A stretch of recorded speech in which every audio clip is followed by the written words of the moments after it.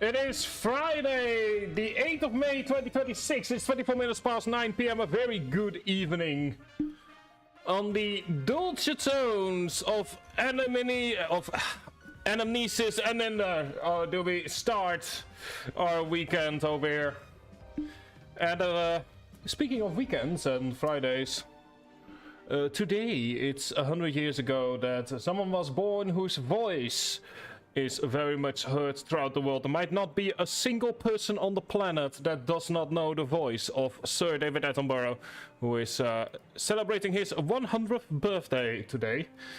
To which I would say, well, thank God that the good people sometimes don't die young. It really is the kind of voice that the moment you hear it, you just instantly know it, you recognize it. It's the kind of voice that's been parodied all across the nation, across all nations, and his documentaries, I can safely say, has inspired millions, if not hundreds of millions of people to take better care of the planet that we live in. It's also the day after Labour had a crash out of proportions not seen in a very long time. That is to say that Labour has lost the local elections, and not by a small margin either, but I'm not British, so I'm not gonna further discuss the local elections in the United Kingdom of Great Britain and Northern Ireland, for the simple reason that I simply do not have any further information beyond generalities, which, let's face it, you don't need me to hear generalities about the local elections in the UK. What we are gonna be doing though is going to continue with Mega Man Starforce, the Legacy Collection. I want to say free, but we are actually starting free. We have 19 more achievements to go. And today we begin the road to all 19 of them. I was, for those of you wondering where I was for the last week or so, I was ill for the better part of the last few days, dealing with a fever that just refused to go away. So I have with me, I'm still feeling somewhat feverish. I have a cup of tea here. I am noticing I'm missing something. One moment.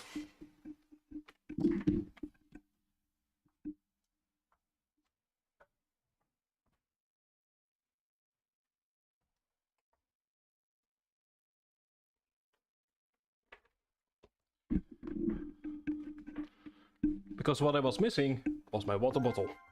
So there we go. I've got tea, I've got water, I've got a variety of drinks here. What we also have is the final awards. As you can see, there's still 18, my apologies, 18 left to go. Which is all rather exciting. All of them are going to be able to be done during the course of Starforce 3.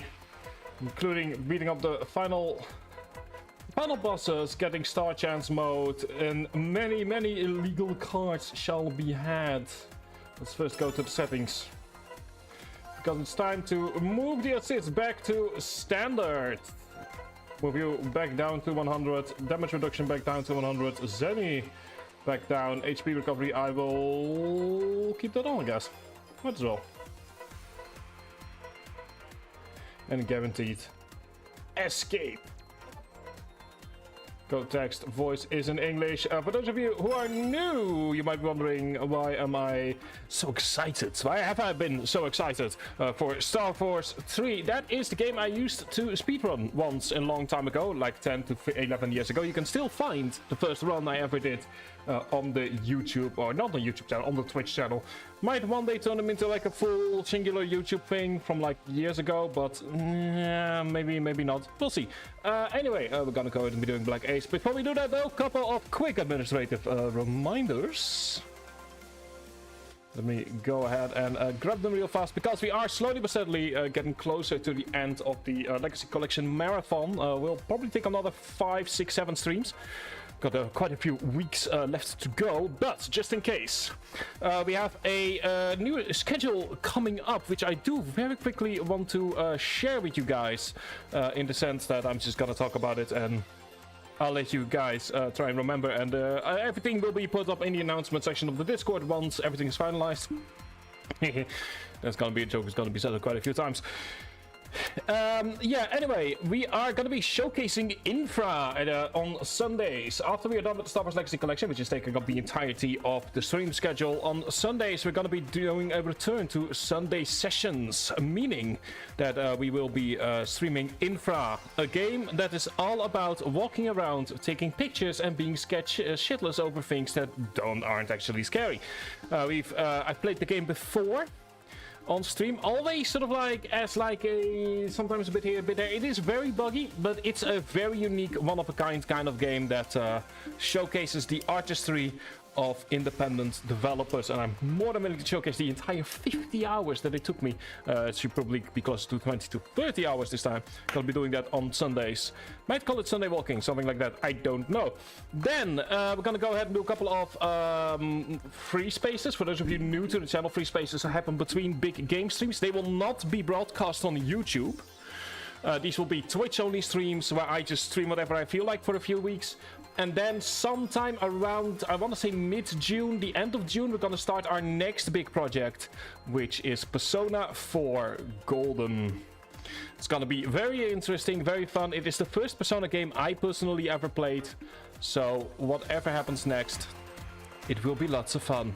That is all the administrative stuff that I needed to deal with. So yeah, after we are done with Starforce, Free Space, Infra, Persona 4 Golden, it's going to be all very, very fun. What's also going to be very fun is a game that has defined my life in more than... Mega Man Starforce 3, Black Ace. This is a game that I probably know better than any other game on the planet, bar Final Fantasy XIV and everything to do with Fallout. And even then, there are things I don't know about the Fallout series.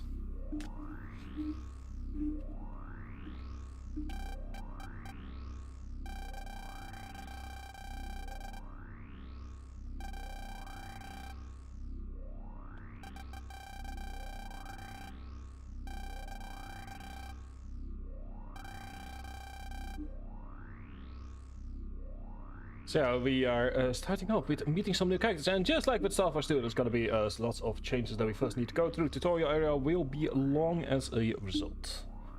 Longer than most. Starforce 3's themes, going to be discussing over the course of this series, are more entwined with... Well, they're sort of like a finalization, once again, I'll make that joke a lot, of the themes that we started out in Starforce 1 and 2. It is sort of like the end of Geo's journey, as far as we are aware. So it will be a lot of sort of like connecting those plot threads together, may have sort of like putting a final bow on them. It's essentially a lot of final moments. It is, as far as I'm aware, Geo's final year in school as well, or at least in primary school. He is to move to junior high after this, although Starforce 4, from what we've seen of the leaked concept art seemed to imply that that part would have been skipped for actual high school. Which is definitely an interesting choice. And we're going to be discussing those kinds of things a lot. The themes are a bit less clear than in Starforce 1 and 2, but they're still there. Also, hi Solo, how have you been over the last few weeks? We've not really spoken an awful lot as of late, to which I will apologize. It's life has been like, life's been life. So I do apologize for that. And obviously, this should probably go without saying we are going for Rogue Noise the second it becomes available. Yeah, and in my case, life's been not only illness, which I'm still somewhat feeling, but also I'm now waiting to see if I get called back for a job, which is both very exciting and very terrifying.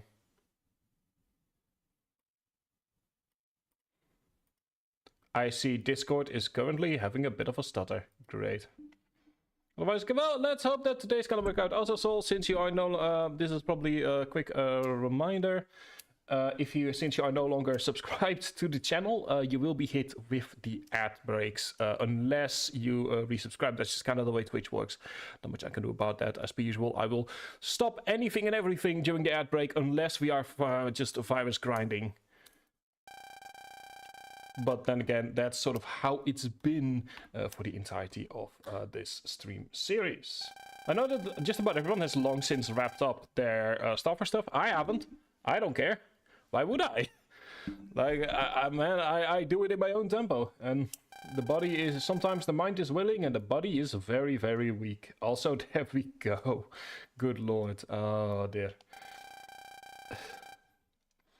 Well, it seems Twitch is not showing me that you have subscribed, but I'm sure you have, based on what the badge that I'm currently seeing. So I'm just gonna assume that something went wrong in the basic needs.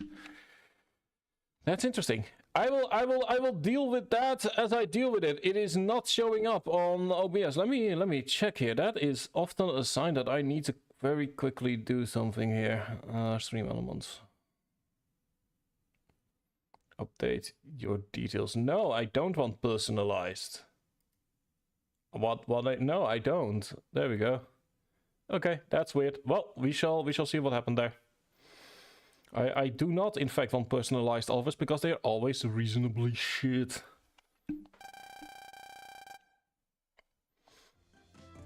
I will say I've been getting emails again from people that are like, hey, here's a code for a game, and I'm like, great, I don't care, I have my own schedule, and odds are your game is not gonna be in it. Yeah, it's also interesting because since this is the game I've played like, what is it, 10, 11, 12 times at this point over the course of my life, I am more aware of, more familiar with the music here, so it's gonna be interesting how I feel about the remixed soundtrack. Also, oh, look at him! Oh, he looks so good in a black void. Yeah, we want to get everything back to normal. Because part of the fun of, as for those of you new, the moment that we are going through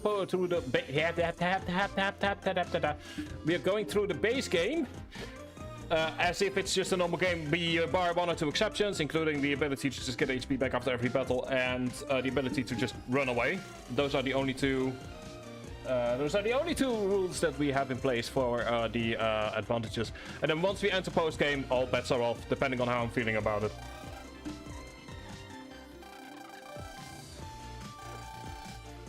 Also, we have an ad break in roughly 30 seconds.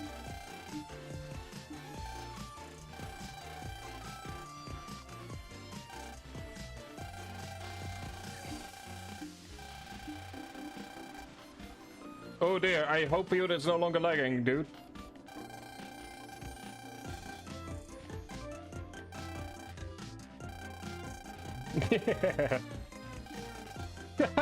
Geo, you asshole. I wonder what's gonna happen to him. Oh, fun science experiment.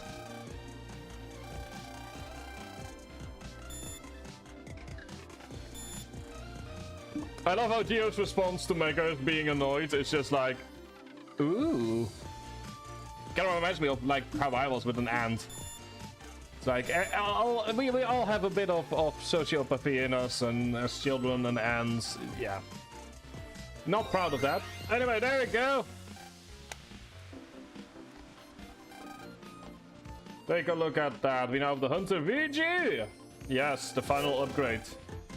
Also, we have access to our very own special Wikipedia, which I shall not be using. But it's an interesting concept that I wish they just... that I hope a potential Starforce 4 prove me wrong. Have you seen how children act when they are around ants? You're not going to convince me that we don't need to learn empathy at some point.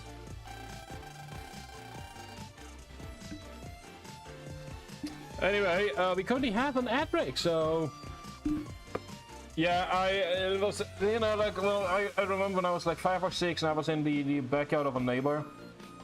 And we were just kind of playing around with ants, and it's like, it's not one of my proudest moments. Like, it wasn't maliciously, it's not like we were maliciously going... It was more so like, ooh, I don't know what these creepy crawlies are. What happens if I do random science experiments? Or as one famous person once said, the difference between science and fucking about is writing it down.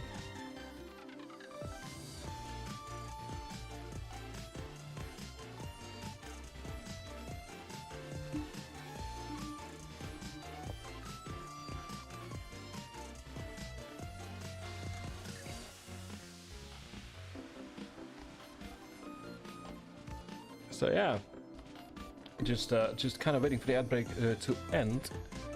Yeah, I will say this though, I have actually managed to do some stuff this week, mostly in the form of finishing games up. I finally finished up Outer Wilds. That is very exciting on my end. That's a game that I wanted to finish for 5 or so years due to personal reasons. But yeah, it's a great game and I definitely recommend everyone play it.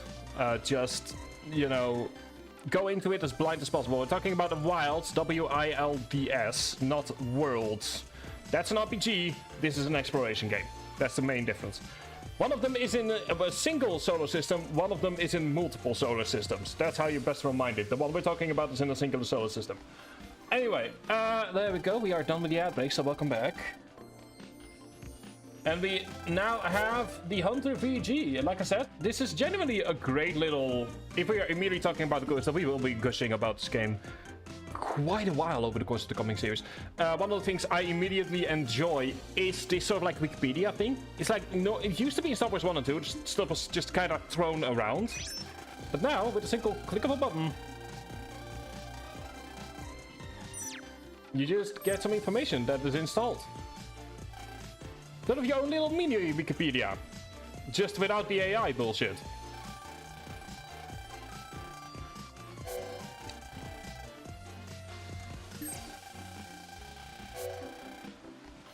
So I kind of like the fact that, like, if you are new to the series, it can be very overwhelming. Like, oh no, what do all of these words mean? And it's like, well, there you go. I kind of wonder, though, if you can still use it. I assume you can still click on it?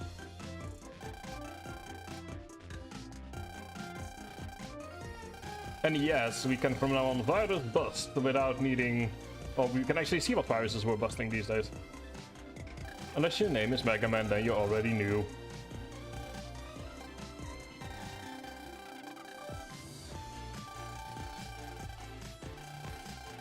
There we go, need a new code name. We already know what mine is going to be. Nothing naughty. Oh, come on! Here I wanted to call myself Sir Major Licking Bottoms. That's mean.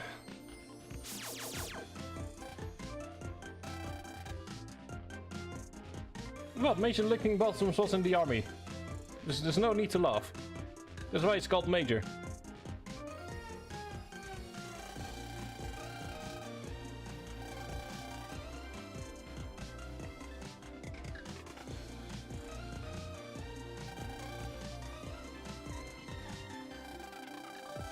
I mean, to be fair, there are a lot of English place names you could use, but let's get out of Peniston.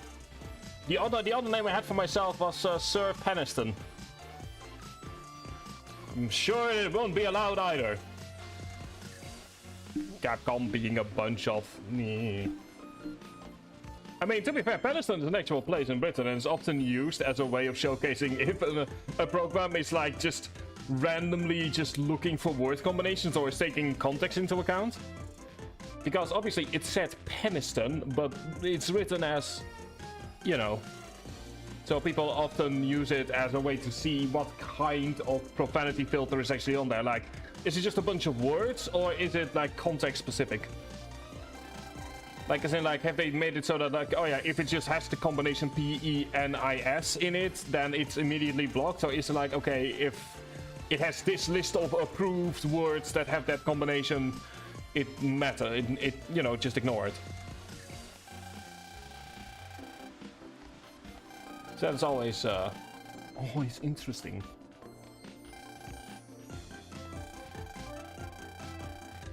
I feel bad that you're finding your...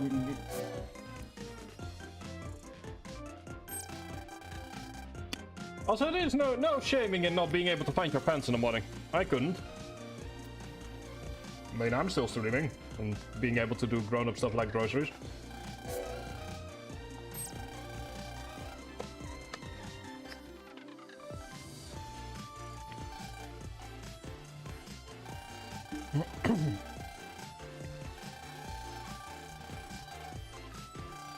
And I do like the fact that they are explaining, like, oh yeah, you know, you need to find a bunch of stuff in a new, you know, there's so much information, we kind of need to be able to filter it in some way. Something this world has not yet been able to recognize.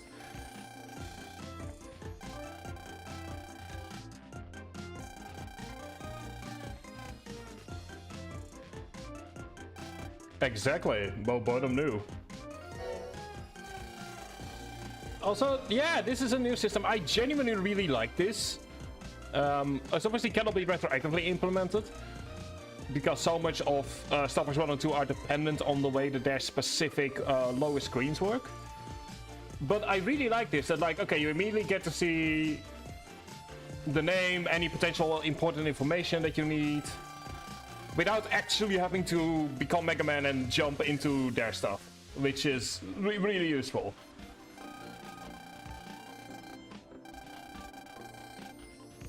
So yeah, this is already...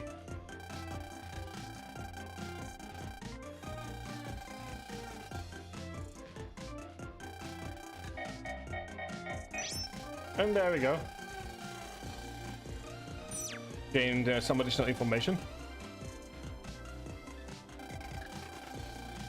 I will say though, sometimes you don't want your name to just randomly be out there on the internet, but you know. At the very least you need to see each other in order for this to work.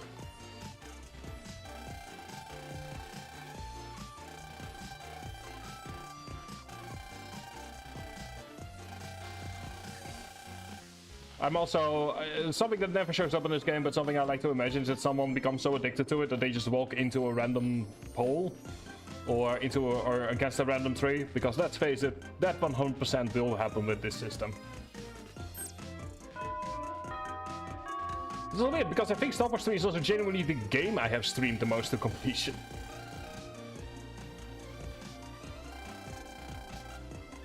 Also, once again, need to redo a brother band.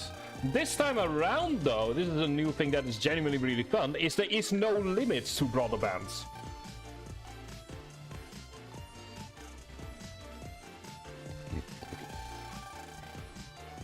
You can get as many as you want, up to, I think, like 100 or something like that.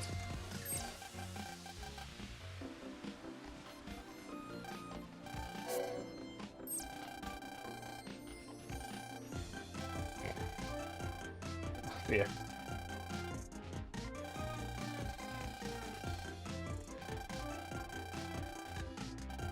Also, I noticed that Geo's sprite immediately starts off happy.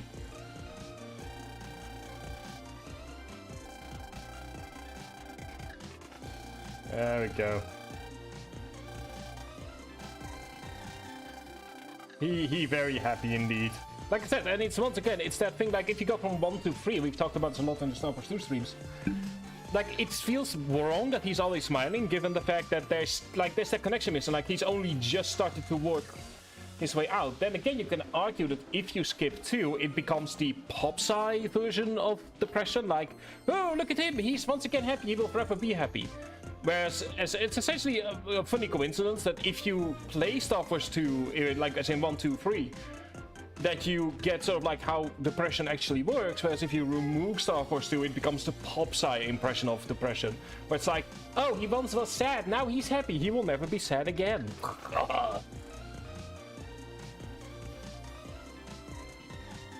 Anyway, let's go ahead and, yeah.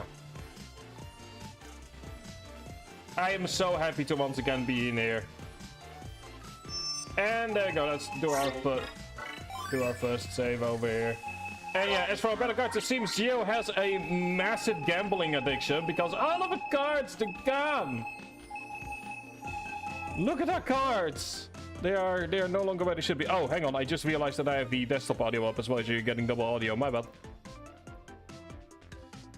I do so humbly apologize for the double audio problem.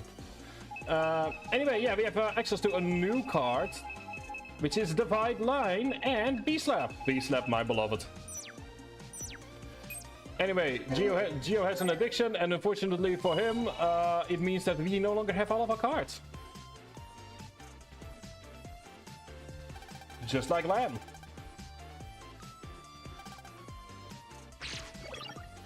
And there we go. Oh yes, absolutely. To be fair, lottery tickets are a big deal in Japan, so it's entirely possible he just spent all of his cards on lottery tickets.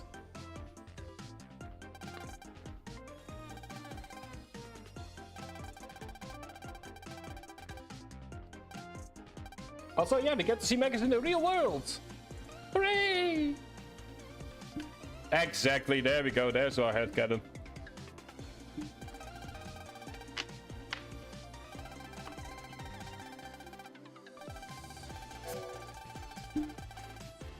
Anyway, do you still have stuttering issues?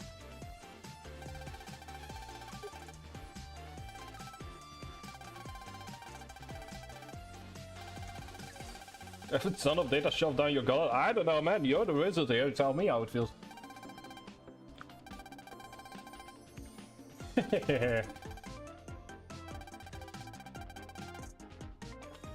Yes, they can indeed terrorize. But the worst part is, like, since I'm so used to speedrunning this game, I'm like, oh yeah, I should probably be pressing skipping. Oh no, wait, hang on. I'm doing a normal run of this game. Let's not skip this. It's like there is an instinct in me to skip all the cutscenes. No audio, good to hear. Like, I was kind of worried there for a moment that because I was noticing the desktop audio was so high. I'm like, oh dear, that's not the button that should be on. And there you go. Yeah, we have a brand new wave road. Look at him. This is perfection.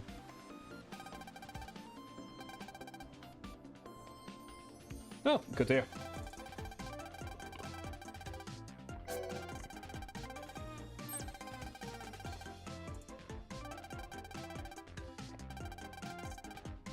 Oh, look at Geo, no longer comparing himself to his father.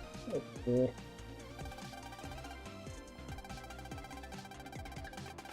Also, the one in the difference indeed is, oh yes. I mean, yes, that as well.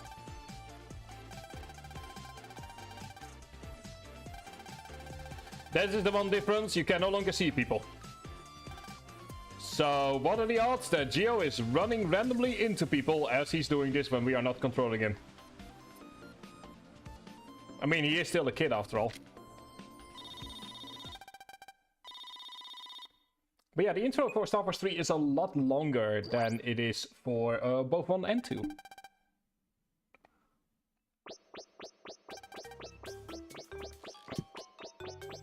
Now that is scary.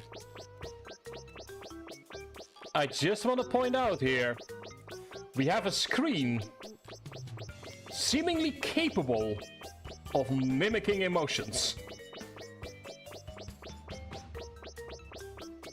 If I saw a screen jump up and down, terrified.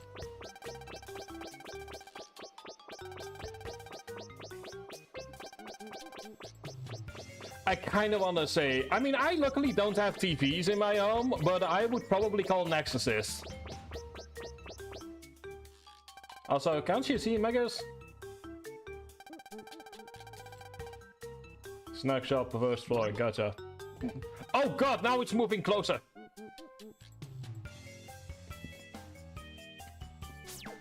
Geo, you need to call an exorcist. Now.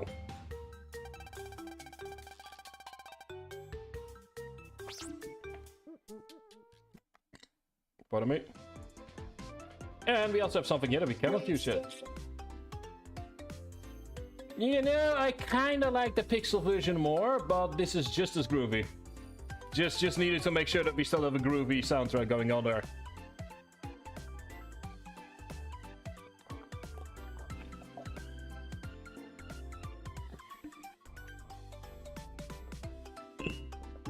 Yes, that is true as well.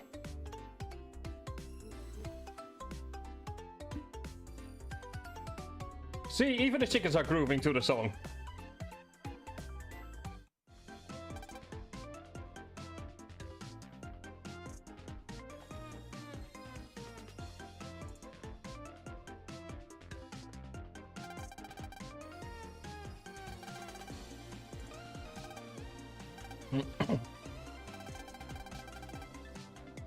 Anyway, say hi to our first chapter, the Science Club. Now, something actually that Starforce 3 does that we will be talking about once we get to that point is it starts to mess with the structure. Yeah, I mean, to be fair, it is a lift, so it makes sense.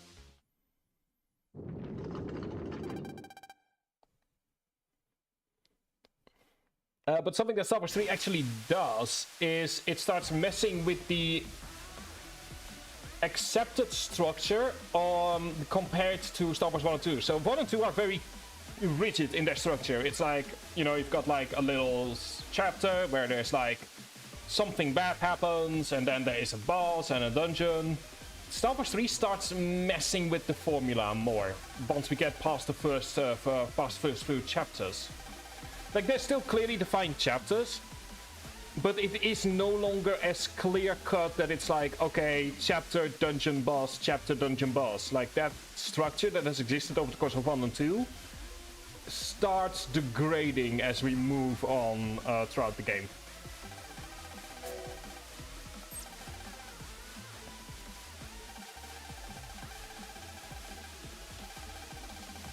It's still linear in that sense, but there's definitely more a feeling of...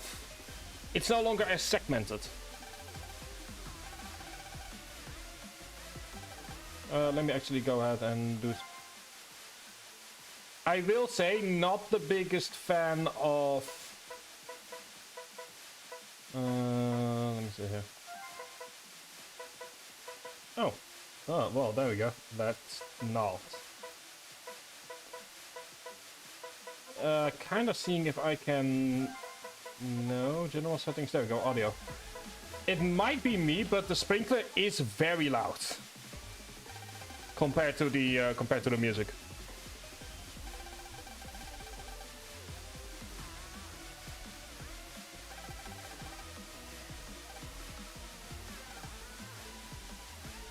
Also, we're not gonna be doing like one chapter per stream. We did sort of did that by accident with Starforce 2. We're just gonna stream for as long as I feel like it.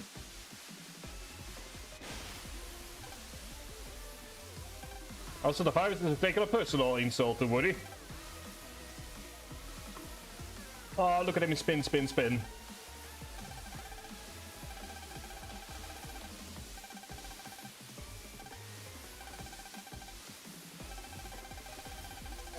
Exactly. Anyway, who's ready for the tutorial?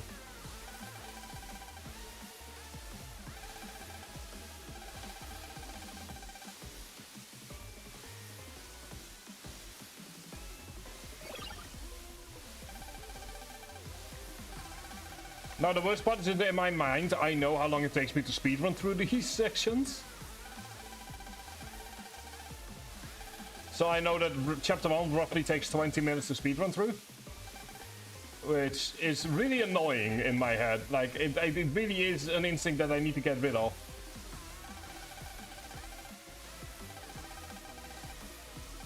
But yeah, we actually are gonna take a bit more of a look at the tutorial, because there's some changes to the battle system.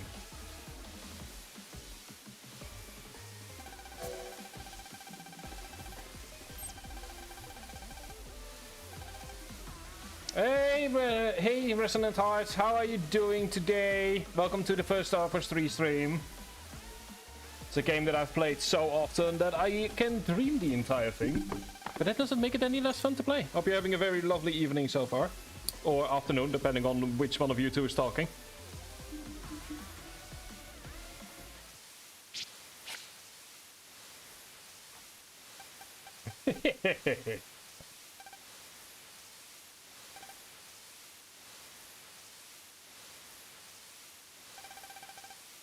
Anyway, first crisis, we cannot change anymore. This is so embarrassing. There we go. At the very least now we know that the yelling is very much a thing that he does. Yay!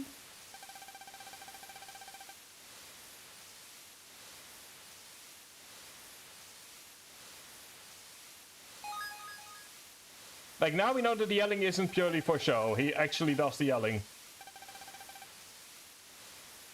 Well, I was ill for the better part of the last few days, so I'm still... I mean, the fever is down, so I have a cup of tea with me and lots of water. So we're gonna see for how long it lasts. Good to hear you guys are doing okay. And yes, we are now government-sanctioned wave changes. Exactly. Like, this just, the best part as well is he's often like, oh yeah, we need to go to a secret location. It's like, if you're gonna be yelling it, why didn't, there's so many questions that he's yelling at. Like, did no one wonder, like, who the hell is this random kid that's yelling and just has randomly disappeared in a corner he could not get out of? And, exactly. Anyway, there we go. We are ID 03.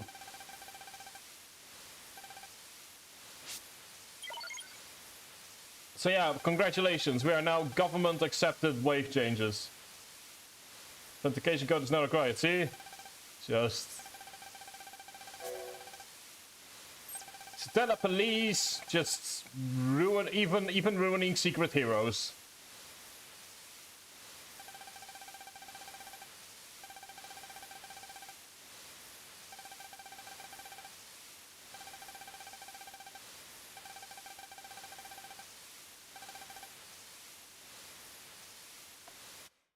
In the meantime, the sprinkler is just doing its own thing. Mega Man!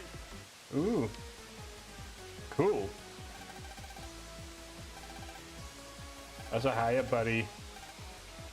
Also, we have a brand new sprite! And I love it. I love the Starforce 3 sprite. There's a lot that I love about this game.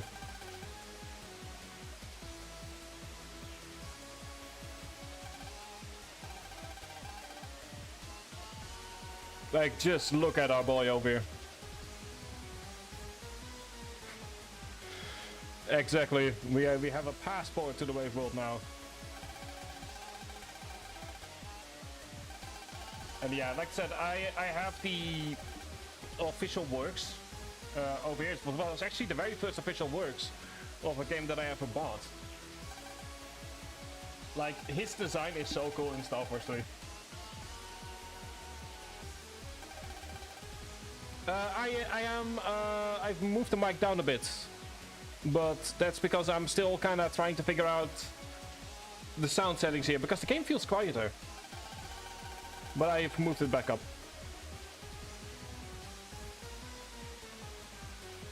But yeah, the tutorial is a bit different. I think it's just the sprinkler. Like, that's just causing such a... that is sort of like the sprinkler sounds a bit too overlaying on the rest.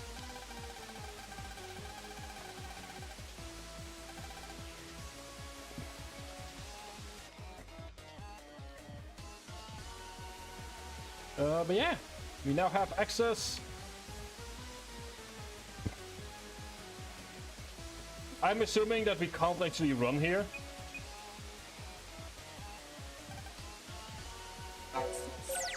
There we go. I will go ahead and deal with the sound settings afterward. Okay, there we go. Now we no longer have the sprinkler. Okay, I know the sound settings are fine, but it's the sprinkler that has sort of been messing with the audio. So I'm not the biggest fan of that. But yeah, we have lots of viruses. Yay!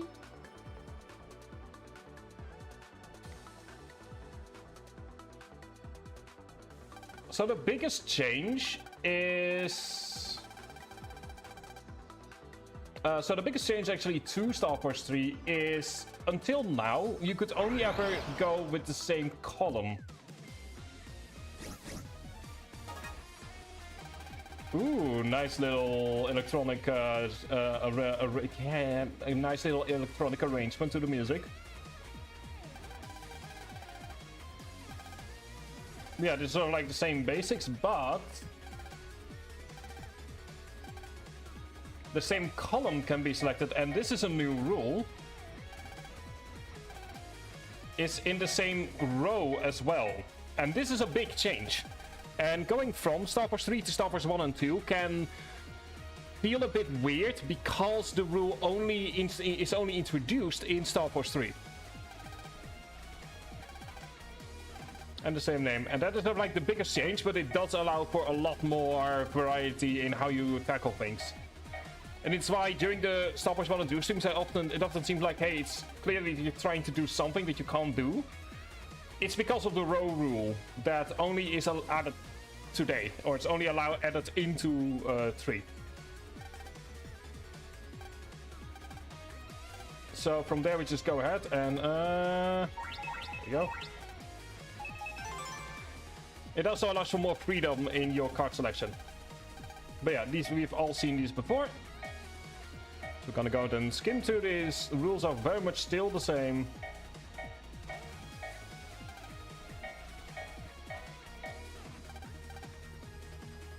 Let's make this quick. Got you. There you go. How's this? Yeah, a bit too early for the double combo. Did you really think you could beat us? So yeah, but it's the roll rule that's by far the most important change, and is genuinely an important one. It just allows for so much more creativity in... Like the simple addition of 2 cards you can pick just adds to so much more to the creativity that you can have. Anyway, sword rules are still very much the same over here. There are more rules to the battle card system, but those we will deal with them as they get introduced. Because Starforce 3 is a bit more complicated.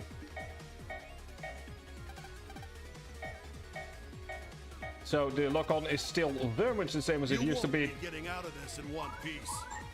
Goodbye. You're There you go, it's a counter it. Guard down.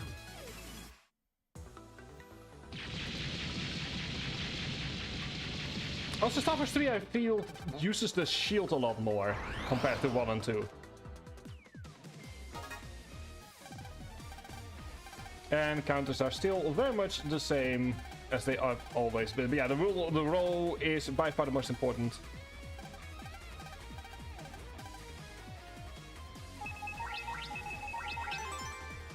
bring it on.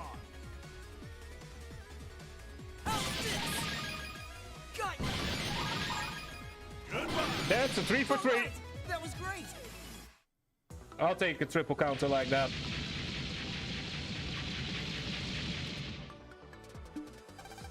And you can also see an archive here. Let's not talk about that quite yet. That will be in a few streams.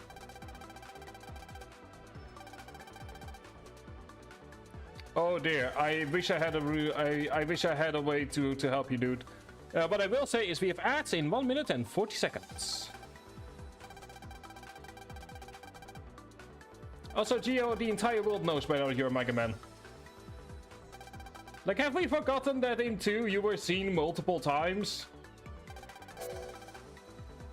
You could also try, if you're on Steam, you could try and see if you, what's it called again? One moment. What you can do for Steam is you can verify the integrity of the game files and see if that helps. That is often, that's often the first thing I do when there's weird stuff going on. It's a quick verifying. It could be that there's like 1 or 2 data missing. Let me very quickly go to message. Yes, let's just quickly go out of these. And yeah, fun, small little detail, but a fun one is that it's no longer Megasys giving purely the. It's no longer purely Omegasys giving the battle information, but it's like a variety of people showing once again very. I'm not certain what the name for it is, but sort of like in universe that Geo is making more friends and is starting to become a real boy. And we can also always run away. And if that doesn't work, you can always try to reinstall the game. Also, just from a tutorial perspective, I like the fact that the blue card is here. Like, the blue mystery wave always gives longsword, but it's a very diegetic way of teaching how to, you know, use the battle card system, which is, in my opinion, a very nice way of doing it. Like, it helps to, it really helps to just in a diegetic way, because battle cards have always been a bit weird. It's like you just get them and it's like, okay, what do I do with this? So by adding a little, from a tutorial perspective, by adding a blue mystery wave here. Oh, good lord. But by adding a blue mystery wave here that gives a longsword, which is a very useful card early on, they can give you a solid way of teaching you how the battle card system works without actually needing to stop the game and go like, oh yeah, let us now teach you about battle cards. It's like, no, you picked up a battle card, here's the explanation. Which, speaking of which, longsword is just better than normal swords because of the panels, so Exactly. Like it's a little push. Like you don't have to do it, and I often don't. But you know, if you feel like it. And yes, we also once again have access to. That will be later, but we also have access once again to cipher codes. We will deal with them when we deal with them. Anyway, welcome back, everyone. We were just this. Ooh. Thank you. Which, hang on, what was that? Need to check. Grass. Not useful yet, but I've always been a big fan of area eaters, to be perfectly honest. But yeah, we were just talking about how these, and to be honest, you can see it is a second blue mystery wave as well. So the game essentially gives you 2 chances. The game essentially gives you 2 chances to sort of naturally grab one of the cards and give you a small, quick tutorial on folder editing. Like, it's a small change compared to Starforce 1 and 2, but it is a very appreciated one. Exactly. It also sort of like tells you, hey, pick up the mystery waves whenever you see them. They're only good stuff.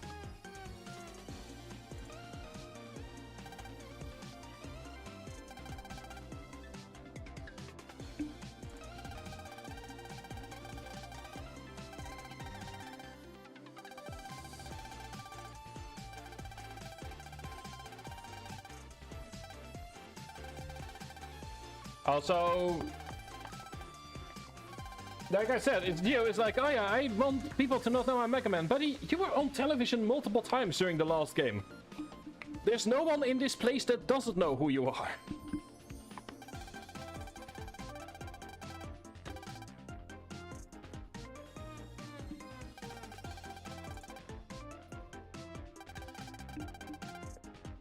And a little rocket launch, always a fun little science experiment. I mean, more fun than lava volcano. With some red dye. Oh dear, well, have a good one, dude. Please do in that case. I will probably still be here in a few hours when you get back. In fact, I'm pretty certain I will be. So, have a good one, dude. You know, like, you can always rewatch the stream, you can't always look over some pens and stuff for a garage sale.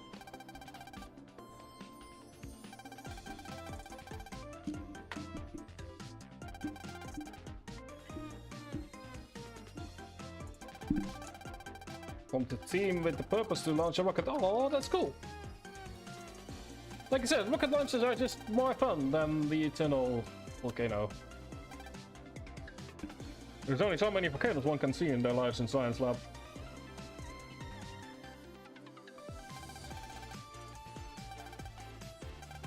And yes, we now have purposes, which are essentially the best way to describe the chapters now. Is each chapter essentially has their own special purpose.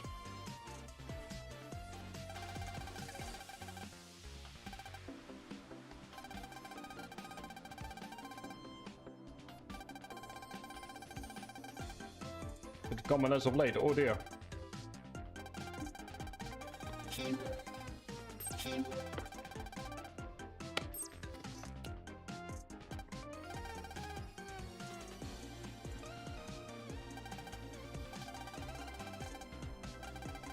Also, hello, Mr. Woodrow Boffin. Mr. Sir Wood, it is Sir Woodrow Boffin, if you don't mind.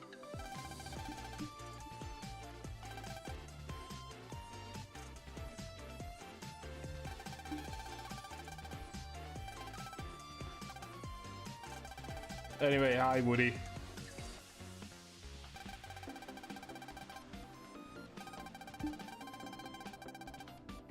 So yeah, like I said, it's a great way to sort of like split up the chapters. Also, Gio, you love astronomy. How do you not know anything about rockets?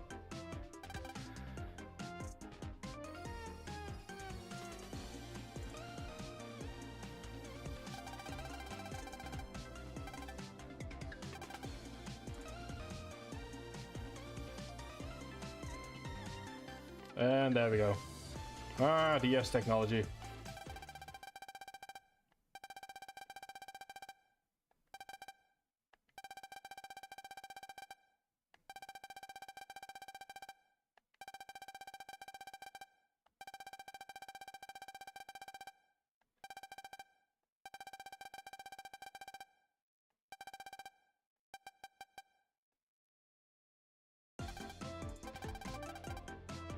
And yes, we are meant to go ahead and meet a very annoyed press.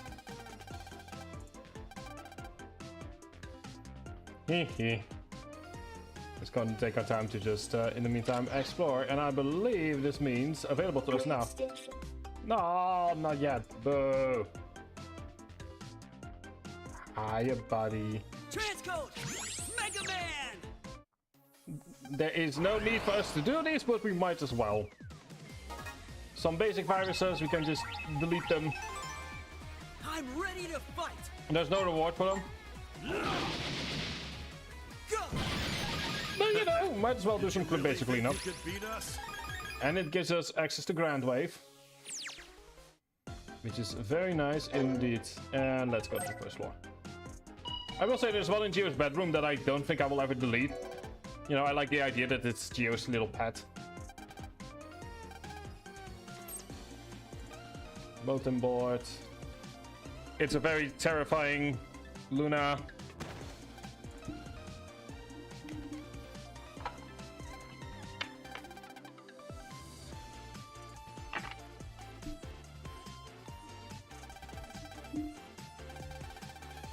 So yeah, like I said, this first chapter is a lot bigger compared to the other chapters, simply because, at least in regards to cutscenes, simply because it needs to explain a lot.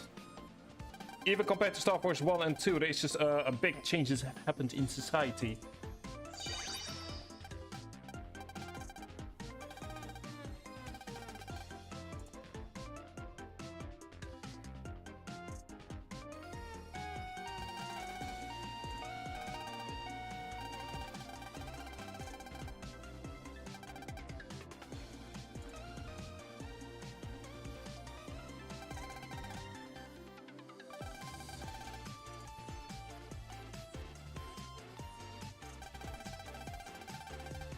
Give you a special explanation about wizards. Oh dear. Geo, are you sure you want to be an astronomer and not whatever this is?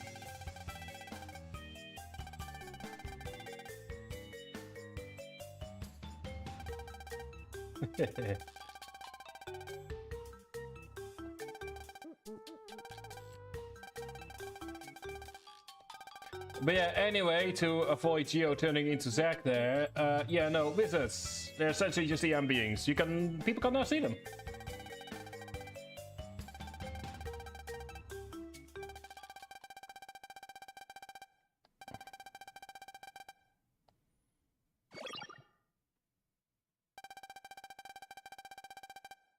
Also, are you sure it wasn't pain in the butt?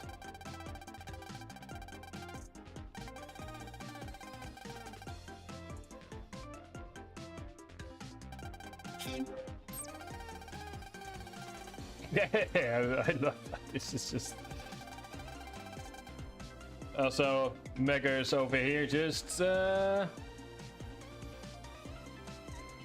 Mega's over here casually once again proving that he really wants to be loved by everyone. And to be fair, who can blame him?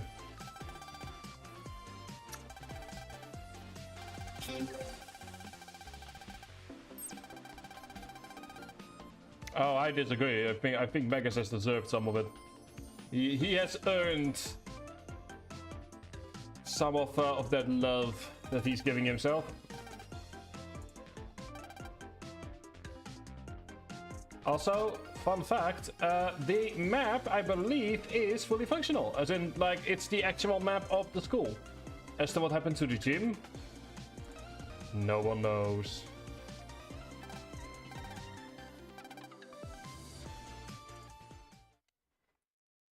Like, what happened to the gym in from Starforce 1?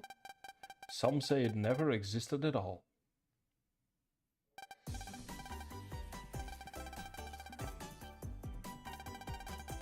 It's called you, 5 minutes? Make that 20 minutes.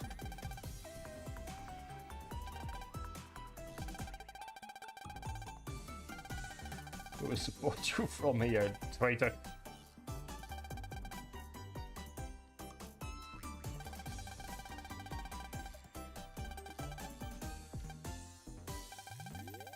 This is make me look like some evil. You are one, Luna.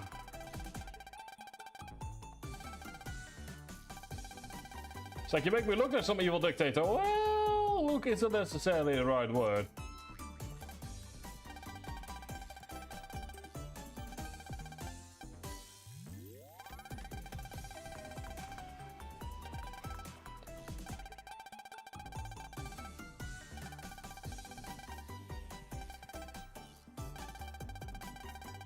Well, at the very least, we managed to lightning rod her to some other topic.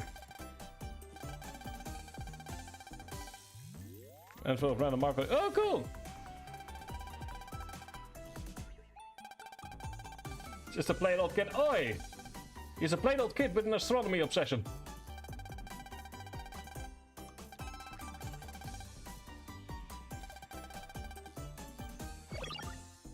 Also, yes, Megas can finally fight back.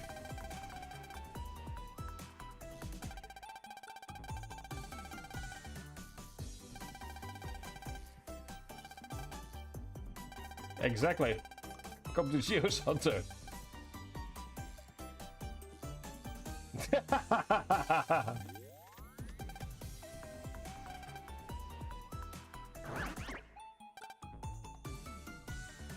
Yeah, Megas. This is why we like you.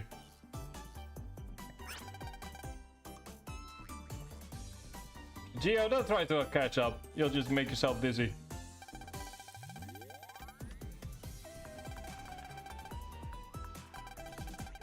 We should do something. I'm sorry. I'm sorry, Luna. He's his own being. He did just tell you he's an alien. He's his own being. There's nothing I can do. Good luck. I'm sure he'll be.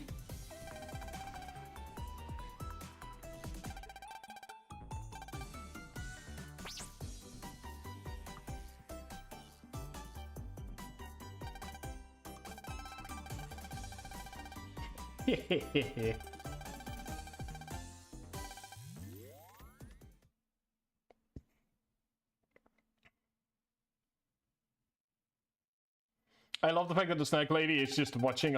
Oh, it's the first time ever that I'm noticing that the snack lady has a little kitty. Oh, I never noticed that before. Oh, she has a little kitty. Oh, makes the lunch lady just that much better as a character. Like it's like oh, hang on, it's like right up top next to the green sign, to the left of the green sign, in case you're kind of trying to figure out where it is. Like kitty. I never noticed that before. That's something. That's a fun detail. See, you can learn new things in a 15-year-old game.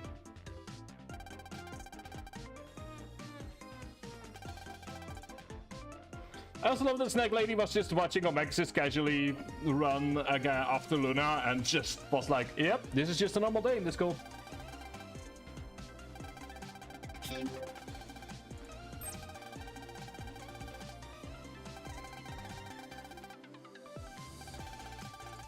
Think what really big event is going to take place at school soon? Exactly, like, if she really wants to be with her beloved Mega Man, yeah, the Mega Man's arm is gonna try and take a bite at some point.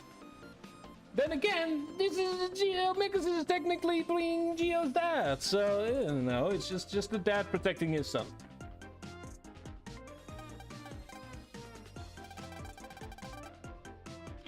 Kind of want to say, what big important event? Graduation day, sports day. Ah. I know what Luna means. Taco Tuesday. We all know that Taco Tuesday is an important event in any school.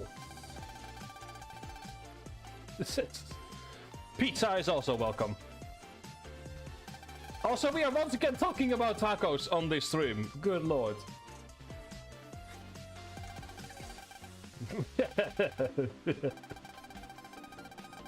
Oh, city body president. It will always come back to tacos indeed. Food of the gods. An election. Oh, an election for student body president. Right? Yeah, I totally knew that. Yeah, I mean, who can forget? Elections for pardon me, student body council president. Yeah, I know. Boy, howdy, I'm yawning a lot all of a sudden. Just fascinating stuff. I am genuinely yawning, but it's like, it really helps with the joke.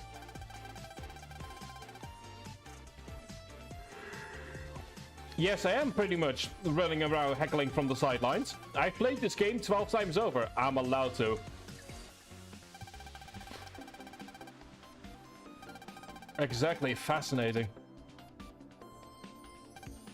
It's sort of when someone says that they're really into small pieces of paper, like, I'm sure it's fascinating, but also, oh boy, look at the time. So fun to have. No, but it won't.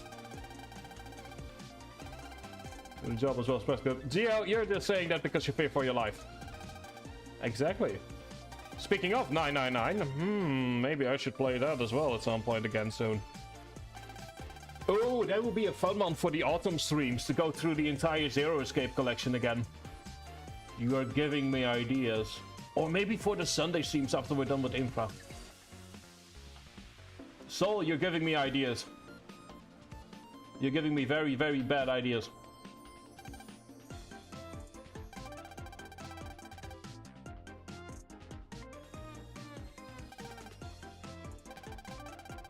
I will not write it down in the secret hope that I will have forgotten by the time that this stream is over. No, please don't. We know what brother bands are.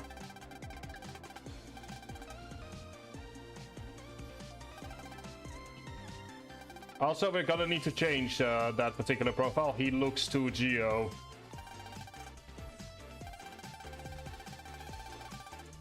Well, you see, when a brother and a brother love each other very much, no, brother bands are for those of you who genuinely don't know, brother bands are essentially this world's version of like really important friendships, and you can see each other's secrets and use cards of brothers, and more importantly, they give link power.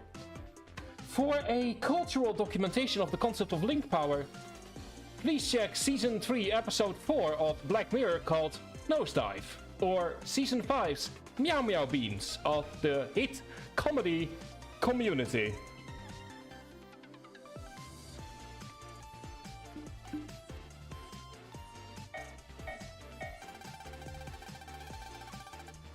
Anyway, there we go.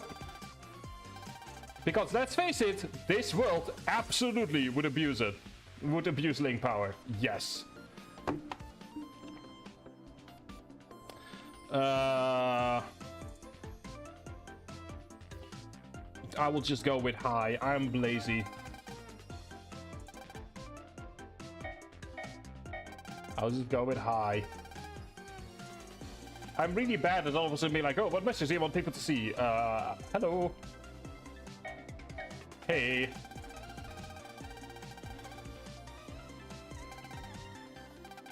To freely edit your team name, team logo, and purpose. Yes.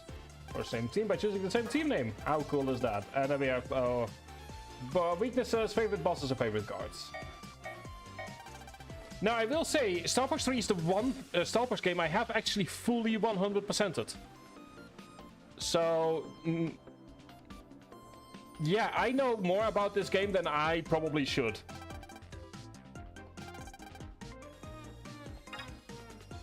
Choose from a list. Well, my favorite, I will give an honest answer. Beast Slap is genuinely one of my favorite cards.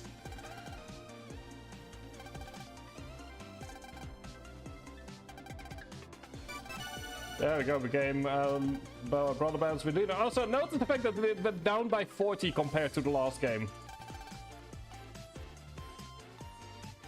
Clearly, Luna is still salty about what happened with Megas. There we go.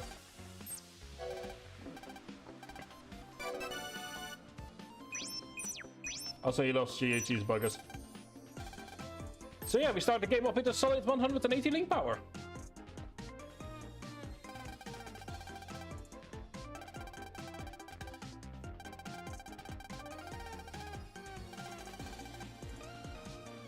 Team Tortellini. I agree. Team Tortellini. I mean, at dinner I will be having some garlic bread, so steamed garlic bread would be nice. I'm lazy on Fridays when it comes to cooking.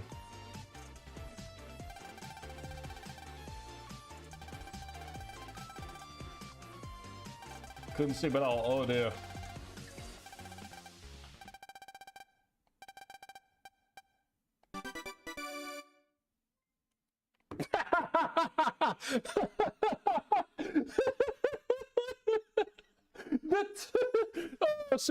Shikawa, thank you very much for following. That timing right there is absolutely perfect. I'm so sorry. Oh, good lord. Oh, thank you very much. Thank you for the follow. Please enjoy your emotes. Just the timing of the music cutting out immediately into the following of the channel. It is. Thank you so very much for that.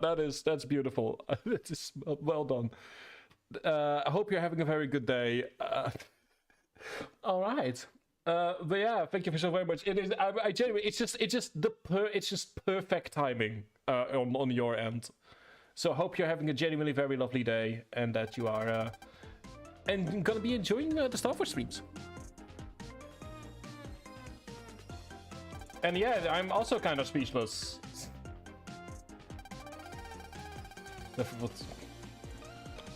There we go. Don't try to think of a name for my first cat. Poor Catnip. Catnip is a... Oh dear.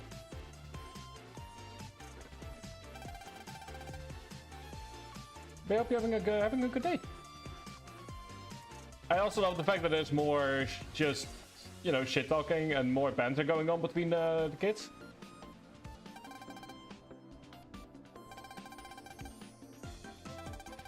Like, secretly, these children are British. I just know it. With their banter. Okay, there we go. Luna, President. Yeah, so once we're done with the main game, we can actually set our own theme.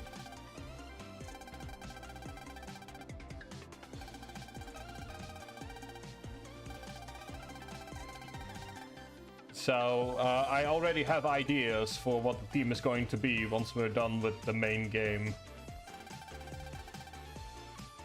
But that shall be revealed once we get to that point in a few streams.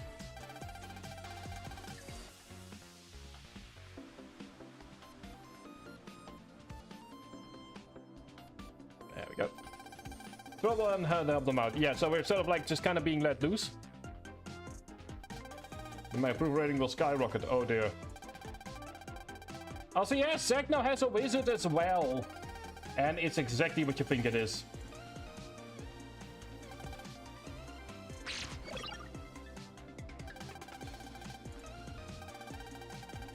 And indeed, Zack now officially has his actual Zackpedia as a wizard. Which, to be honest, is kind of nice to see. Exactly. It feels absolutely perfect for Zack.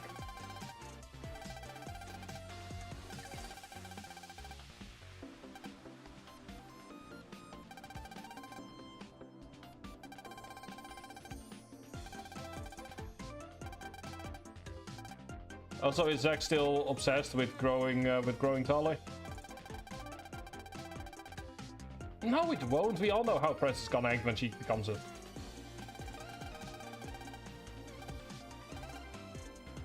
Actually, I need to go ahead and make one change to my profile.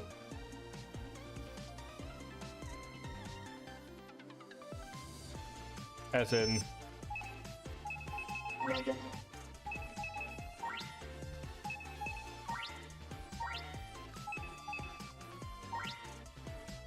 hang on. How do I do that again? Oh, right, network. Yes, save. Was it over here? It's not. No. Okay. My bad. How do I do that again? There we go. Alright, hang on. So here's the noise mod gear. Let's not. I'm trying to remember how to change what the picture here is here.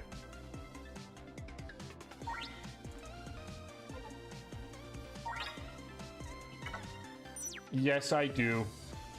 Yes, I do. Oh, for now we just we'll deal with it. Of course I do. I believe in the very first stream, I already said that we would go for all 3 versions of Rogue.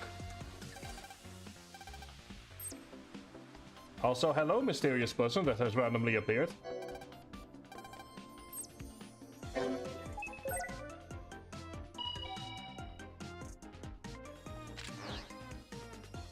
Transcode! Mega Man! I think I will just wait until after the first chapter. Anyway, let's do some virus busting. And also, let me show you the Divide Line, my beloved. Let's do this!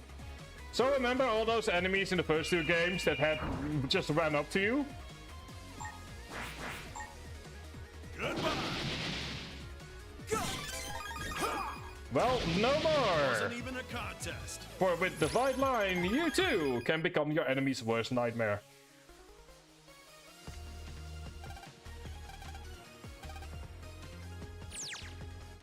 Transcode! Oh, hang on, I saw another one. Mega Man! Like I said, there is no real reward for this, but you know, might as well go and do cleanup duty. Prepare yourself. Okay. There we That's go. what you get Ads for starting in 2 underestimating minutes. Ads taking 90 seconds. Oh, there's our first Mad Falcon. Yes. 5 shots. Yeah, I want to go do a plasma gun.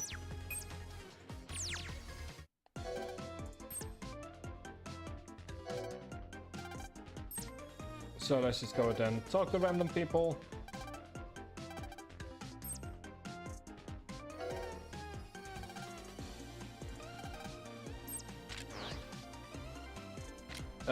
Rooftop maybe? I'll be honest, this is always the part where I just kind of go, I have forgotten.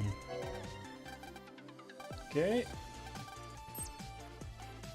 Alright, there we go. Found where I needed to go. It's it. Exactly.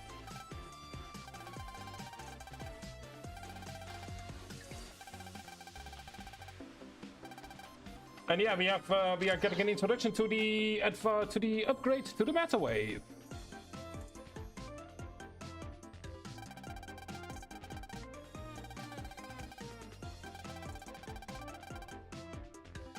Which is now a real wave.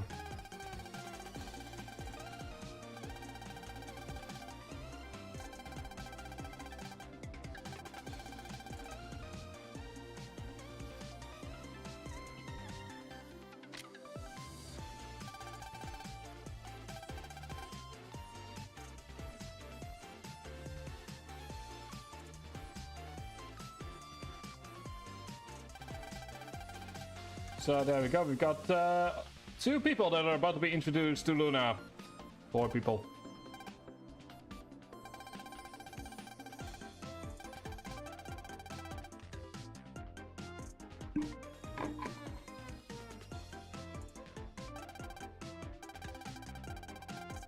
Birthday present, oh cool, we will talk about the birthday present after the outbreak. In the meantime, as for, like I said, as for the English local elections, oh dear, that pretty much is all I'll say. Oh dear, and I'll smartly keep it like that.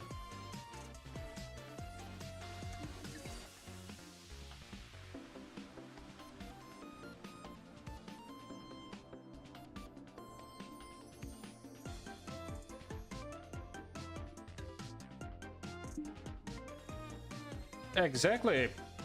Boy, wouldn't it be interesting if we like built an entire floating town out of it? Somewhere on a lake.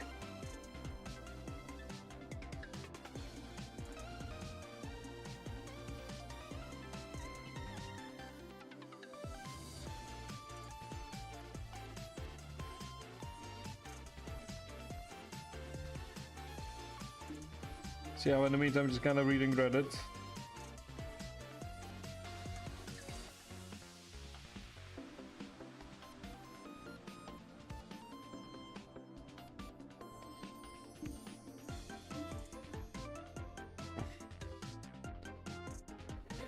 Ooh, someone's been cursed with 2 Cat in a Hat DVDs. Oh dear. Anyway, welcome back everyone.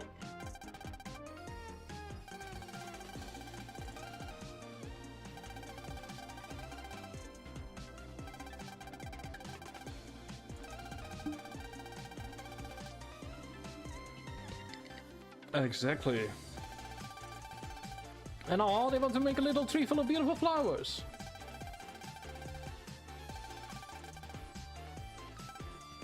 And yeah, I would assume indeed that trees would have mega locks put on them, given that we are still dealing with children. No, I don't know about you, but when I was a child and I saw a tree that I could change as much as I wanted, yeah, I know exactly what I would have turned it into. And before anyone says that's just your dirty mind, I want to remind people that they did find graffiti of penises in Pompeii. Like, this is just a human thing. Like, before anyone goes ahead and says anything, the Romans were also doing it. So it is a smart thing for the teacher to have put a lock onto the tree, to be perfectly honest.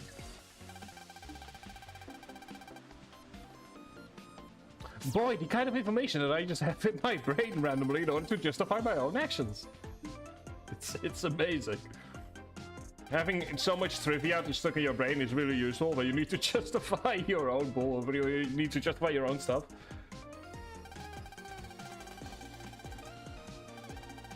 Exactly. Knowledge used for nefarious purposes.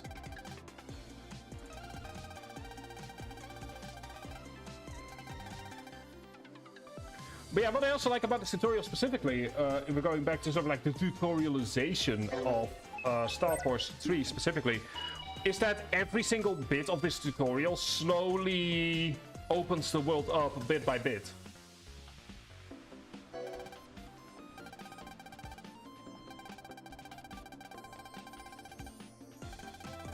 So, whereas in Starforce 1, you essentially get immediately forced into the first chapter.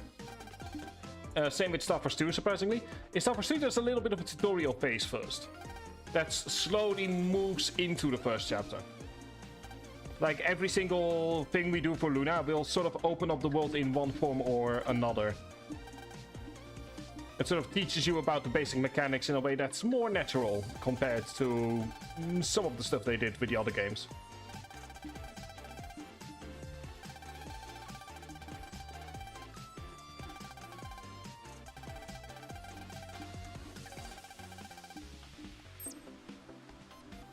So it's yeah, it's an interesting way of doing it. Like, it's a lot more tutorialized, but that probably helps, to be honest.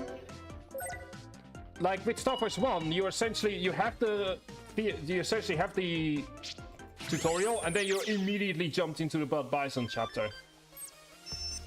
With Starforce 2, you have the tutorial, and you're immediately jumped into the Ghost chapter.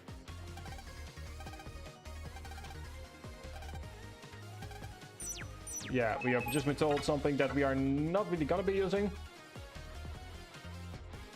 In that you can only, technically only recover HP if you, well, using a variety of means, but we have it put it on that we recover back after every fight. Just for the sake of simplicity. Ooh, hang on. Before we do anything else. Oh! Oh, there's the Rocket CC. Never mind. Okay, I was like, ooh, I have not seen that before. Oh, never mind. That's not the Rocket CC. That's the Rocket CC. Like, I'm just partially exploring for my own sake as well.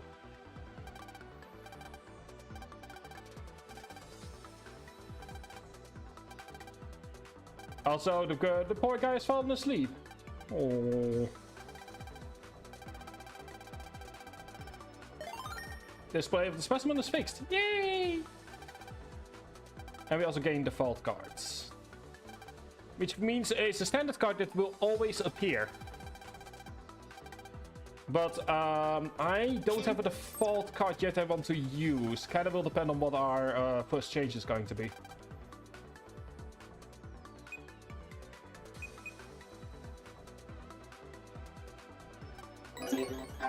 And Gravity Plus. Also, let me check to see, make sure that everything is as... Okay, and counter rate is back on standard. Okay. Exactly. Also, I think viruses don't come in until Spy-Mall. And there we go, we have access to the wave station now. Yes.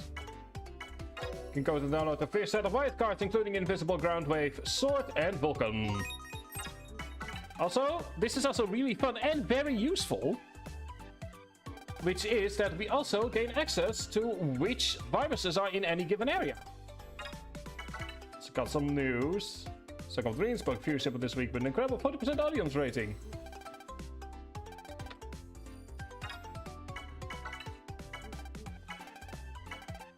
So this is very helpful because it's been so many times that we had to search up where an area even was. But yeah, white stations are unique to each area, and they get added on top of your normal set of 30 cards. Exactly.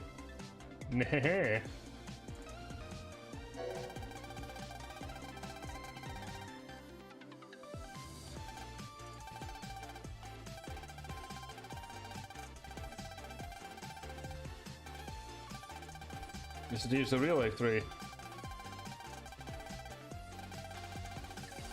Oh, there we go. These teachers, they're way too trusting. Wash your hands. I'm not sure if the 7 Wonders of Echo Ridge actually are 7 Wonders, but we have found 2 of them. The fun little side quest. That would have been a fun side quest actually, like find all the 7 hidden wonders of Echo Ridge in Starforce 3. Would have been a fun little side quest for an achievement.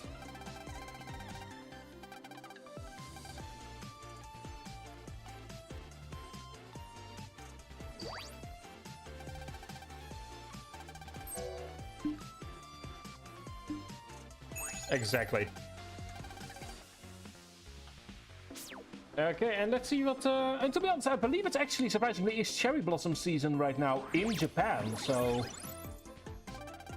That looks really nice. One thing I do want to do at some point in my life is go to Japan during cherry blossom season. Or maybe stay there for a few months between like cherry blossom season and when you can climb Mount Fuji. Because that is something I actually discussed. Is like one thing I want to do at some point in my life is actually climb Mount Fuji. But the problem is that cherry blossom season and Mount Fuji season do not overlap in any way, shape or form.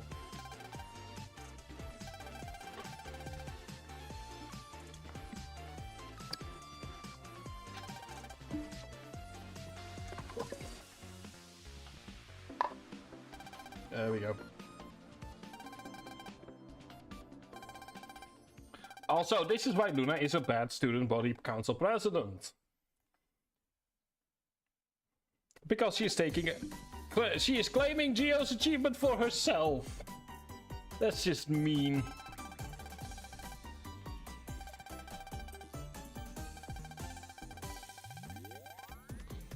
Exactly.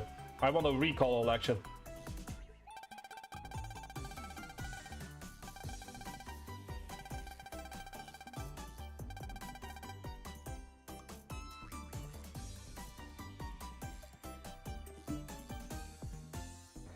Ooh, paper idea. The usage of populist methodology in the video game Mega Man Starforce 3. Double, or one of those 2 points back to back. A children's introduction to basic political strategy. That would work, I feel, as a paper idea.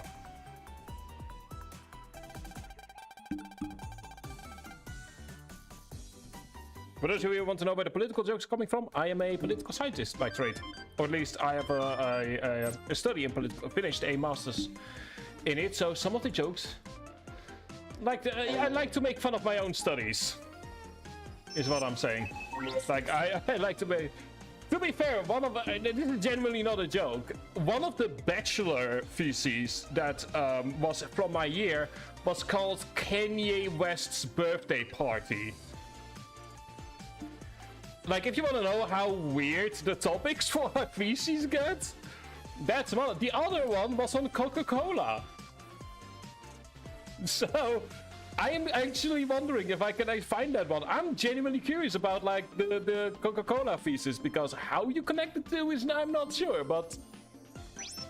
Anyway, school shop, thank you. Thank you, bud.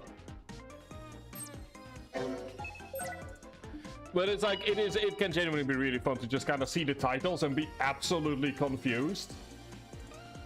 Because it's the only time that you really get to see what other people have done. So I will also say the entire room, like, this isn't anything against the person in question. The entire room did burst out laughing when we saw those two names show up.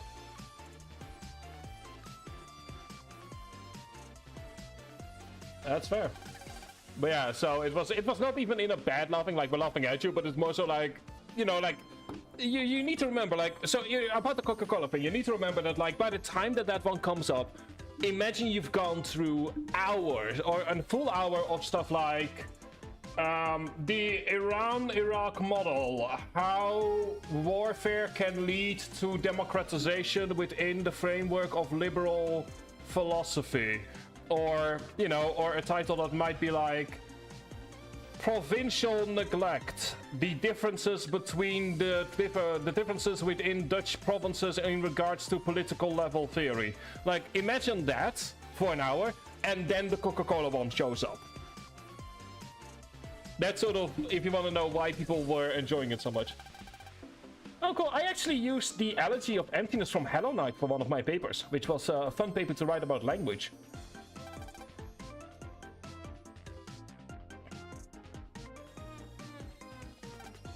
So it was like just a free writing class that we did,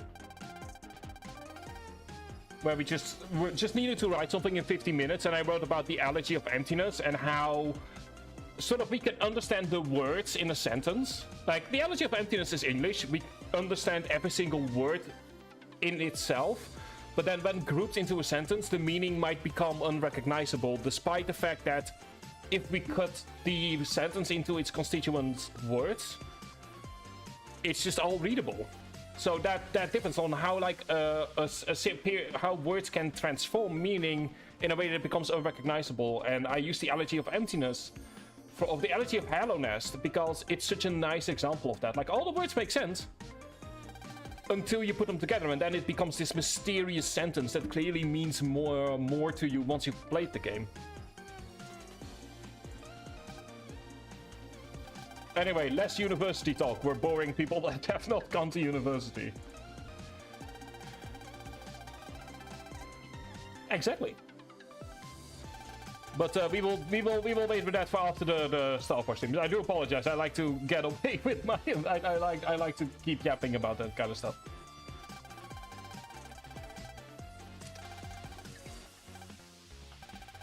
I also love that Megas and Luna both clearly understand what is being said, even though Geo is completely missing it. Speaking of sentences with multiple meanings, the conversation between Luna and Mega at the moment, where it's pretty clear that the Mega knows what Luna is doing, and Luna is pretending as if she has no idea, and Geo genuinely has no idea.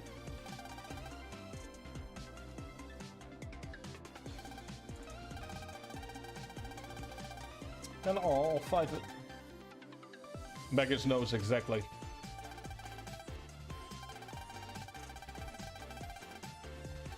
Also, I'm always like, why am I apologizing? But nah. That's just the way I am. I always want to entertain as many people as possible, so I try to avoid certain topics.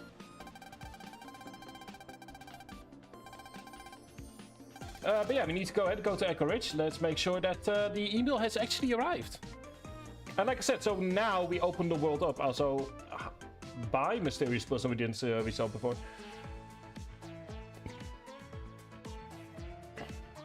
Like, I've grown up with this music. Just allow me.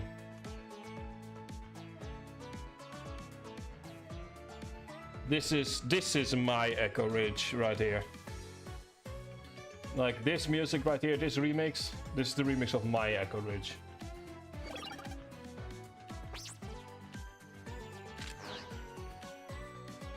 I am absolutely deeply processing the music at the moment.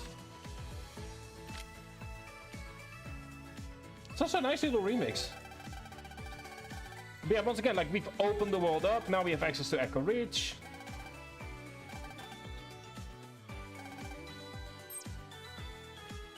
Oh, can we say hi to Mom? We can!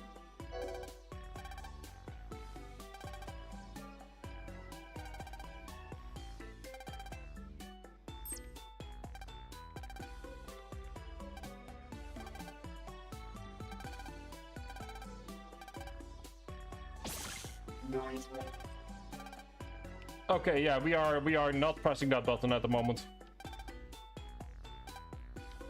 We are not pressing A. Also, what are our white cards? It's Vulcan, Minibomb, Longsword, and Cannon. We'll take them. Also, fun fact: if you wave in, or whatever it's called in the game, through a station, you don't actually have to say anything.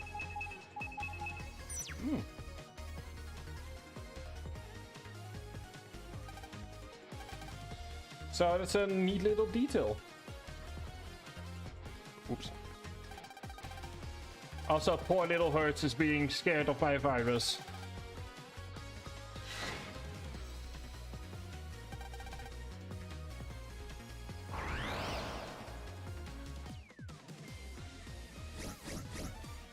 Yep. Can you imagine how scary and terrifying it must be for a normal individual? You won't be getting out of this in one piece. Like, just randomly seeing the message. Come back. Also, that is 0 damage taken. That is 0 damage taken. That's an S rank, ladies and gentlemen. I present to you the fact that I've played this game way too much over the course of my life. Oh, it's his first day of work. Oh, well, you go, buddy. Oh, we should cheer him on.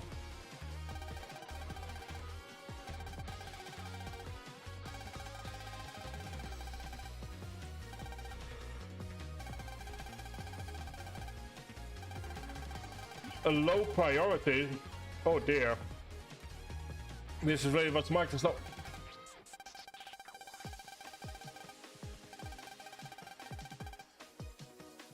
Oh, you go, little buddy.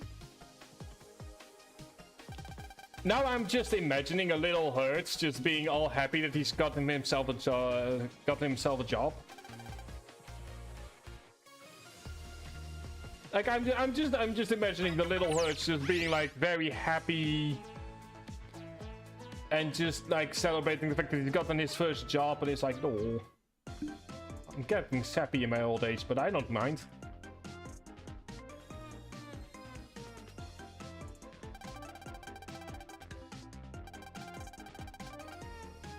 Exactly. Like, I could totally imagine a children's book called Hertz First Day. Just like a little book about doing, you know, little children's book about doing your best and never giving up.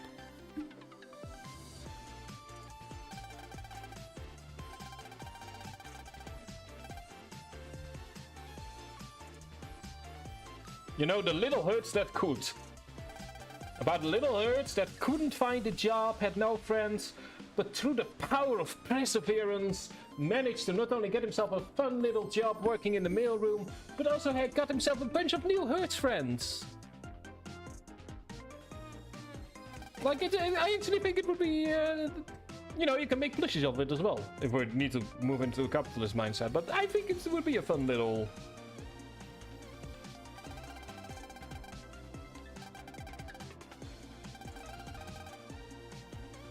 Exactly. You know, I think that especially in these days, it's sometimes good to just have a simple story. Like, I'm reading IQ. I literally just earlier this week, while I was ill, got the next 3-in-1 delivered to me for the IQ series. It just come out a few weeks ago. And that's also a simple story, and I'm like, I don't care. Like, the world is a bit rough right now. I just want the simple... Sometimes I just want to read a simple story and just have fun with it. I mean, to be fair, the entire series is long since finished, but they're like putting they have these little 3-in-1 stuff where they put 3 books into a single one. And I've been really enjoying it. Like, it's exactly what I kind of need at the end of a day. Like, I've also noticed that I've just become... It sounds really weird, but I've noticed I've become more positive ever since I've started reading it. Probably because I just kind of needed something simple like that. Like, I just needed something that was a bit simple, but also, you know, still fun, and that has characters that I can root for without feeling too bad about it. Like, I just... Sometimes you need it. Also, wow, Nightbolt has been activated. Ooh. Now I'm imagining Nightbolt as a little words that's like counting down the amount of sentences before he can respond again. Anyway, Luna, once again, showing why you shouldn't trust Paul. How interesting that Luna manages to scoop up everything right as Geo arrives.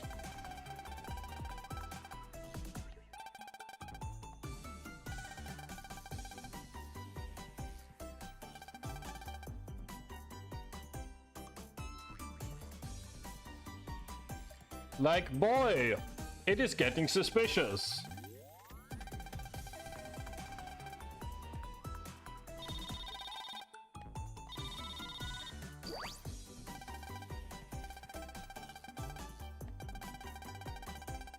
Oh, the Cyclop room. Oh, cool. So yeah, this is essentially where the tutorial moves over into the first chapter.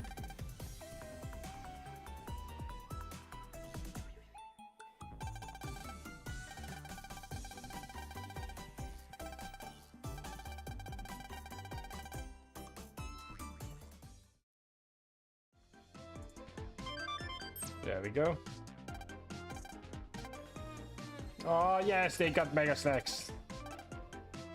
They actually did used to run an actual Mega Snack campaign for Starforce 3. I am also gonna just kind of steal this from a video I watched a few days ago. But so this Mega Snack being mentioned is Umeboshi, which is a famous children's snack in Japan, I guess, with like popular choreo characters like Doraemon. And they, for a while, actually had a Starforce version of the packaging in order to tie into Starforce 3, which is very fun. For obvious reasons, you cannot find them anymore, and if you do find them, don't eat them. But still fun. Hello, Mr. Woodson.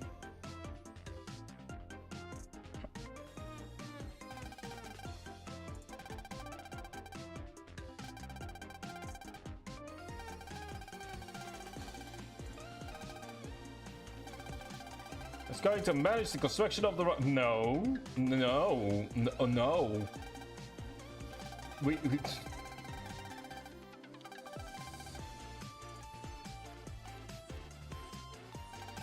Exactly, but here is being wise. We know nothing about rockets.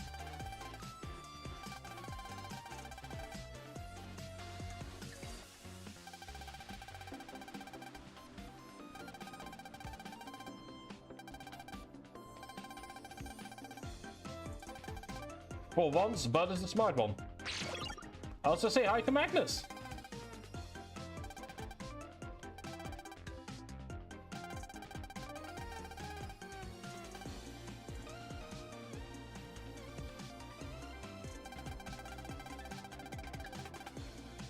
So yeah, now wizards are also piloting small rockets.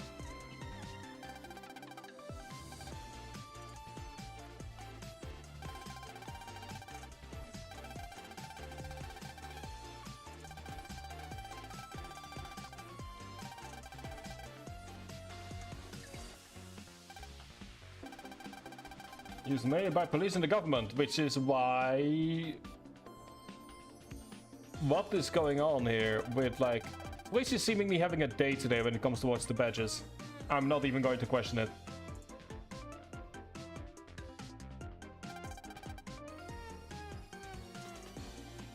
I mean, Discord is having a day, Twitch is having a day, every website is having a day today.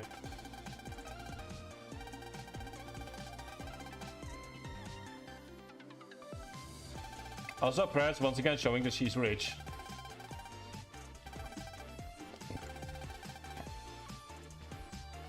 Yes, exactly. Today's having a day today. Also, hang on. Woody, time out here on this sentence. Let me time out here on this particular sentence. Woody has built a rocket that requires something he knows cannot be legally gotten. I'm just gonna let the implication lie here. I'm just gonna mention the fact that Woody first built the rocket, either first built the rocket and later learned from it, which is fair, or knew about it from the start and just still built the rocket. Just gonna leave the implication out there. I'm not saying anything.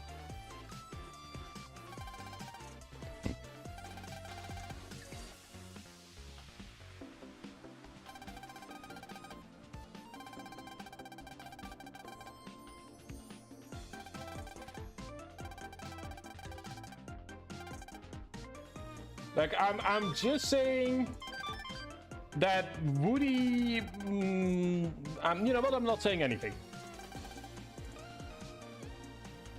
Exactly. Just waiting for you to... Oh. Well, alright then.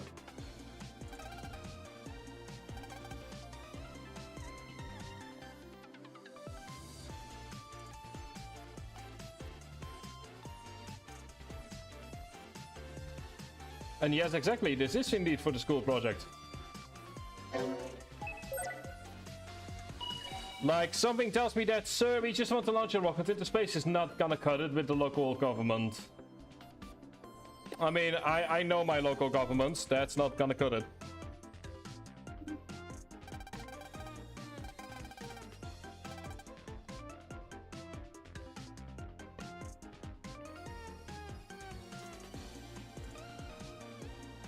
Also, we have an ad break coming up in 1 minute.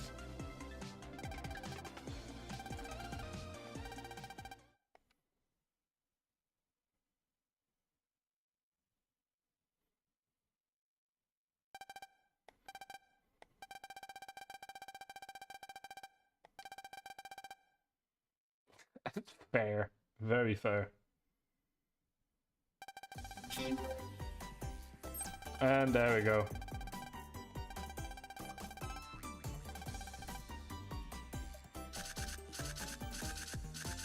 If this is sneak advertisement for Umiboshi, it's good advertisement.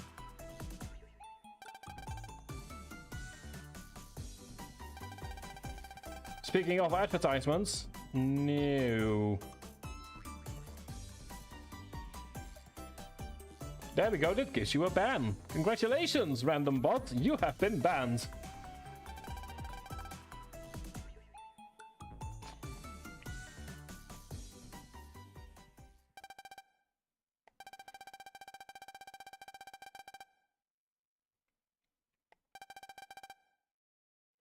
Anyway, speaking of other kinds of advertisements, I can totally imagine Ace just being like, hey, remember this school where Geo goes to? Yeah, how about we turn it into a government agency without them knowing about it?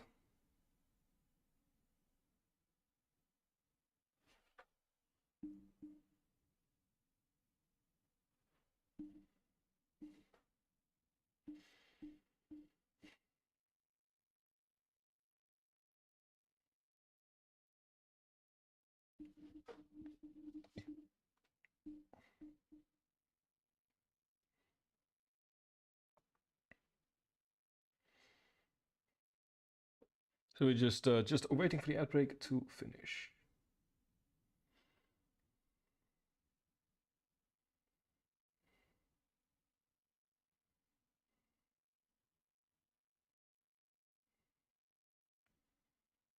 Ooh, speaking of astronomy.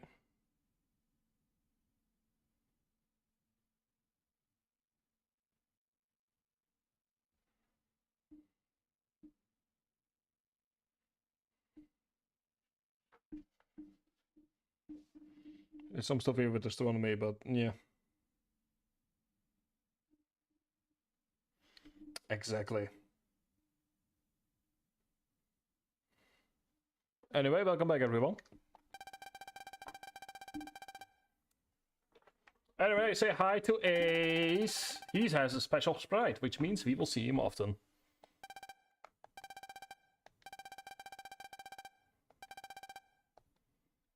Also, you should not be having this kind of conversation in the middle of a busy hallway.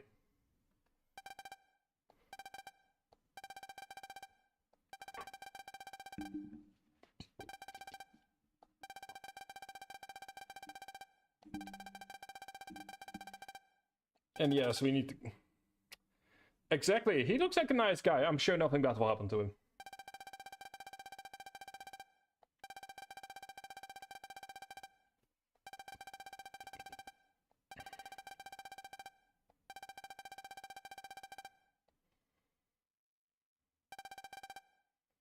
I mean, children, they truly do speak the truth.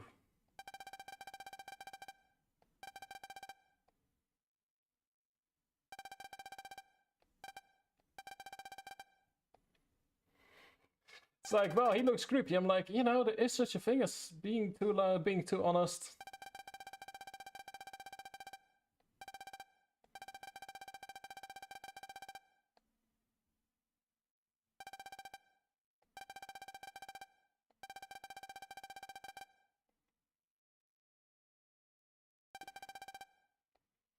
Also, hang on. How did we go from, oh yeah, we need a card into Geo, please put yourself in danger for this? Ace, no, Ace, no. Ace, we need to set boundaries immediately here. She does not speak for me.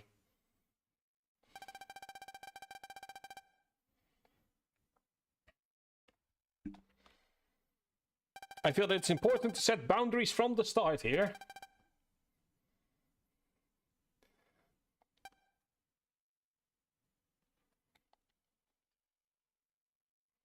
Just... Luna... Why?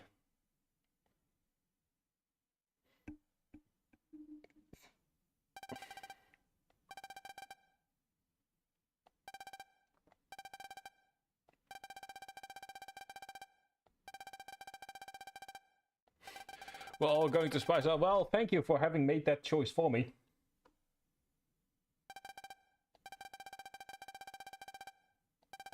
I might actually get myself some soup after stream, to be honest.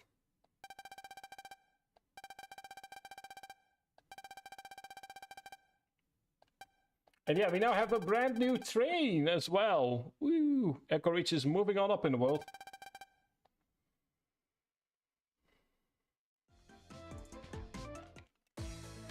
And there we go, there's our first day, at least in the game, done. Big Wave isn't open yet. And no.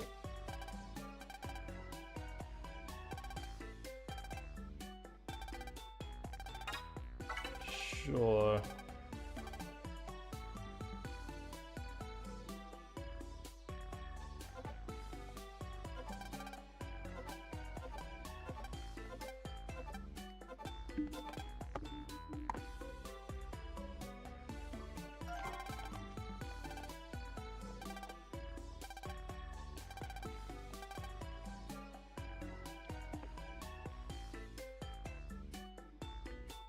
I am uncomfortable with this.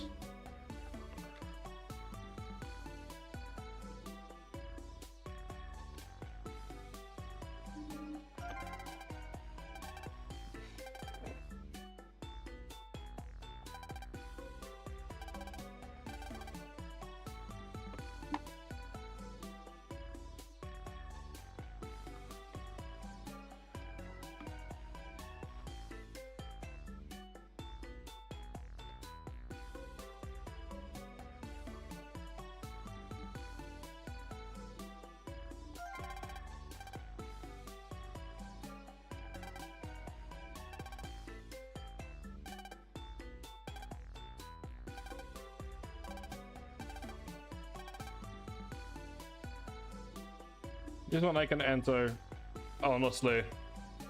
Tomatoes. I am actually allergic to them, so...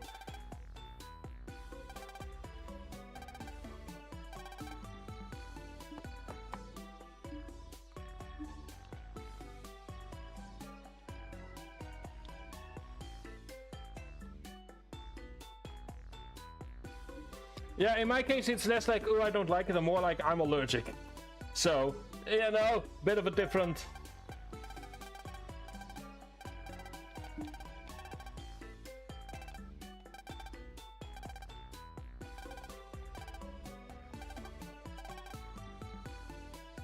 That was not a minute.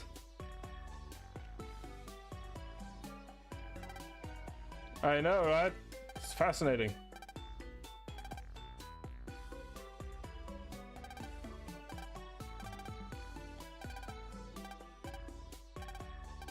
TV, there's another video game system connected to it.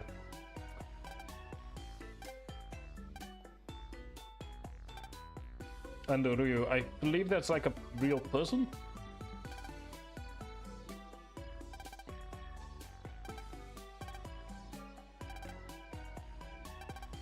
Also, let's not kill this one. He's clearly Geospat. I like to believe the virus is Geospat, rather. Oh dear, yeah, no, in my case it's only tomatoes. It's also a bit weird in that it's only tomatoes if they haven't been cooked. So like, if it's like in a sauce or something, I can have it because it's been cooked, but the moment it's... Like, the moment it's just raw, I cannot actually eat it.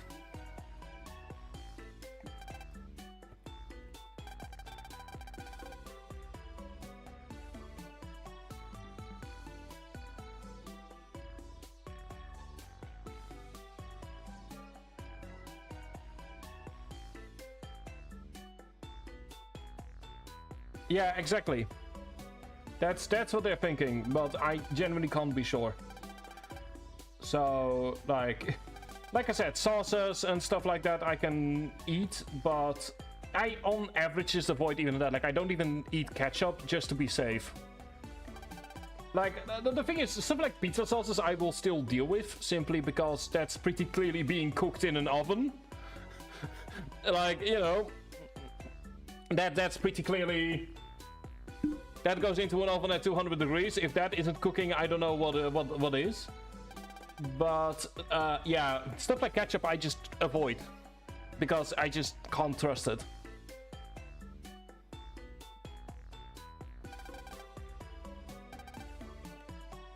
Anyway, let's go to Spice and Mile, everyone.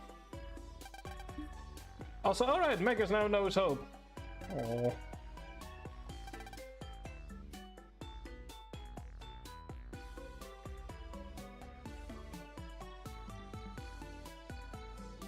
That must have been a weird first conversation.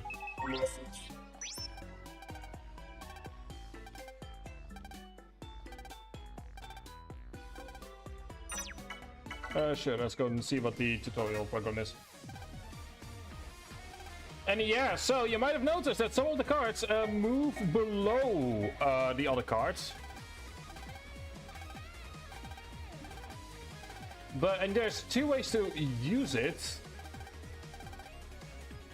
Which is, you can either do a single use, in which case you can only use that particular card, or you can do a support use, which is based on...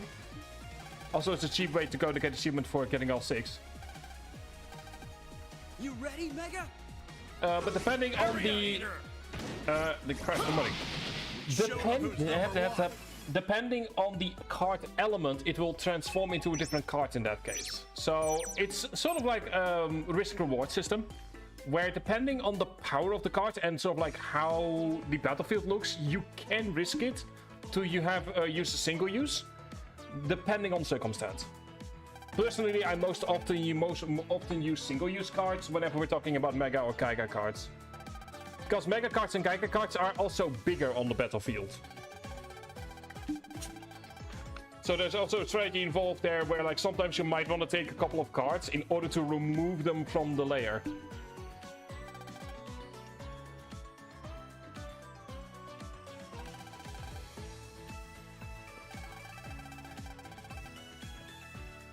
Also, but never fighting the lateness accusations. I wish we had bridges like that. We have an old-fashioned bridge, so it often happens that, like, the fun fact is that once I'm outside of my, just like where I immediately live and I go to the supermarket, it's just a straight shot, so I can see 5 minutes ahead of time whether or not the bridge is open. Which is fun and also really annoying. Anyway, welcome to Spice Mall.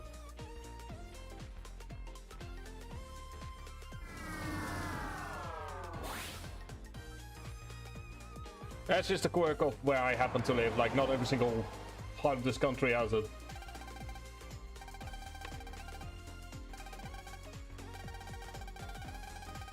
The King Foundation. Ah. Won't just be kids. I wonder if we'll meet Mr. King one day.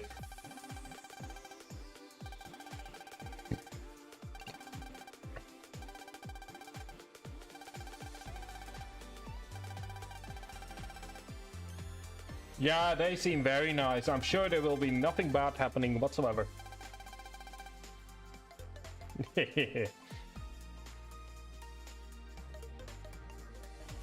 Right, hello, we saw you at the beginning of the game.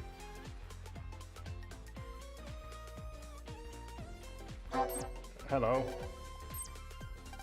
It's a route back for the Waveliner. And... ooh.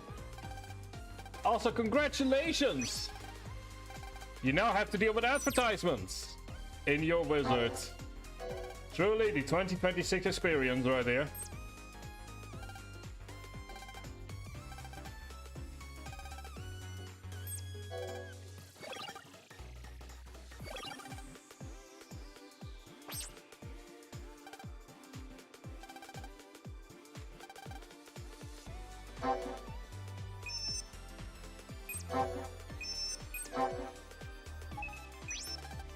Coming soon, candy shop.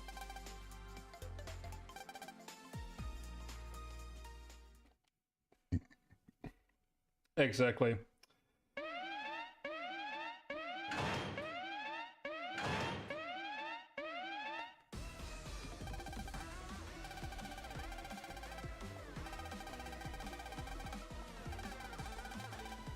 Oh.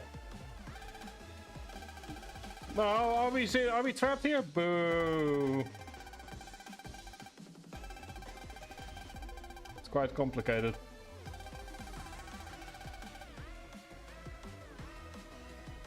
Look at Geo, learning new words and immediately using them. Hiya, buddy. Oh, look at that lovely little finicky little virus.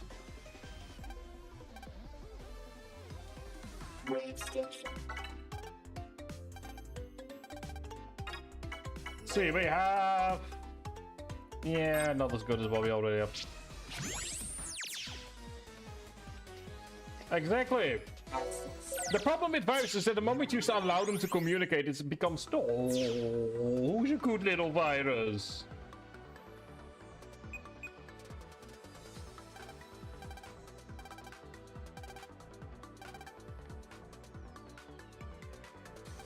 There we go. Attack plus 10.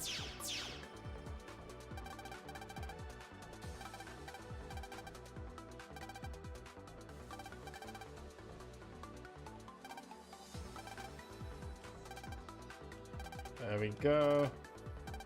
Good grief. Indeed. There we go. Security system has been deactivated.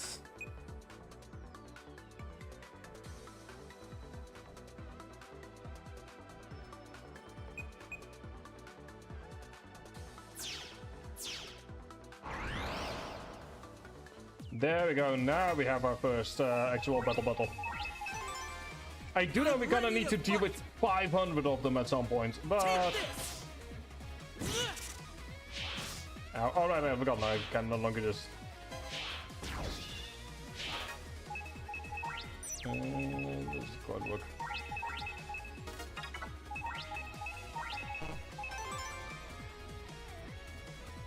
Take this!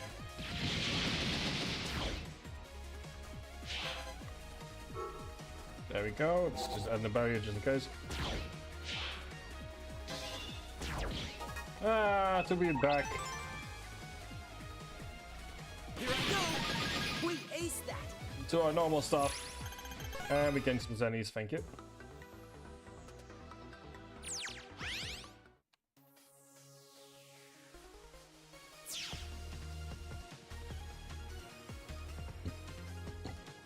Yeah, there's already some hints going on for what is and is not happening.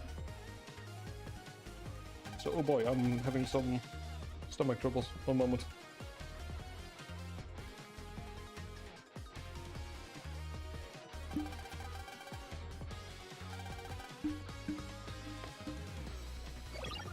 Apologies.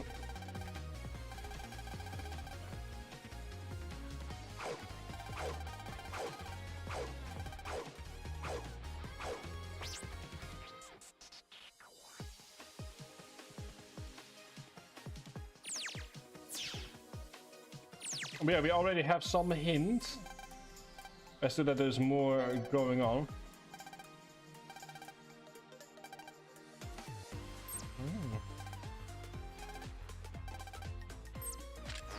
Kind of strange. Ooh, no. Do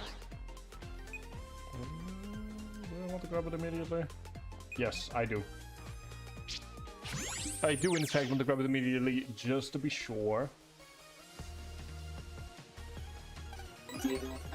There we go, HP plus 10. Can't access that yet. Oh wait, hang on, we can.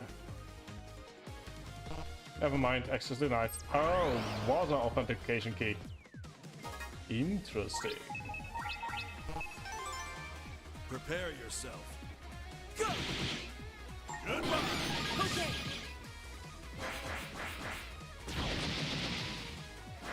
Oh, okay, you can just... Yeah, but you just wait there. There we go. Grab Volcom. Have some of this. There we go, goodbye. Did you really think you could beat us? That is more Zunnies. What do you have? Sink Hook, Wide Wave. I think we just get those naturally.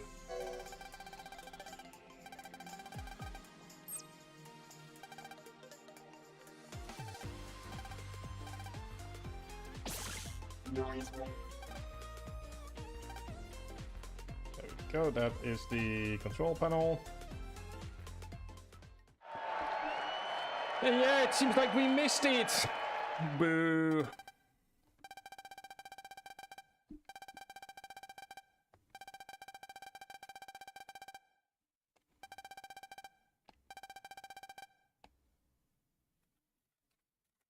Well, we did come as we promised.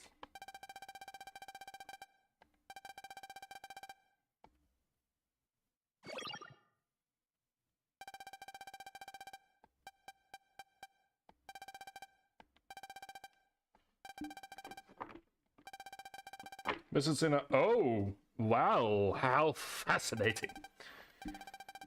Receive an S-busting level, but heal on each master less than 5.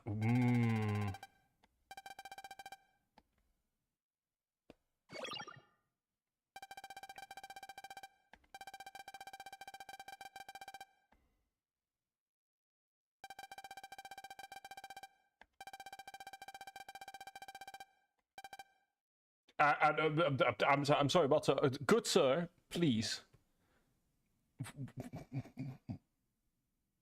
No.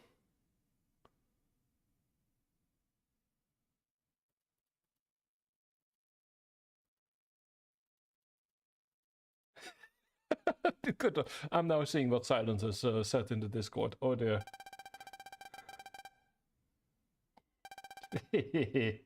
Also, I did not sign up to fight him. No.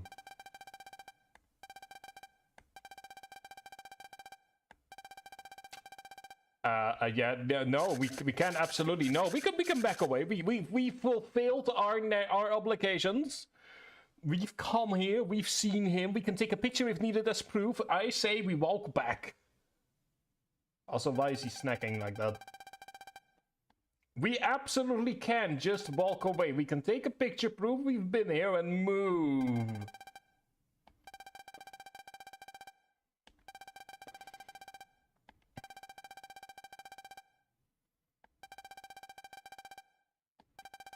No, if you're getting hurt over it. Exactly. Probably, but no, probably. You'll be fine.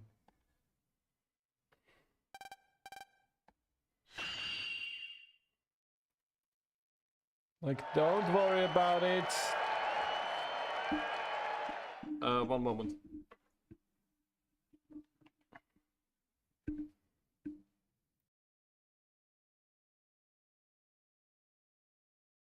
There you go. Apologies. Part of the fun of feeling ill is that your nose is... Yeah.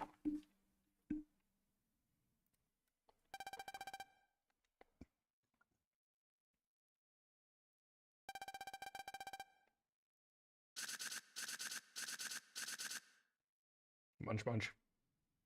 Munch, munch.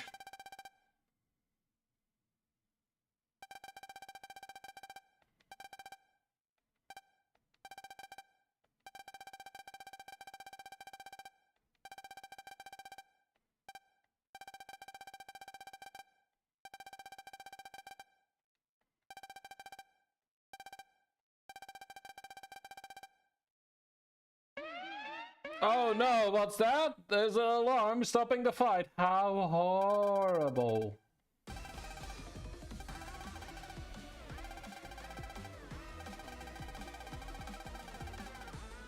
The idea... No! Who here is in control of communication at Spice Mall? You do not mention the actual threat. What you say is, dear visitors of Spice Mall, due to a breakdown in communication or due to an incident occurring at place, we're gonna ask you to move to a safe area as quickly as possible. Do not tell them what the actual problem is. That's how you get people freaking out.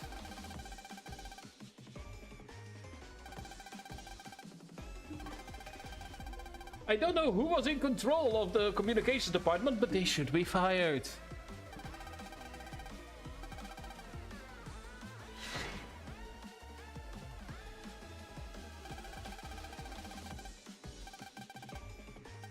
Also, ooh, mysterious wizard.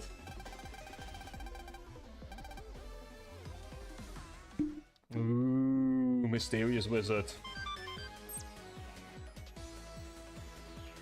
And no, we are not actually entering the noise wave yet. I even don't have a death wish.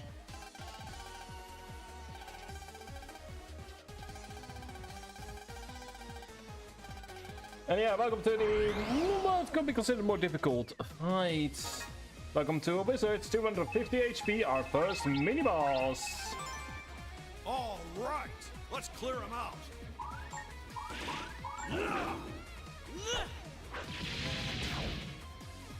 You can see he's a lot more jumpy compared to what we had before.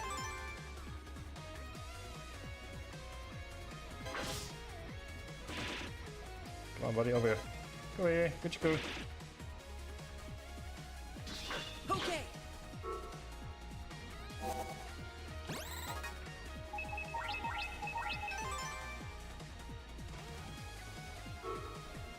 There we go, this is a dividing line. Goodbye.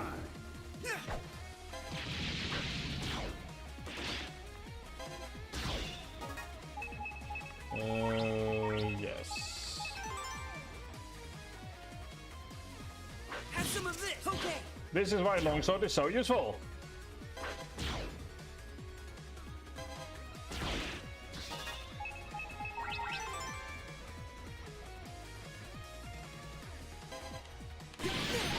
I hope I can get even stronger. And there we go, managed to get us counter rate going.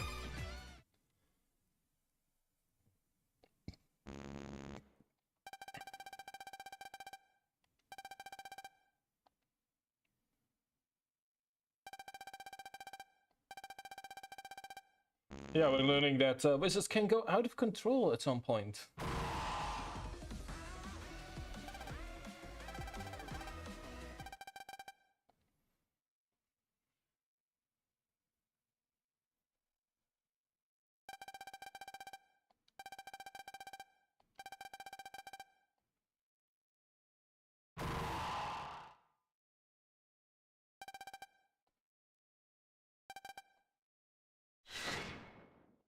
And there we go, there's our mysterious Mr. Acid.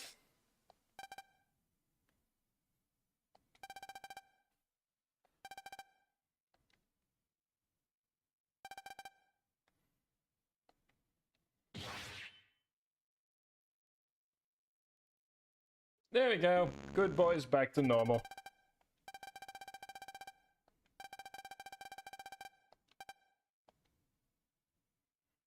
Ooh.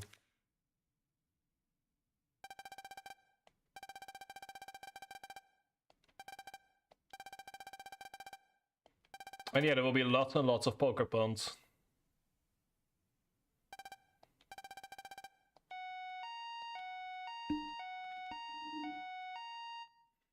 So that's just the kind of thing you're gonna need to deal with over the course of these weekends.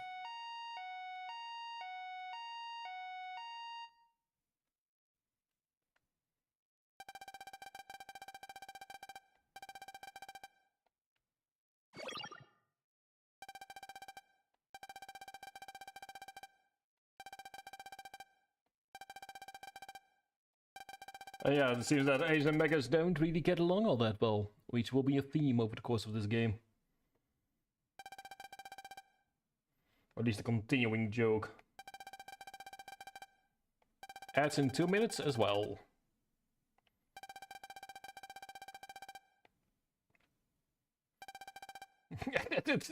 Just let Geo be calm here for a moment.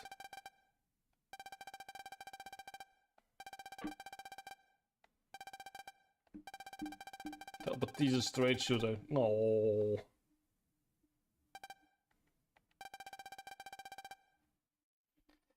Oh, megas.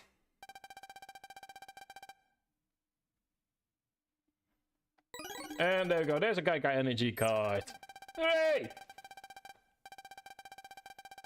Which is now also part of the lower screen.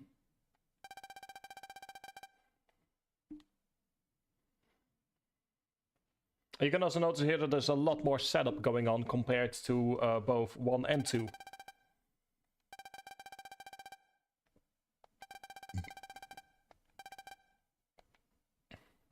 Yeah, we will be taking a bit of a longer break during the ad break. And once we're back, we will be doing more... Christ, good morning. We will be doing more Starforce, but... ad break will be just a petit peu longer than usual.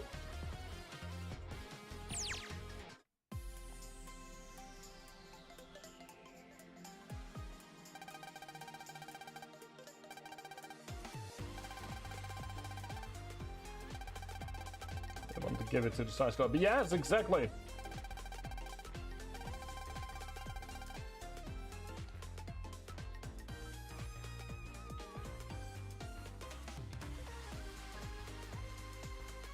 But yeah, enjoy the outbreak. I'll be gone for about 5 minutes, and then we will continue with more Starforce 3. Be right back.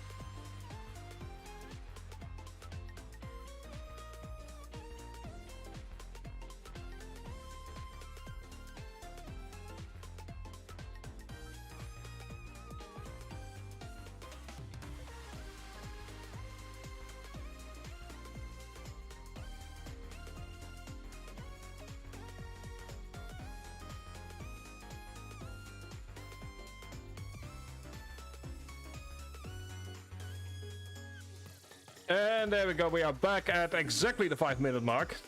Haha.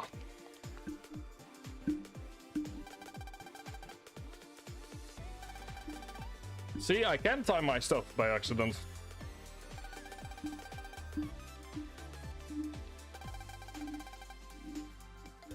Yeah, they are very cool indeed. So yeah, we've just seen the Satella Police, which is gonna be playing a role in this game as well. Like I said, the tutorial really needs to set a lot of stuff up.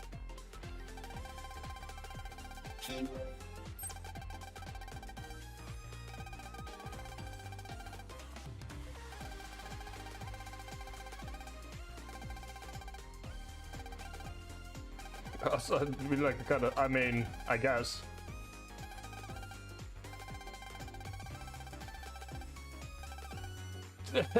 We should like to hear a complete history of the Satella Police.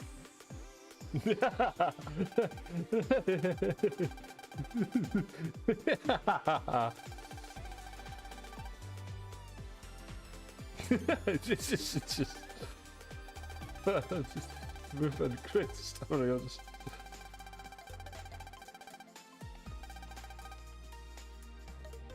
Meggers, by all means, please just slap Geo, please.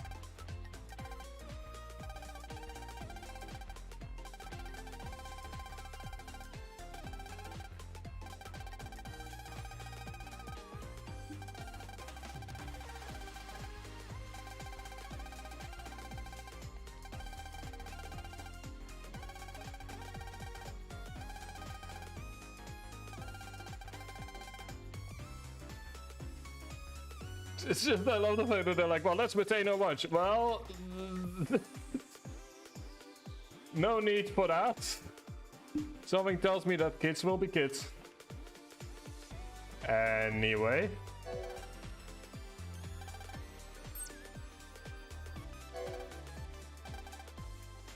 I'll come back, Sol. We just had a 5-minute ad break, so... Oh, we had a 5-minute break, so no, don't worry, you didn't really miss too much. Beyond... Snack. Ooh, nice. You didn't miss much beyond Geo being very excited to tell Luna all about the Satella Police.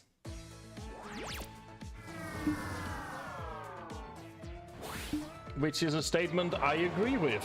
Fully and completely.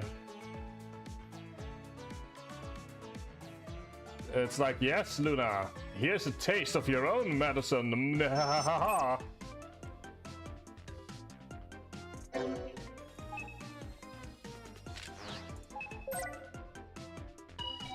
Exactly, such excitement.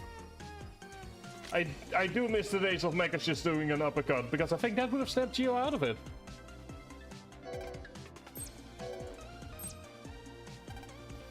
It's a teacher's desk. Do not... Yes, Megas, I too want to touch. Whenever it says do not touch, I'm like, ooh.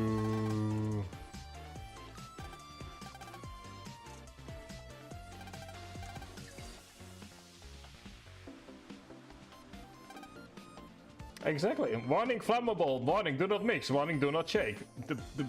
I have questions.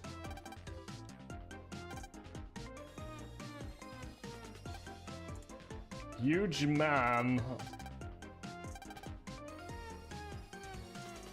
I mean, everything is drinkable once. Some only once. I've got HP memory plus 10. Thank you.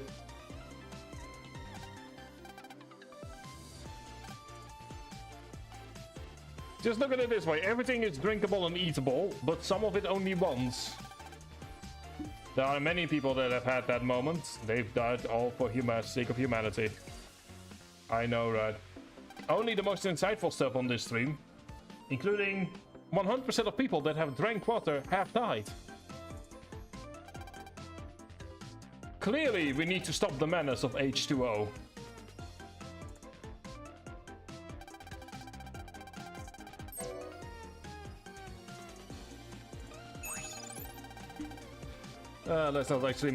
Let's not make that joke too loudly, because there will be people genuinely believing it.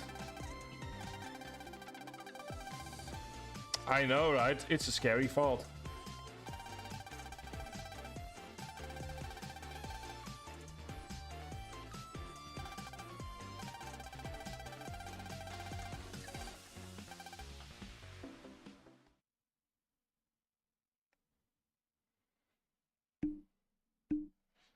You know, like I could just imagine going some person believing it, going, well, real Americans drink beer, and then there's like that one of those Bud Light commercials where there's like a pint of beer just slapped down. It's like, yes, because beer is totally not made out of water. Although I'm currently sipping on some 7-Up, so I should not be talking too loudly.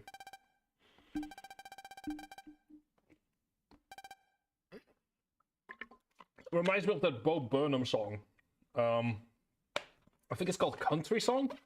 I might, at the very end of today, just kind of show it only for Twitch, because it's exactly the kind of parody that you imagine it being.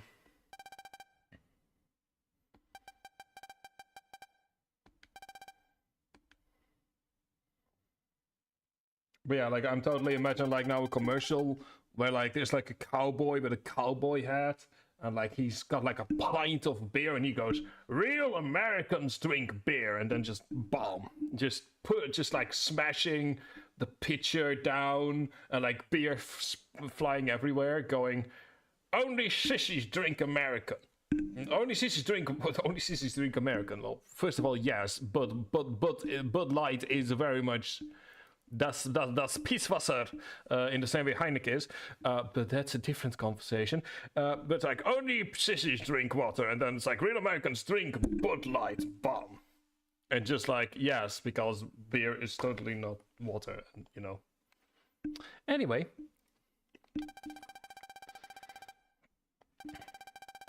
Exactly. You know, like, Bud Light and Heineken have one thing in common. They're both Pisswasser. Then again, so is Grol, so maybe I shouldn't be saying too much. Not that I drink beer, I'm more of a wine drinker myself. Like, I'm not even that much. Like, I maybe like drink a glass twice a year, like during New Year's and during my birthday. And I just don't drink other than that. But, you know, I know the jokes.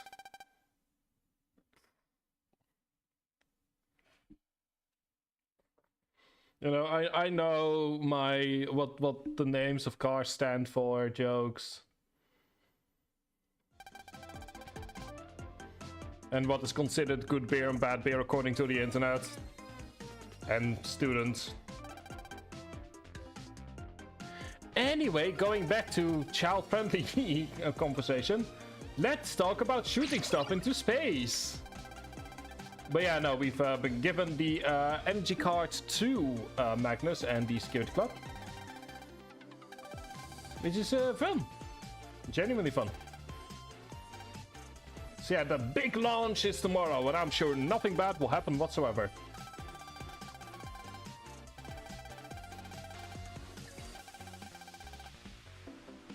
And yeah, we become brothers with Woody, giving us 40 additional link power, so that's 200.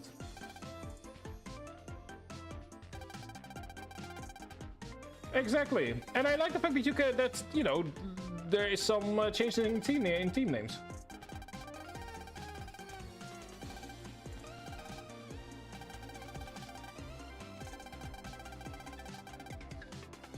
So we temporarily move over to lunar launch, which is to launch a rocket.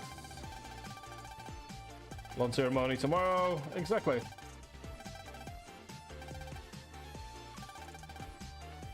And yes, Magnus, do your best.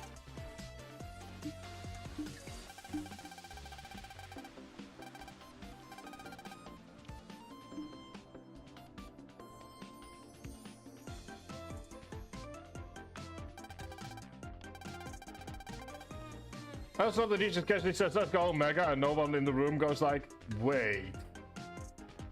He has a wizard named Mega. And there are rumors of Mega Man being in the school." Yeah, no, that's probably just a coincidence.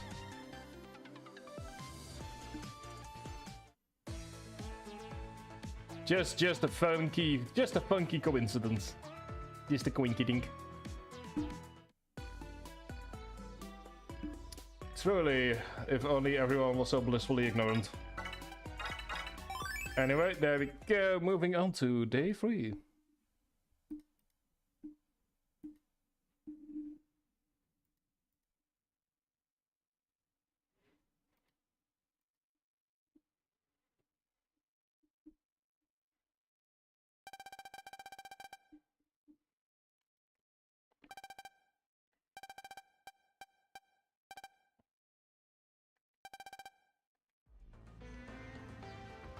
Ooh, it has a more Arabian vibe to it. Oh, I think that does happen at some point. No, not the Starforce, but like I know there are games that do that stuff. But is it me, or is this a more Arabian vibe to the remix?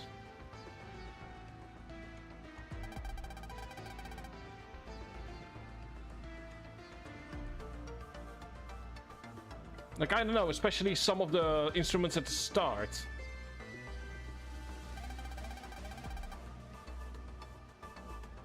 I do kind of like it because it reminds me of like red sirens going off, but I'm not sure how to feel about this particular remix.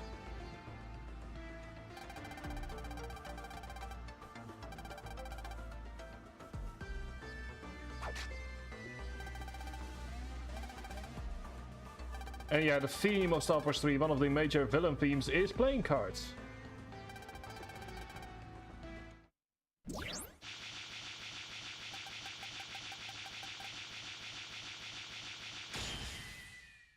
Yeah, exactly. Esoteric, bit Arabian.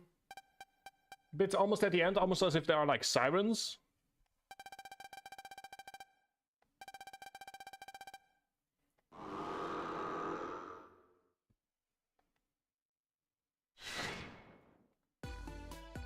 Anyway, in the meantime,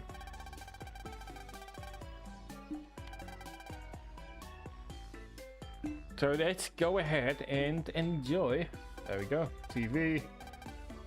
And no, Gio, do not ask your mom that's clearly on a part-time job for a new television or for a new game console. Whee!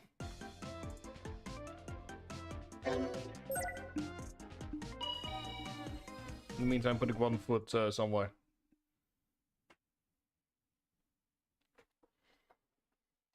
Anyway.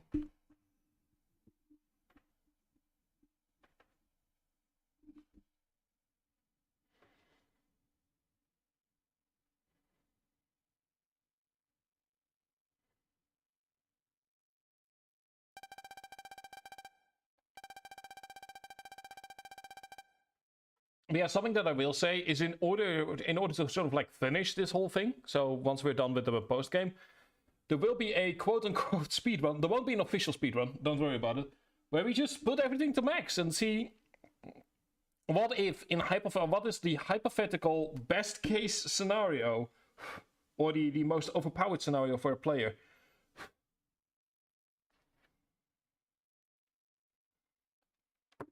Also gonna need to very quickly clean my glasses, but that's all after we are done with the it's not gonna be an official one, we're not gonna put it anywhere, it's just gonna be a bit of fun. In the same way that the 1 hour runs are always a bit of fun, like just see how far I can get within 1 hour. And like the thing is my run currently sits like 5 hours, like it can't get worse than 5 hours. Let me put it that way. Because unfortunately Starforce 3 can't really be skipped all that much. Let me go ahead and quickly clean my glasses over here. There we go.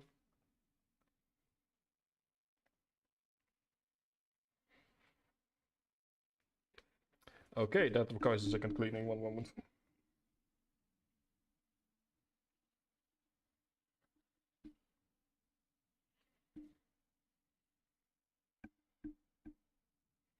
There we go.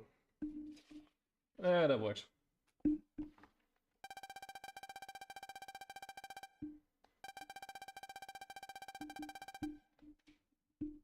Also, Luna, you're once again... Luna, just never become a politician. Ever.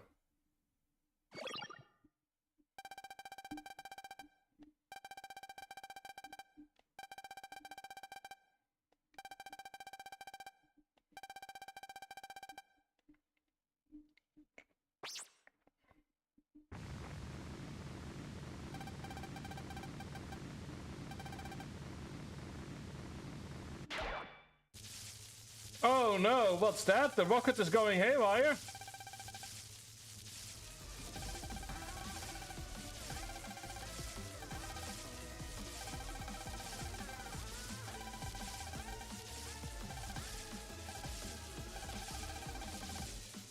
And yes, we have some energy increasing outputs. I'm sure that won't be a problem whatsoever.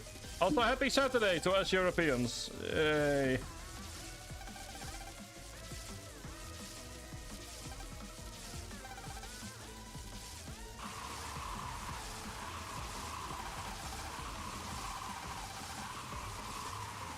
I think it's Saturday, let me check. Not quite yet. We're in the last minute before it's Saturday.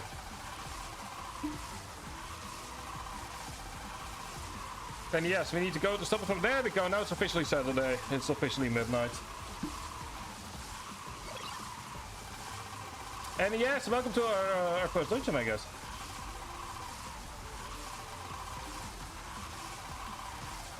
Which we will be completely destroyed. Oh god, please no.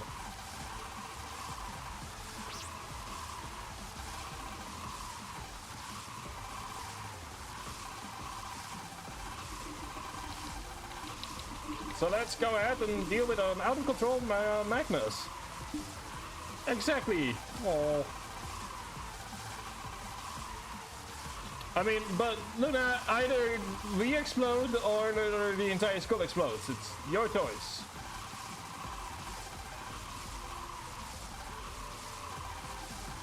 Good lord.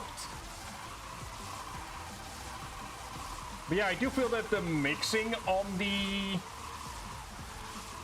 I do feel that the mixing on the sort of like the new stuff is a bit over the top. Like the sound effects are a bit too loud.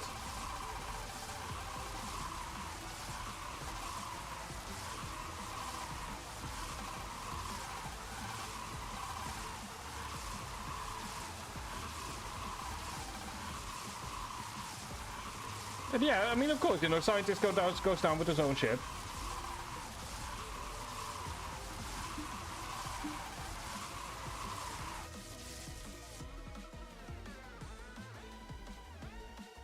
Go ahead.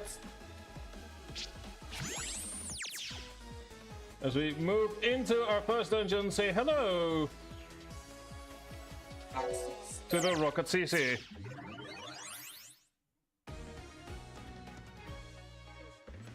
Also known as, I hope you remember your basic high school physics.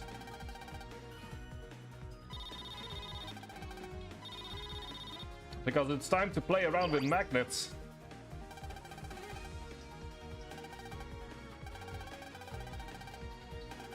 Powerful magnetic force, there we go.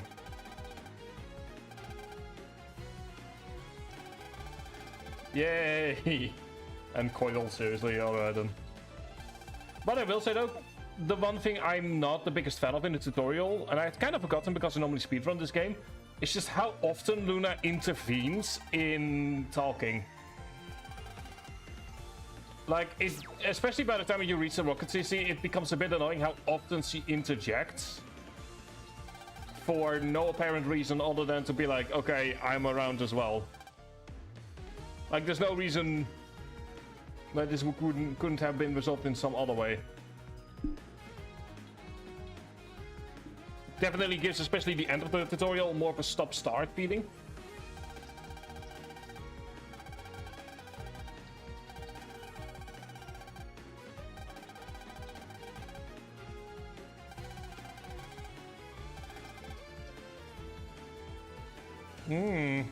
I believe there are games out there that actually do that. Anyway, say hi to Coil.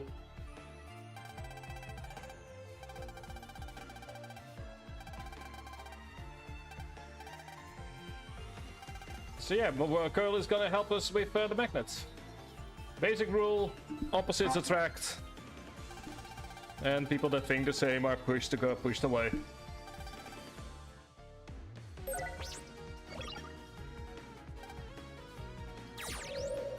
There we go, starting off in the North Pole.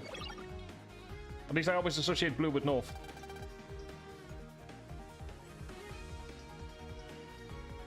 Although it's obviously in positive and negative. But yeah, there's a quick explainer as to basic scientific principles.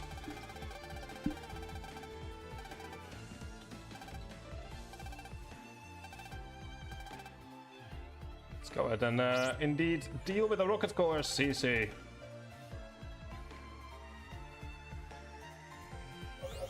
Oh, good lord. Oh, there's another funky... No, you can't see it on stream, but...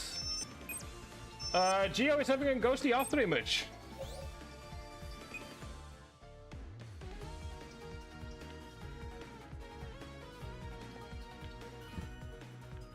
And this is actually this ability that we're currently using is going to be very useful later on for something that will become relevant as we make our way through. Okay.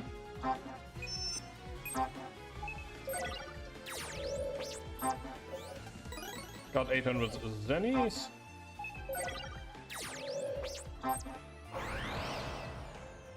But yeah, fun fact, one of the things, I'm not sure if it's gonna be required for 100%, but we do need to deal with 500 matches at some point over the course of the game.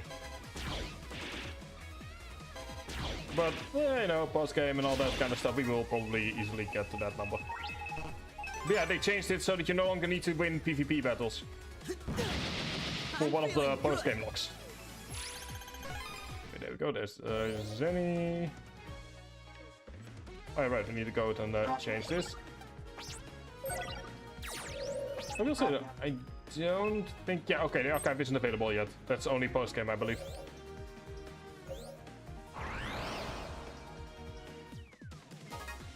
And we have our first Zappas.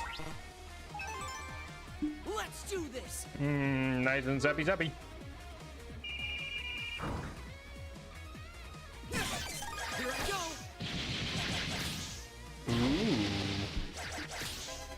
That works in both cases. Ooh.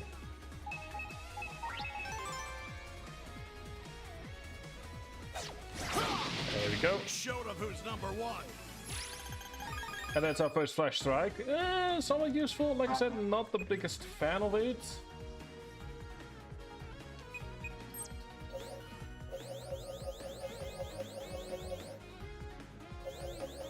There we go. That gives us... Hang on. I'm something a bit of us. That gives us invincible. Okay. You can see how compared to Starforce 2, the normal over here is genuinely just normal.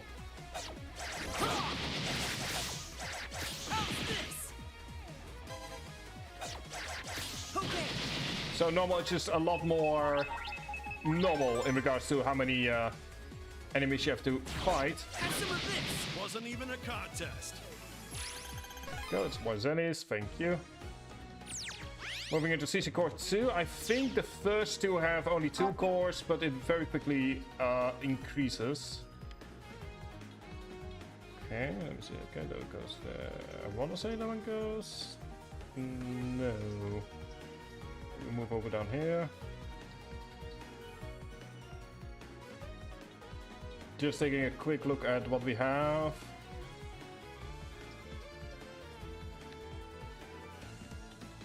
You can also see how the dungeons are longer than they used to be.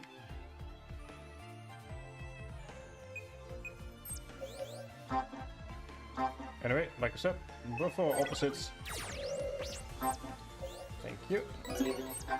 That is... Jet. Yes, I will take Jet Attack Impact.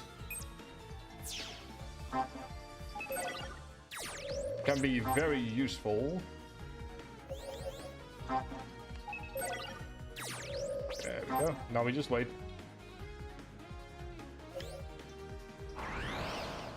Ooh, we can actually be attacked in the middle. Time to let loose. Go. Okay. Oh dear. This is bad. Oh, we're in the middle of an ad break, so we're just gonna go ahead and deal with this, and then we will wait out the ad break.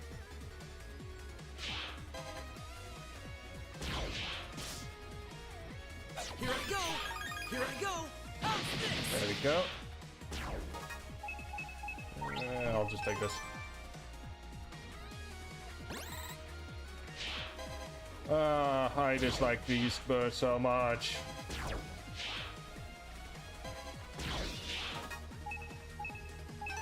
Not much I can do. That is literally the worst combination possible.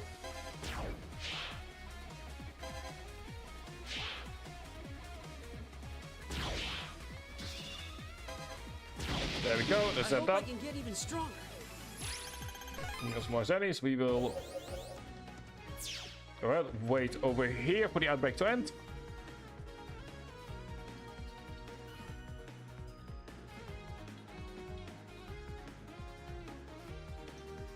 Let me. It's actually a good moment for me to get some water.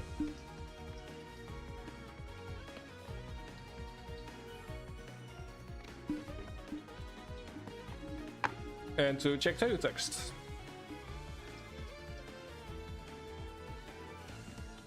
Exactly, Hydro homies. There we go, welcome back everyone. Not much, alright. There's drone attacks between Ukraine and Russia, so day ending in Y.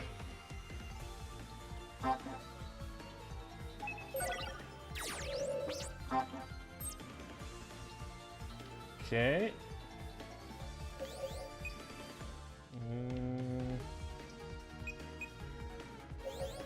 Could you not, please? There we go. Thank you. Oh, it's this part. Not the biggest fan of it, but luckily for us, it should in theory be easier now.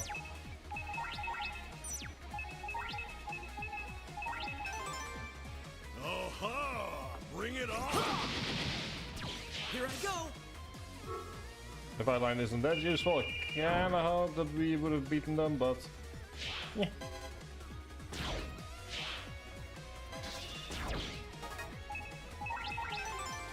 But hang on, did we? Oh no, never mind, okay. Take this. Okay. There we go. I hope I can get even stronger.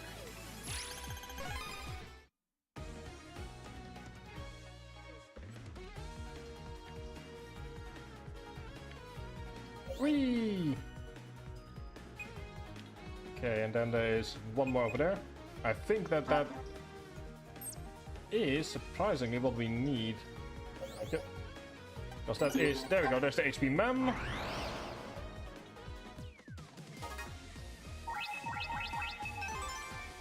No time There we for go, slack. getting back into the groove of things.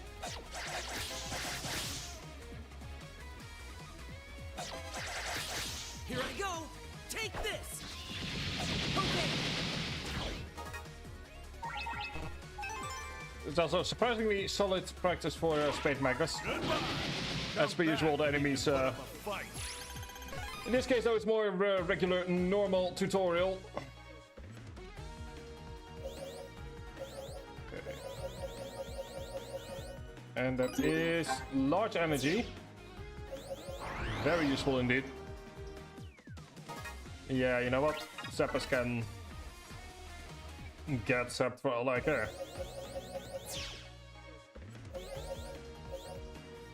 There we go, let's go and throw in a quick save.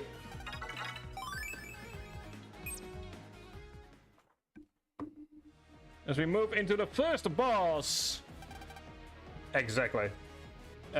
Moving to the first boss of the game, say hi to Spade Magnus.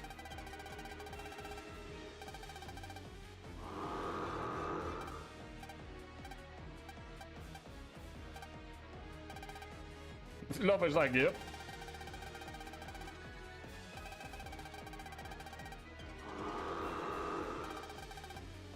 But yeah, I will say I kind of like the design of Magnus. Like, clearly meant to represent some kind of magnet, complete with, and what's it called again? Magnetized metal, being used in order to keep him afloat. It's an interesting design. Anyway, 400 HP, not as bad as some of the normal enemies we will be fighting later. I'm counting on you, Mega. There we go. Yes, a couple of rockets that will be going through the battlefield.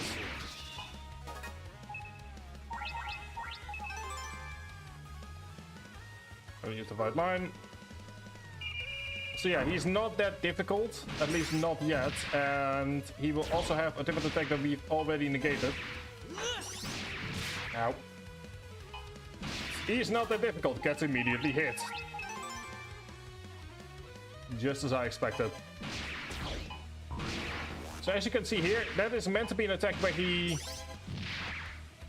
goes ahead and sort of does a double slash. You are meant to guard against that. But that's obviously not always as needed. And there we go. Only hit once. I can get even stronger. I'll take it. And we get 1,000 zennies for that. And also, our first of 18 achievements over the course of Starforce 3, which is Blast Off 3.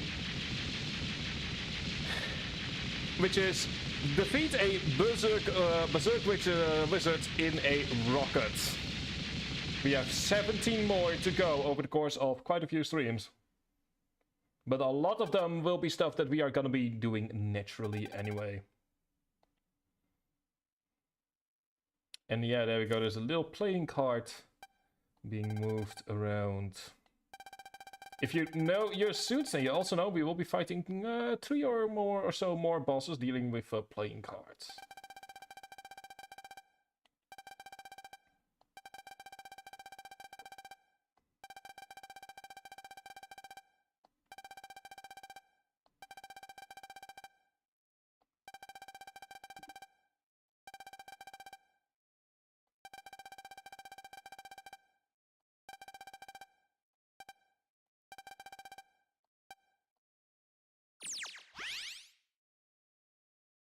Yeah, he's all back to normal again. Aww. Look at that, we managed to save a little buddy.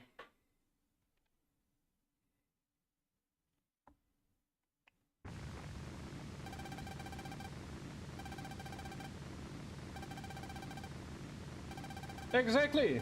Now let's go out and actually see the rocket go up to space.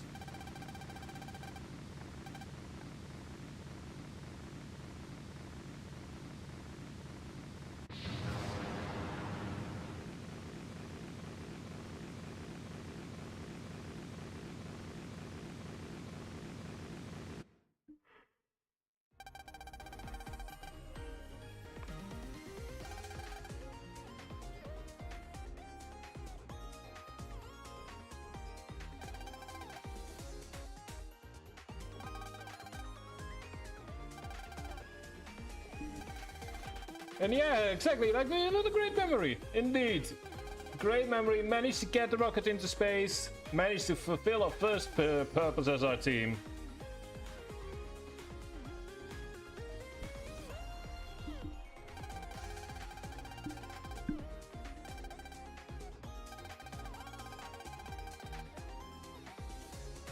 Exactly, and all next to a pretty tree as well.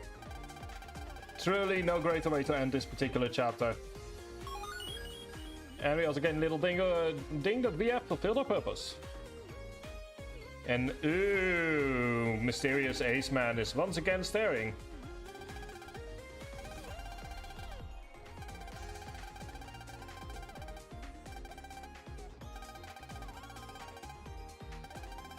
Exactly, just, you know, nobody can see him apparently.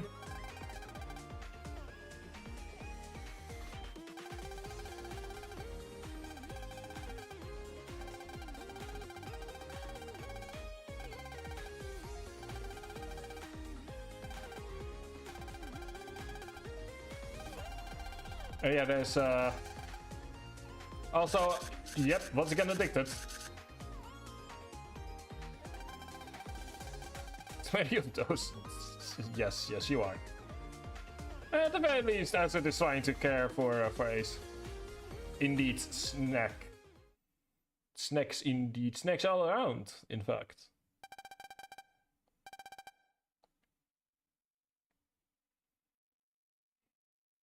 At the very least, they're making it clear who the villains are from the beginning.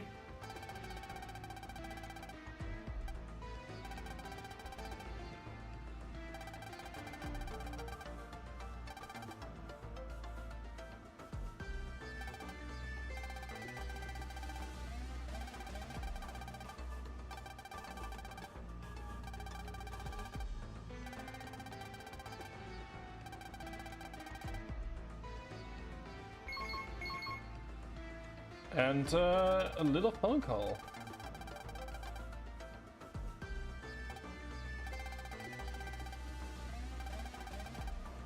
And yeah, it seems that we are meeting our Mr. King very early.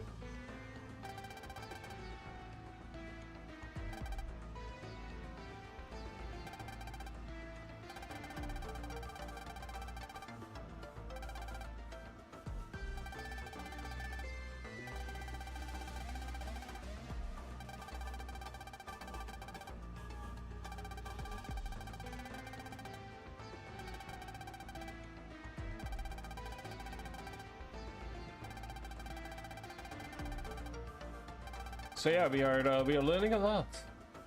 Remember that King Foundation? Seems it's coming into play right now.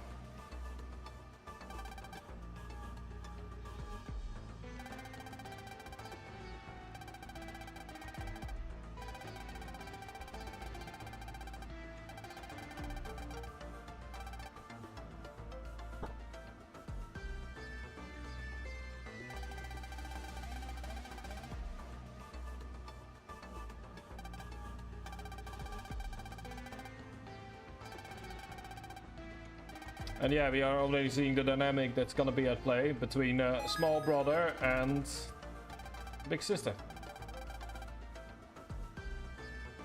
Yeah, I know, right? Just pure coincidence.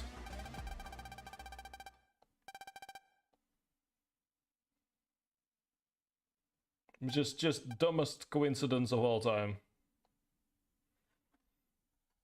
And also, once again, like if we're talking about just jumping to Starforce 3 from Starforce 1, we talked over the course of the Starforce 2 streams about there being this small undercurrent of sort of like popularity and dealing with media and dealing with attention.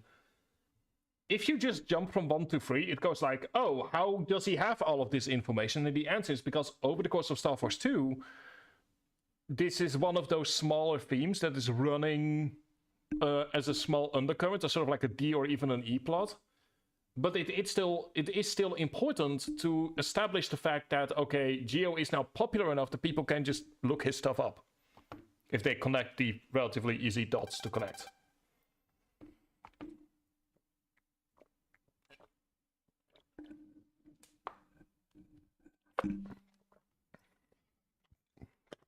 So it's once again, like, in theory you can jump from 1 to 3,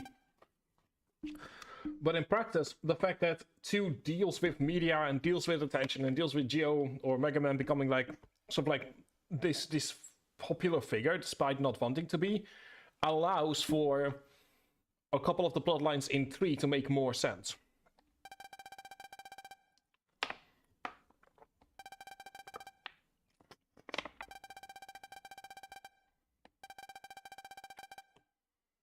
And yeah, it seems that we also early on know what our big evil thing is, which is the massive meteorite.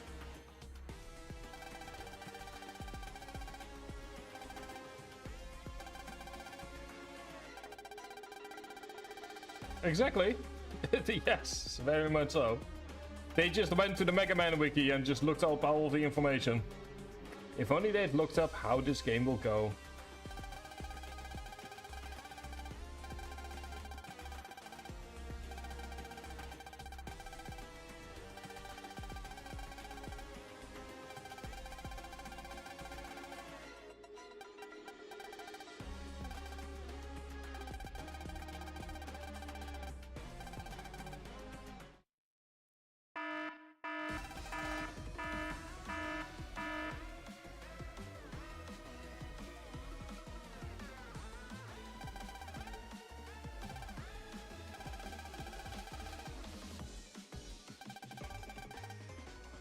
Yeah, it turns out that a couple of the names from Battle Network still exist as well.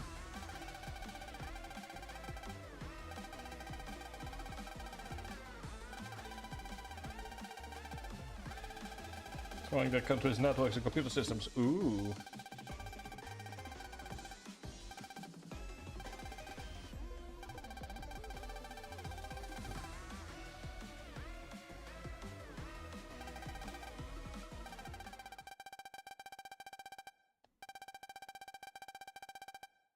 And this is sort of where, and we talked before about Netopia versus Electopia, this is sort of like where the confusion comes from.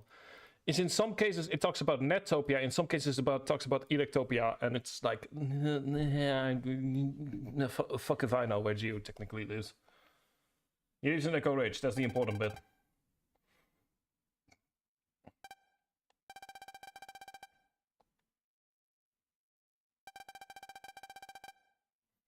Yeah, the most complicated thing in this story is where does Geo actually live, because we're getting conflicting information here.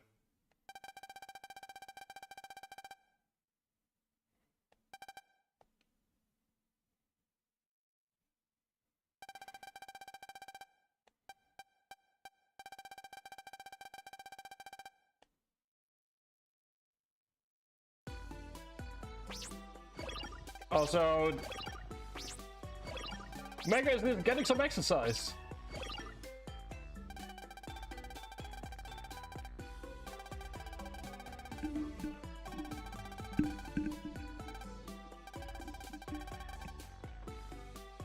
Needs to check the. Oh no, Geo.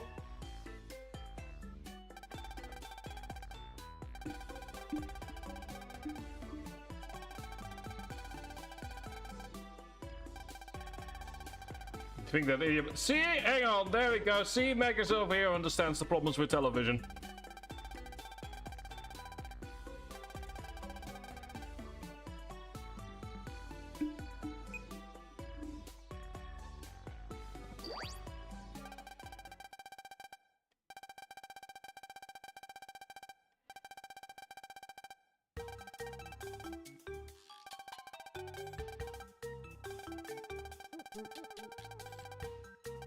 Also, I just don't know why he's in this game.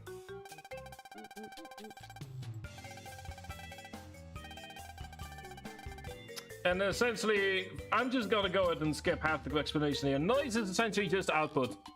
In the same way carbon dioxide is the output of burning oil or coal or whatever, noise is the output of EM beings. That's all you really need to know about it.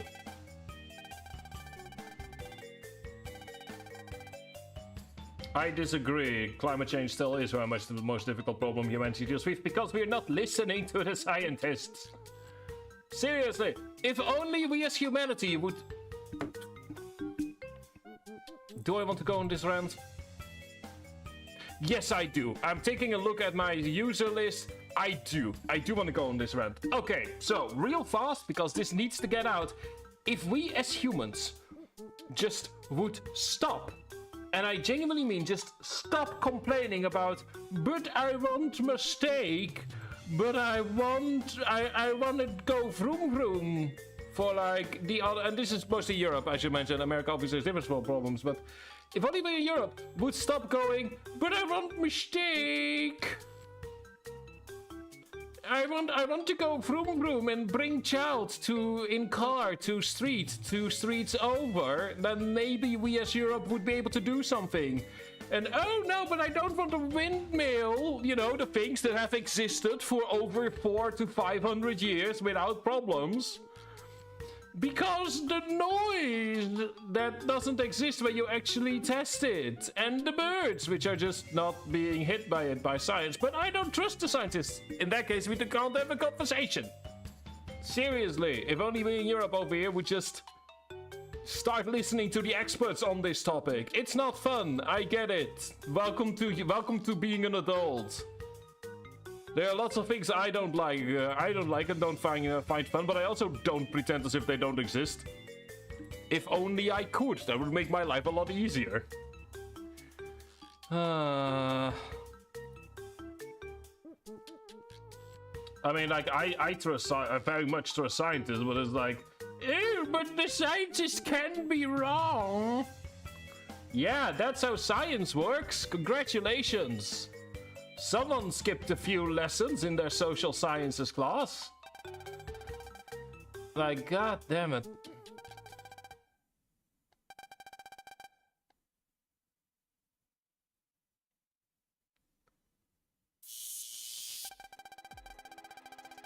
Point here is listen to scientists, especially when it comes to world-ending events.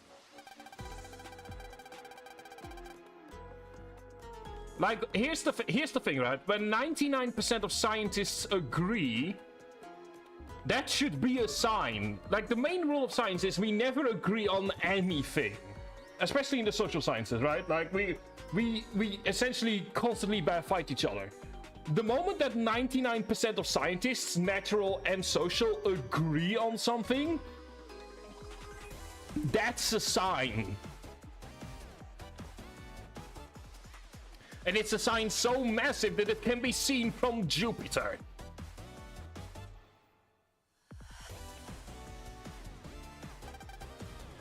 Anyway.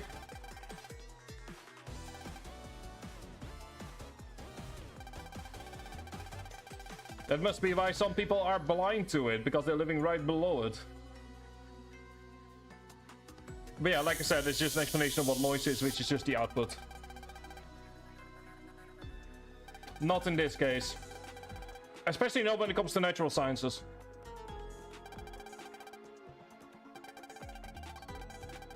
Like, especially with stuff like, imagine for a moment if it was completely normal to question, like, gravity.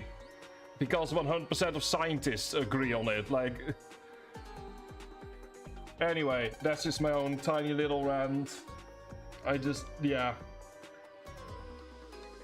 Anyway, that's my tiny little rant. Let's go back to haha fun game.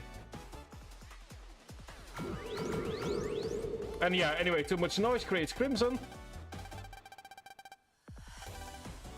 And some of that crimson is being sucked up.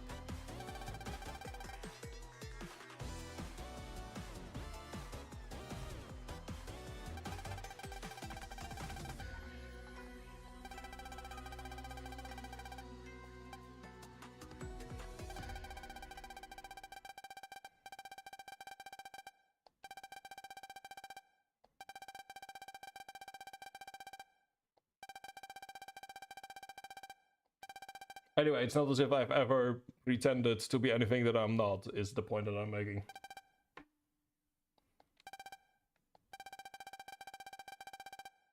Oh my god, the new pursuit by the kid. Oh, please do tell me more about the amusement park.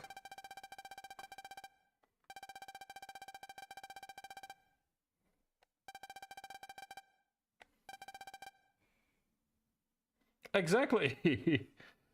Anything to stop talking about what is unfortunately a controversial topic. It shouldn't be controversial, but it is. Anyway, school.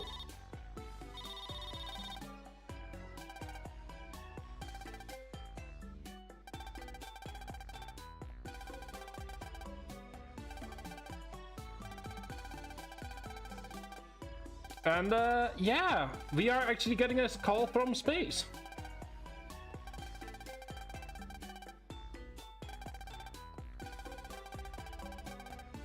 I wonder how much would what is the cost per minute for a call into space?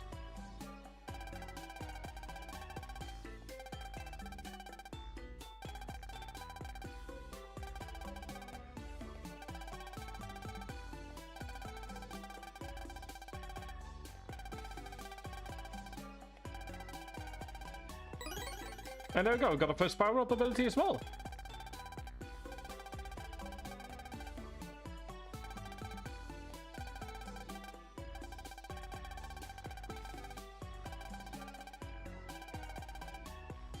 And yeah, also apparently we've also gambled away all of our abilities that we had before.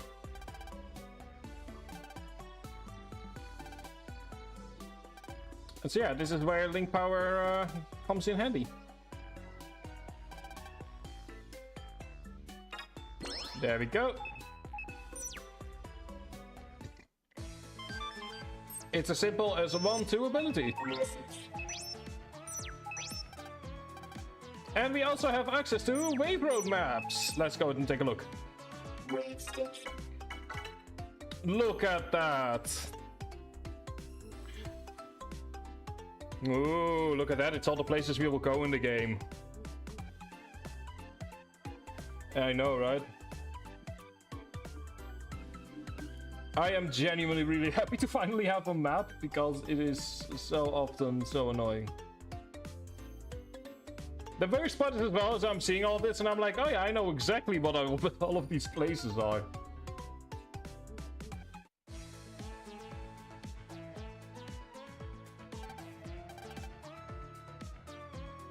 Like, the most part is that purely based on the map, I just know what all of these things are.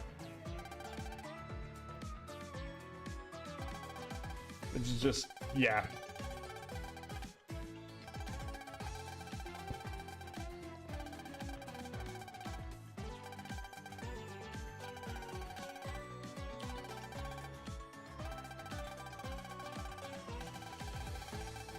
Not a noisy young brat, oh dear.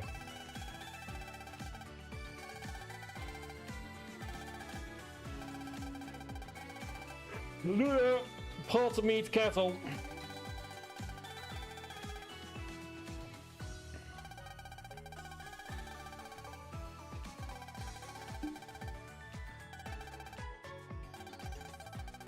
I'm gonna have a second breakfast of the day. Exactly. What about second breakfast, indeed?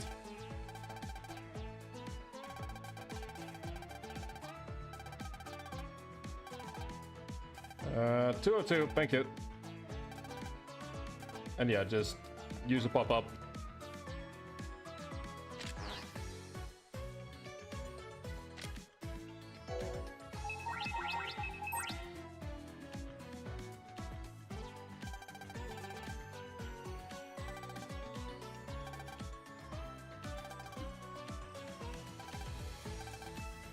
Alright, there we go. We've got the gate key. Now we can go to the school whenever we want.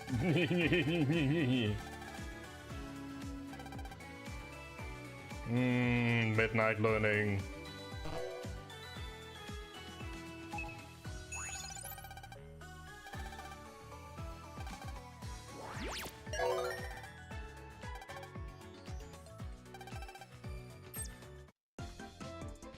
Still surprised there hasn't been like a chapter completely at night, to be perfectly honest, but... Anyway, ads, 2 minutes. In 2 minutes, I mean.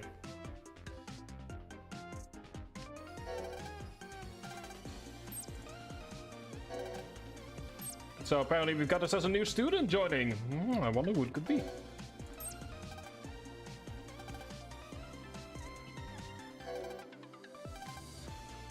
A second smartest. I wonder who is the smartest. Must be us. Oh, Geo has a little earthworm called James.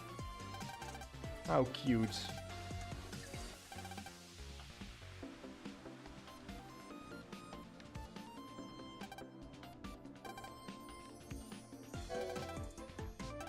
Pet, oh. Exactly, yes.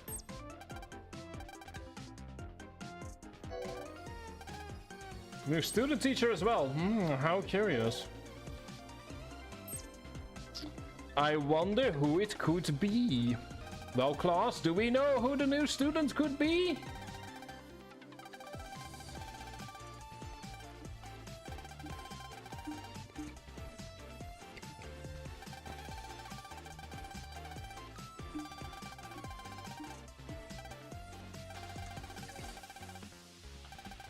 Have a sleep. See, there we go. Megas understands.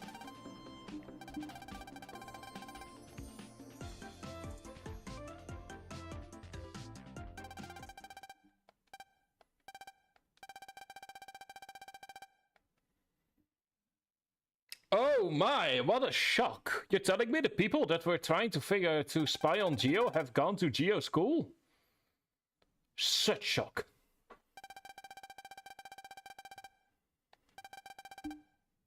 What's also a shock is the coming outbreak. Be wary, they're scared. Exactly, be wary about the outbreak. The ads get easily scared.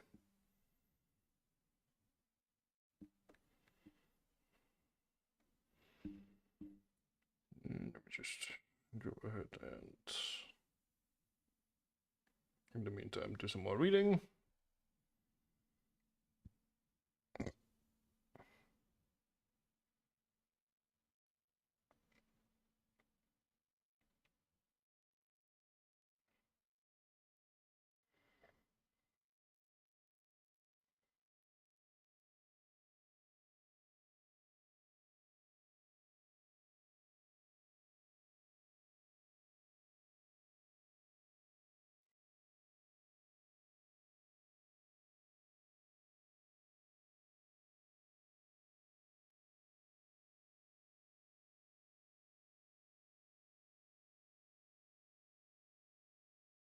Just currently reading some stuff online, mostly Reddit.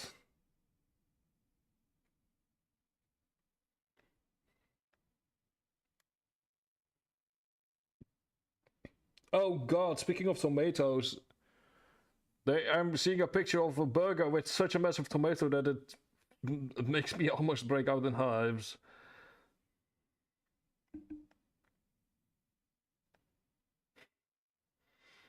Anyway, welcome back, everyone.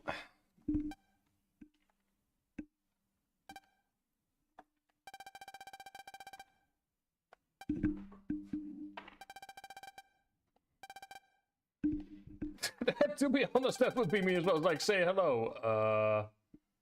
Hello. It's just, yeah. That would be me as well. Exactly. Yes. Yes.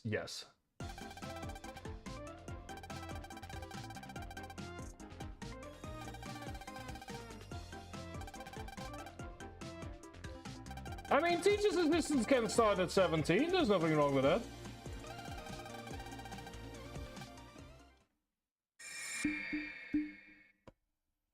Yeah, exactly. It's like, please say something. I'm like,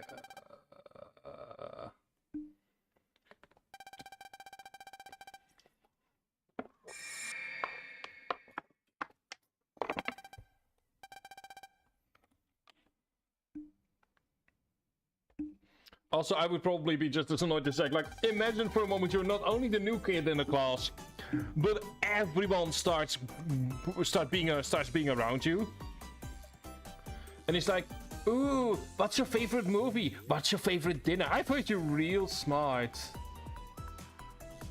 Yeah, exactly. But like, ooh, you must be really smart. Ooh, are you the brother of? Oh, you have a weird last name. Like, imagine having to deal with all of that. I would probably be just as annoyed.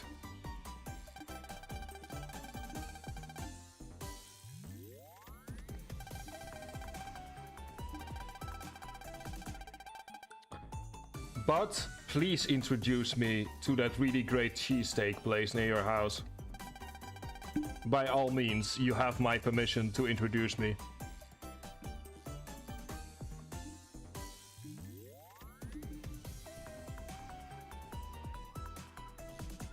Oh, now I want cheesesteak. I'm so hungry! I kinda want to say, like, yes.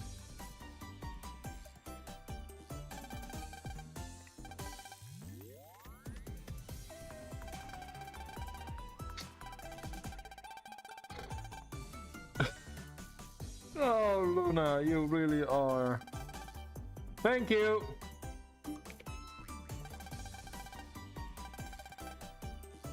Luna, she just take a hint.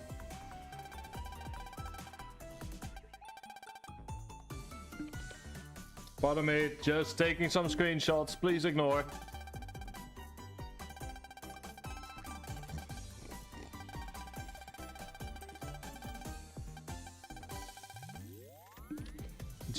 Just making, ignore me, just making screenshots.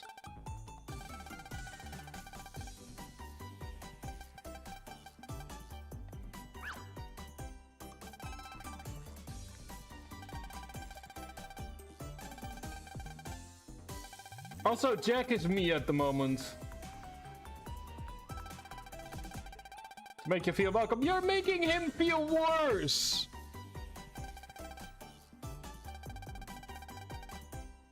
Exactly!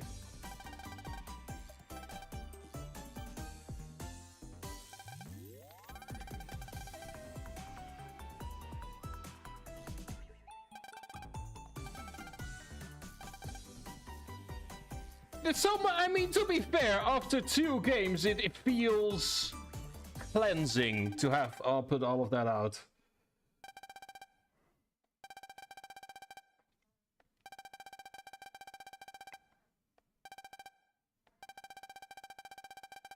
Oh, you try to be nice. Can we just take a moment here and like, God Lord, I'm in a ranting mood today. Seemingly, I do apologize. Can we talk for a moment about the tyranny of extroverts? Like, what Luna did here genuinely annoys me, because it's something that I had to deal with for myself for the majority of my life, where it's like there will be someone that takes an interest in you and then just begins yapping and does nothing but yapping and only starts yapping, and they just don't listen. And when you then tell them, like, just please stop talking, they act offended. Like, what do you mean, please stop talking? I'm just trying to make you feel welcome. No, you're talking despite every single part of my body telling you that I'm not interested. And society is built around the idea, society, that it's apparently normalized to just yap to people, even if they make it clear that they don't want to be yapped at, but it's not normalized to tell those people to just please stop talking.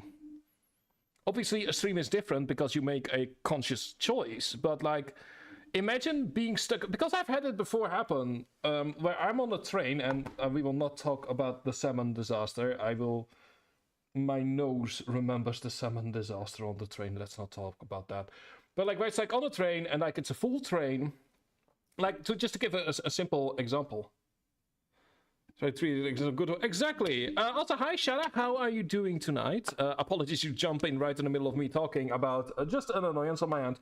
But like, to give a simple real world example, imagine that you're on a train and it's like, it's completely full, which happens. And so you're kind of stuck sitting next to someone, and that person, even though like you've got yourself a book, and like I like to read on the train, it's comforting to read on the train. It's also helpful when you're learning for an exam to take some final notes and look all of that up.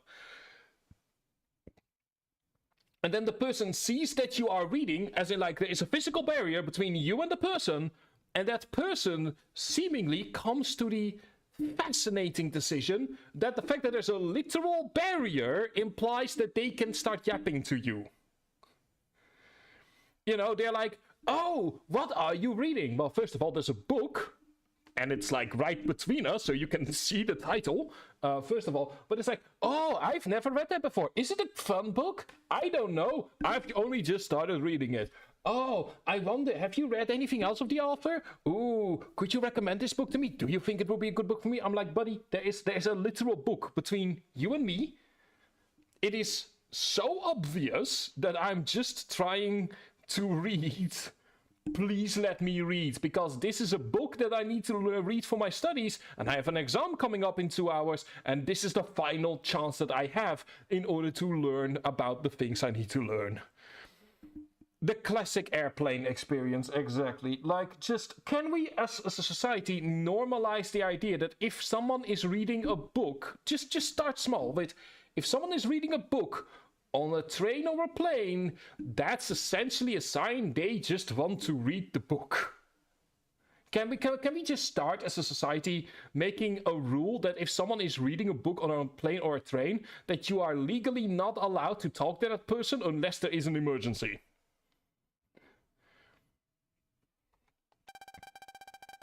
Because, like, Jack is by far the most normal person in this entire conversation, because Luna is being that person that is yapping despite the fact that there's a clear book between Luna and Jack.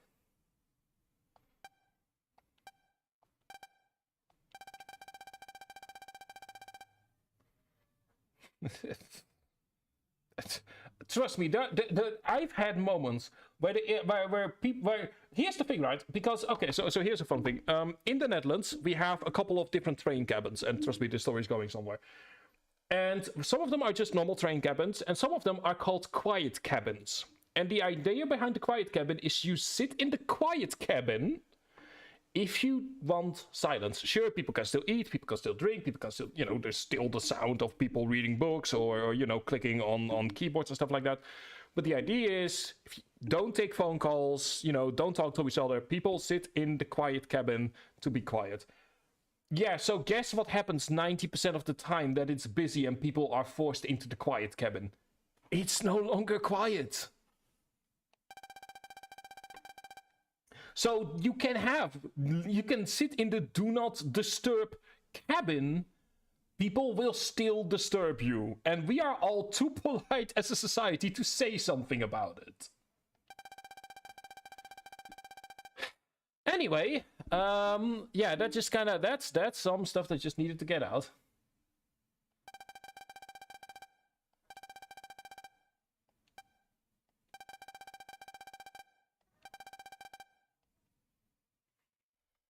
So, yeah. There we go, there's a personal gripe that's getting out. Like, the thing here is that you have the entirety of society to go ahead and talk to people. So when people are in a quiet cabin, please. It's only a few hours, or you don't even need to be in a quiet cabin. Like, you make the conscious choice to sit there.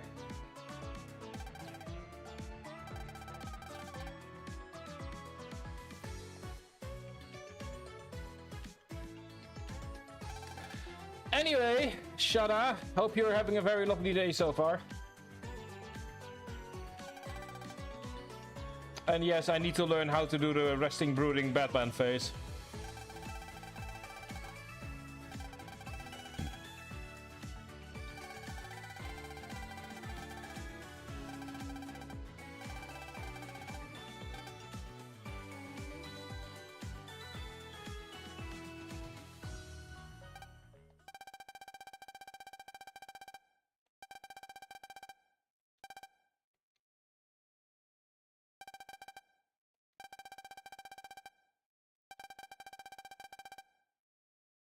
Just chilling in my own. Oh, nice, nice. You cooking something? What? Tell me what you cooking?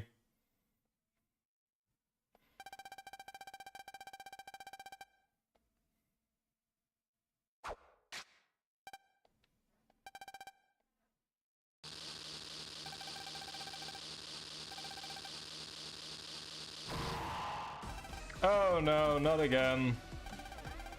It's happening around me, yeah.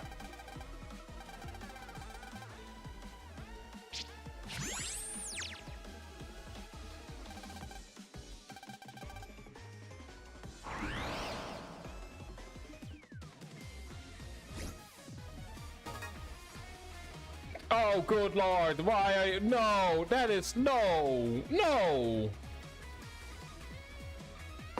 Soul, no, I'm not showing that, no! I have standards for what I show on stream. Bring it on. Goodbye. Like, Soul, I have standards for what I put show on my stream, and that ain't it.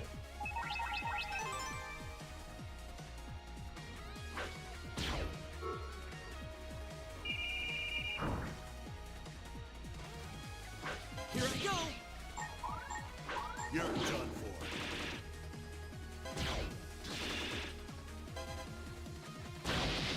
All right, that was great. There we go, there's only 50 zennies.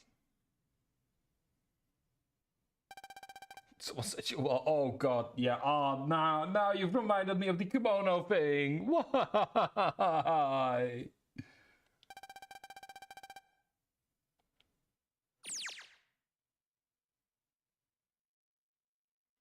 Please don't remind me.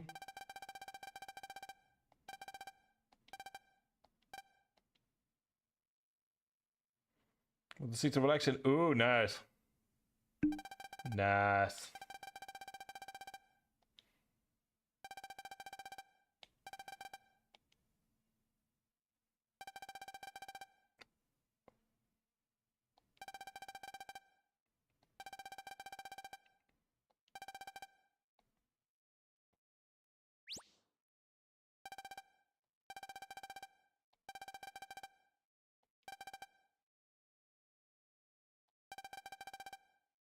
Well, clearly it's... I know who it is. It's the Kool-Aid Man.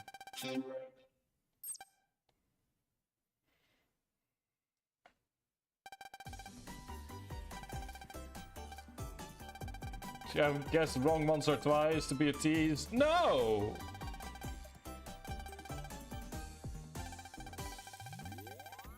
No, we shouldn't know.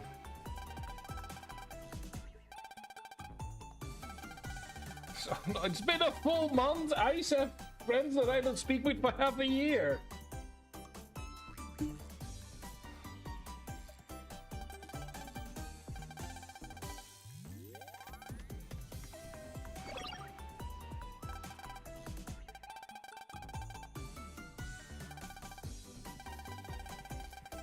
Ah, yes.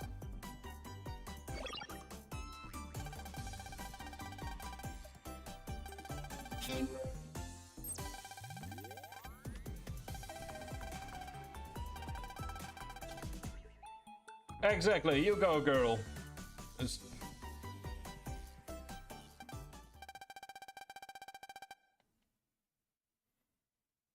And suddenly the entire town is out of it.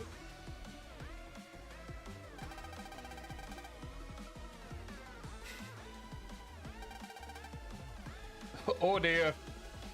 Sonia has accidentally activated Gossip Town.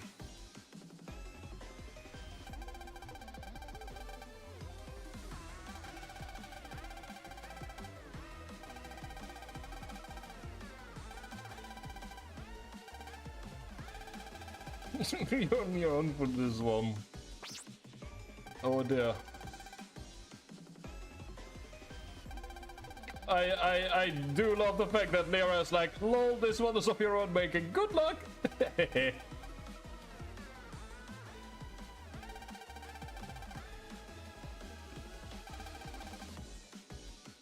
I genuinely love. I don't know. There's something really fun about Lyra being like, yep, this is your own problem now.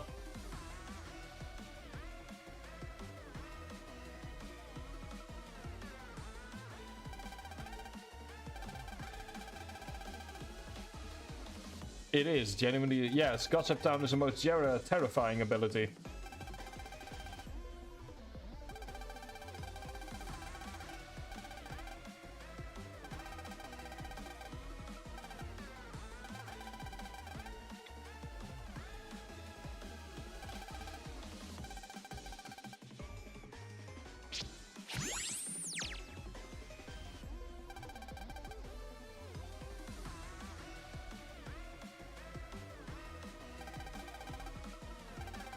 So yeah, there we go.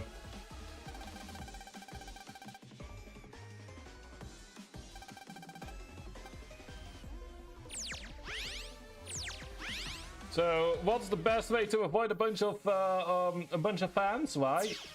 Just this.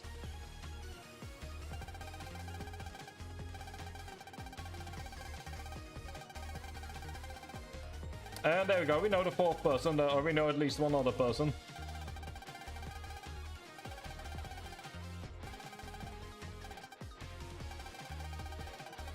Yes, what should we do? If only there was some kind of roof we could go to. The government knows all.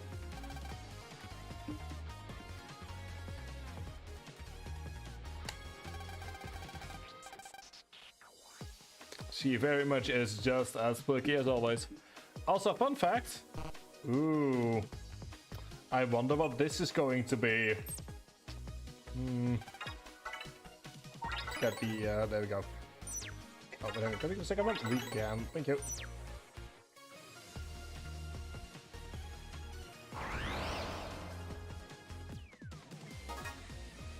But then quickly run away here.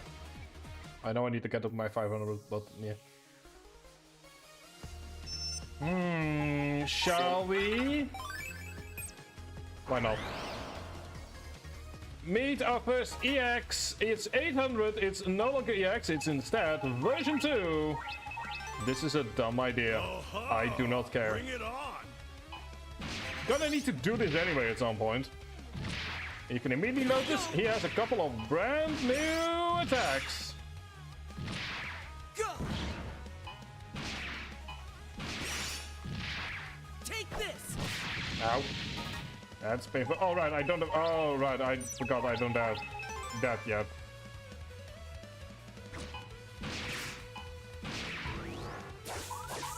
You're done for. Yeah, you can immediately notice some new So this is a mistake. So this is what they call a mistake. We don't have the chips for it yet.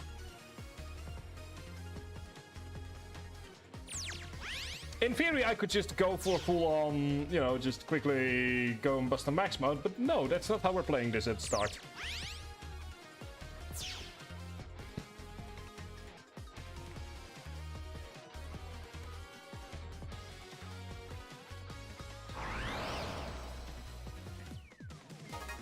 Okay, good. What does this look like?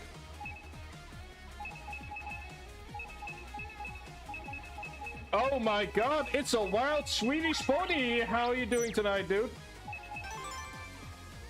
How, I assume you've just come back from Stockholm? How are you doing tonight?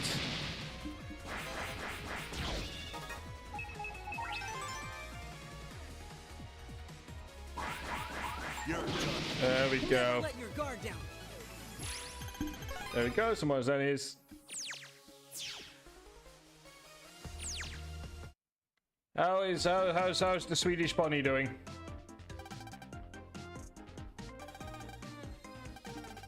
Also, why are you up at 1 AM?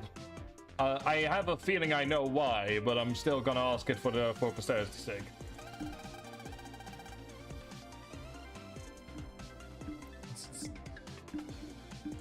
Got burned, electrocuted, almost risked my foot off, you know, dude. I kind of figured that you had just arrived home, because before I went to bed, you said that you were going to Stockholm.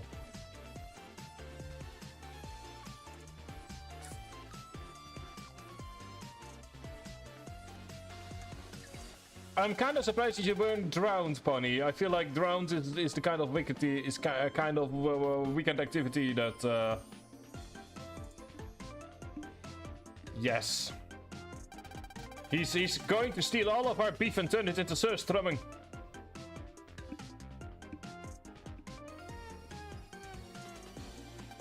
Yeah, the joke is gone old. Yeah, has it though? Normally I make it on other people's streams. But yeah, generally good to hear that it went well, dude. And yeah, please feed the pony all of the beef. He needs the pony needs to be satiated after the multi-hour drive to Stockholm.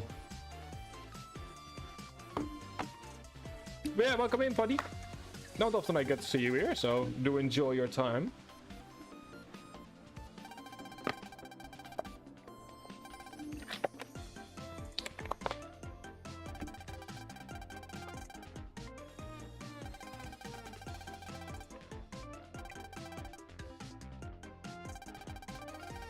And yeah, this time around, Chapter 2 starts off relatively immediately.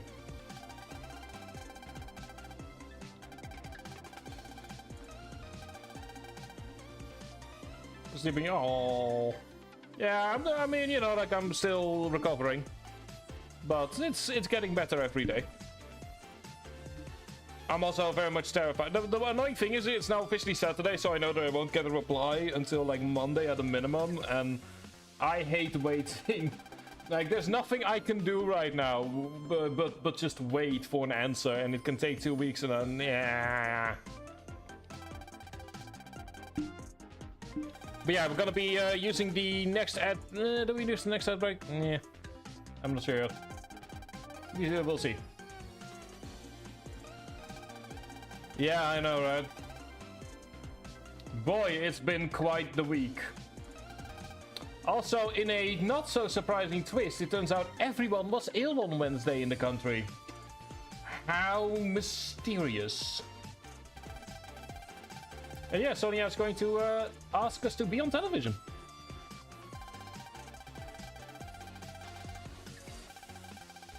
How mysterious that everyone was dealing with illness on the day after a national holiday.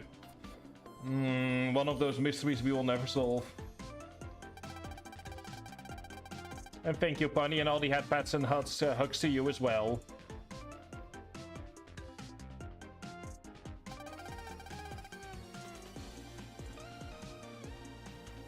Yeah, I know, right?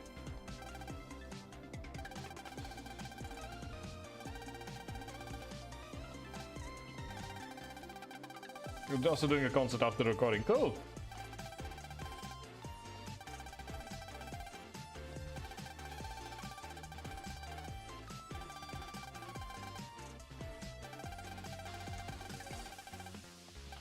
And WBG Studios, indeed.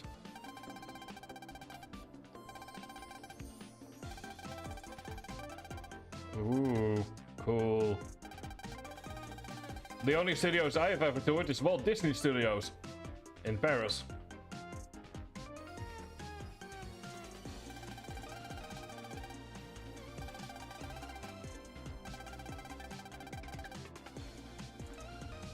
I mean, I would do a lot for a pizza.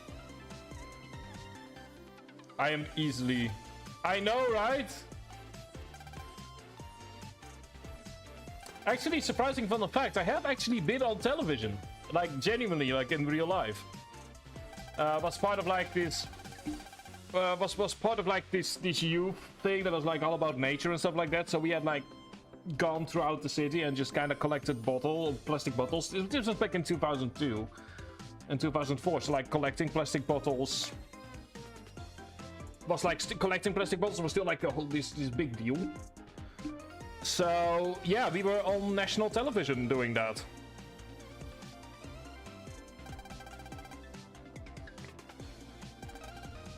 Like, not consciously, it's not as if I was interviewed, but I was like in the background for a few shots.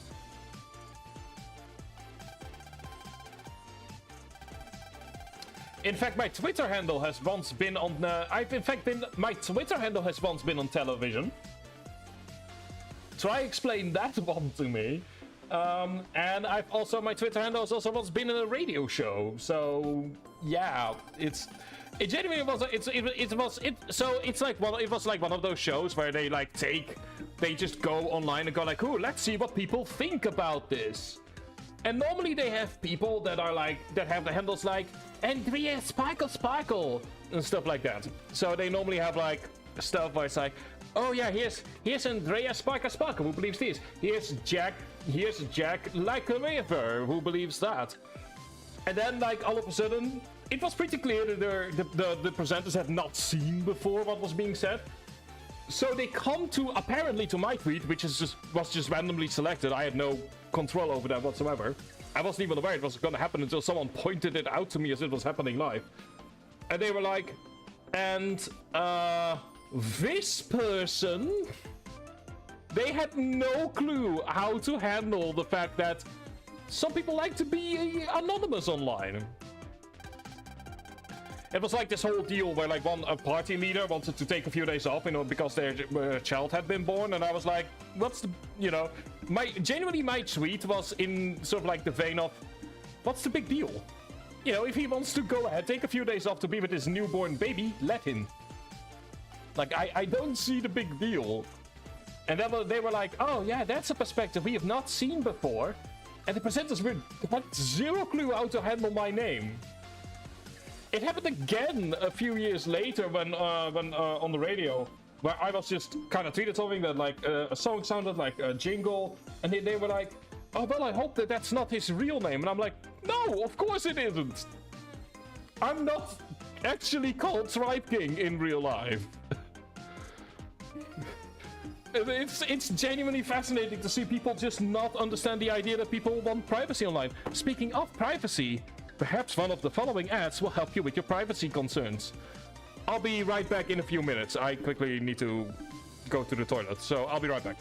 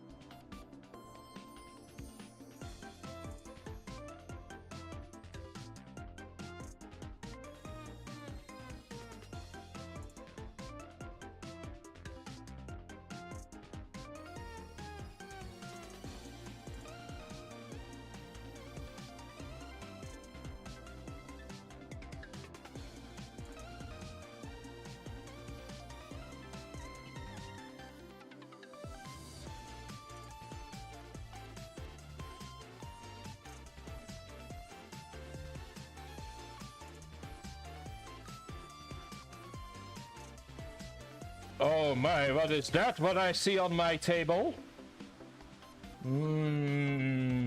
Must be nothing. Anyway, welcome back, everyone.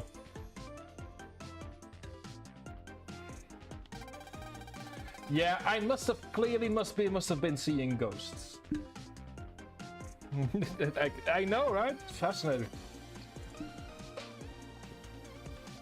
Thank you very much for the reminder to hydrate, Bonnie. Quite literally, it just did it. Like, I've been drinking so much water today that, like, tonight will be fun. And thank you very much for the stretch. There we go. Oh, that's a good stretch. That right there is a good stretch. Oh, I feel that one. Yep. Oh, that's a... Oh, that's actually painful. That's a solid stretch. Thank you very much for the reminder, Bonnie. It is deeply appreciated. But no, yeah, I know, right? It's fascinating that I'm not actually called Tribe King or Tribe in real life. I will say though, it did lead to a fun thing with when I needed to get a new ID card like 15 years ago. Because at the time I only had one email address, which was Tribe King, and I'll not say anything else in order not to dox myself. So I had to actively spell out the word over the phone, and I'm sitting there, and I'm like, I was 18, and I'm like, oh god, please let this end. Like, oh god, I need to spell out the name because I don't have another email address. Because my other one, which was firstname.lastname@gmail.com, was someone decided to sign me up for a bunch of gay websites, as in like, hey, there are hot single gays in your area, and like all those kinds of sex sites. So the entire email was just utterly, completely ruined. So at the time I only had one email address. And so it's like, oh god, I need to spell out what the word Tribe King, and it's like, how did we get to this point in my life? So I since got myself an email address that is like there's one additional letter in my last name, which is a common mistake of how to spell the word anyway. So that's helpful. So since then I've been using that, but it's like, which actually leads to another thing, because then COVID happens a few years later, and I'm starting to get emails from one of the one of the biggest soccer clubs in the country, because they accidentally started mailing me instead of the player that was in like the under 12 team that they needed to mail. So I was constantly getting these emails of like, oh, you know, don't forget to give the new sizes for your son. Oh, we haven't gotten the sizes. It got to the point, and some people here have heard the story before, but you know, I don't care. It got to the point that I, at some point, was on the phone with the head of communication of that football club. I can say which one it is, you guys don't give a shit. It's Feyenoord. Like, I was on the phone with the head of communication from Feyenoord Soccer Club in order to explain that no, you really did make a mistake. I have no clue why I'm getting these emails. And you really don't want, like, a 25-year-old political scientist that is seriously overweight. Something tells me that that's not the person you guys are trying to email.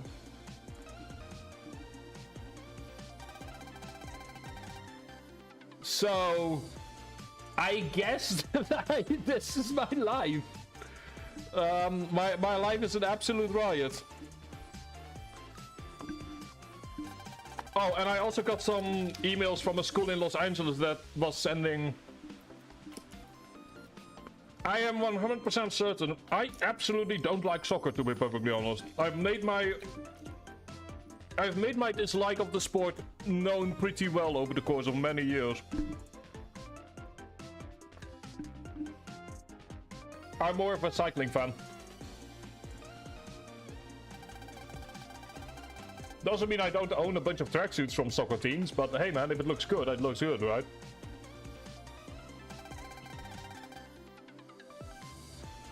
But yeah, I mean, in other stories I could tell was the time that a school in California was sending me biology lessons out of nowhere during COVID, and that time I had to call an attorney in Oklahoma. And that led to the complete deletion of a Twitter account, which was a fun experience.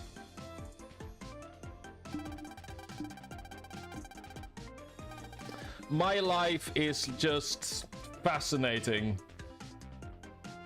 Like, I don't know why it keeps happening to me. I mean, if people want to hear the story, just let me know which story you want to hear, because...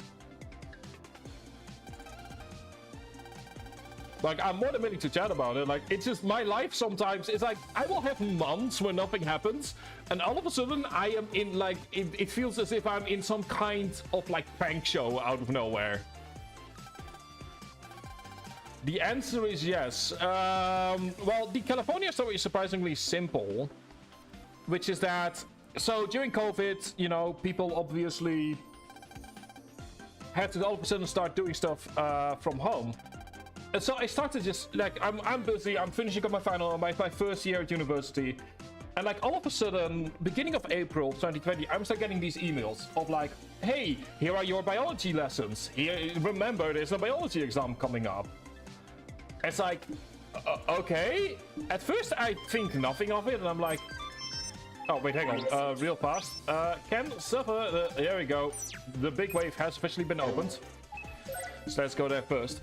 But like, I'm getting these and I'm like, okay, that's a bit weird. And it turns out, and this is no joke, that, you know how I said before that my email is like my first name dot my last name with like one letter changed due to earlier. Okay, so yeah, we've just been told that the help station gives us side quests. So yeah. Formally cancel the mission. Okay.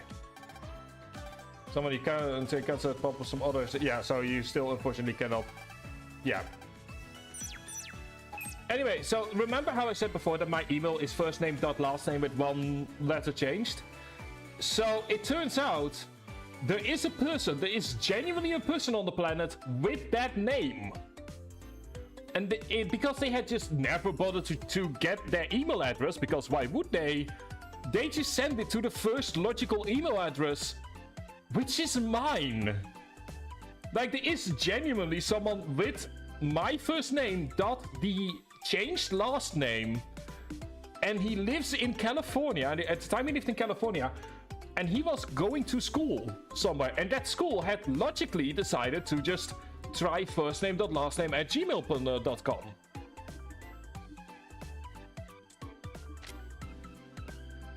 So that was definitely a bit of a whiplash. Like, oh dear.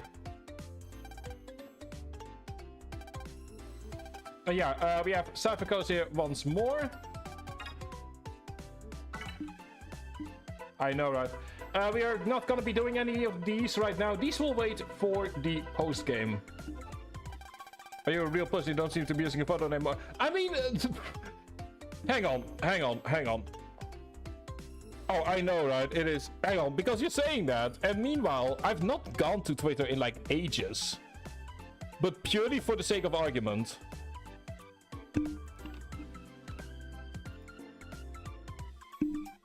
This is my Twitter handle. Like, this is my current... I mean, to be fair, I also have this one, which I have not used for obvious reasons. You know, I've not used this one for obvious reasons. But it's like, if you look at this, you would also probably not assume it is a real person. Like, you don't seem to be using a photo or name of a real person. Ah, yes, unlike this name. This is clearly the name of a real person. It is like...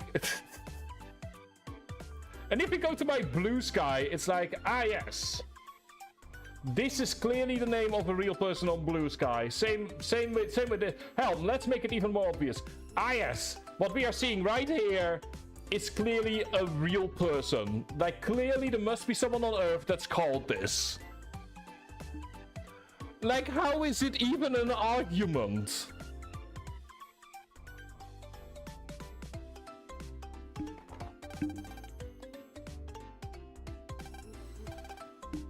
Anyway, welcome to the big wave. We're gonna be dealing with the cipher codes after we are done. Hi, Sully, how are you doing tonight? And yeah, we've got a couple of shops we can go to. Ooh, recover 50. That's how I'm feeling at the moment. As for the other story, oh, there we go. Hey, dangerous viruses. Yes. How are you doing, Sully? We are currently talking about being famous for some reason because that's where we are in the game. All right, buddy. Have a good night. I'm sure I'll see you in a stream somewhere at some point. And go ahead and take it easy this weekend, okay? I'll force you to take it easy this weekend. Because I know you. I know that you will otherwise work your socks off.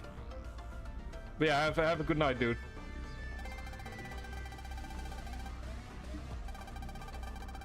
Like, at the very least, take a cup of coffee first tomorrow before you start doing stuff.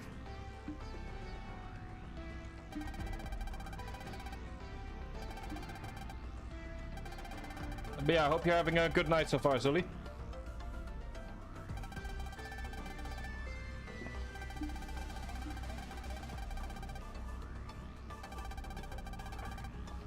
And actually, you just saw the word lower class here. That's a hint as to the true identity of Jack and Tia.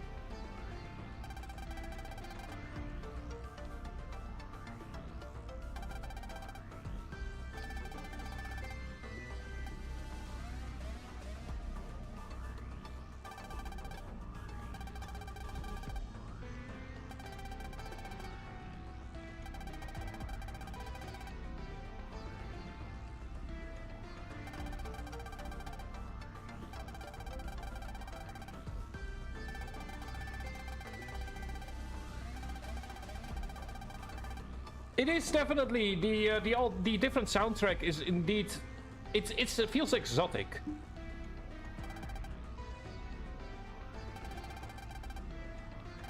So I'm not certain yet how to feel about the remix for Starforce 3, but it's definitely different.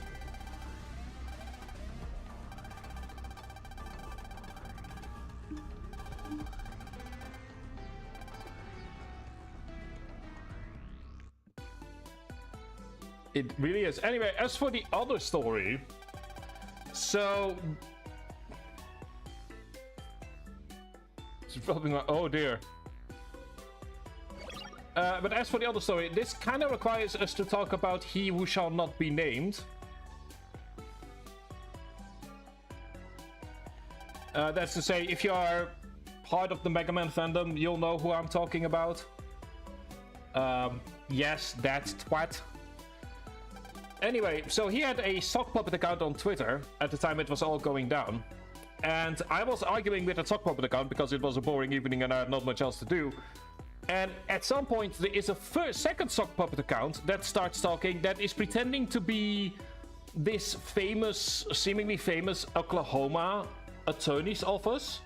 And they're like, oh yeah, I'm afraid we're going to have to talk to your lawyer. And first of all, someone thinks that I'm in America. I'm not. Second of all, I could do something really funny here. Because like the person in question, like that Twitter account was like shit talking and was picking fights with people and like what one could call damaging the good name of a company. Back in the day I wasn't yet. That's only in the last few years. So it's like, I'm like, okay, I can do something. It was like 11 p.m. And I'm like, I can do something really fun. It's like 11 p.m. over here, so it was like 3 p.m. in Oklahoma. So I had looked up the website. I sort of like I googled the person in question because they were pretty clear to pretend to be a certain attorney, and I had found the telephone number. I'd like found the website. It was pretty clear. It was like this big famous Oklahoman attorney, has like multiple offices all over the state, and it's like, okay. Like, it's 11 p.m. I'm slightly sleep deprived. I can do something funny here. And Zully understands where the story is going. So I like find the net code for the US and I call them. I grab my phone and I just call the attorney's office. And I'm like, the moment the moment it starts going through, which I wasn't expecting, I'm going like, what have I done here? It's like in those few seconds between when like the call goes through and when someone picks up the phone, I'm going like, what have I done? What am I even going to say? How did I get to this point? And someone on the other side takes up the phone, and I'm like, shit, what am I doing now? So I just tell them like, hello, I'm this random person.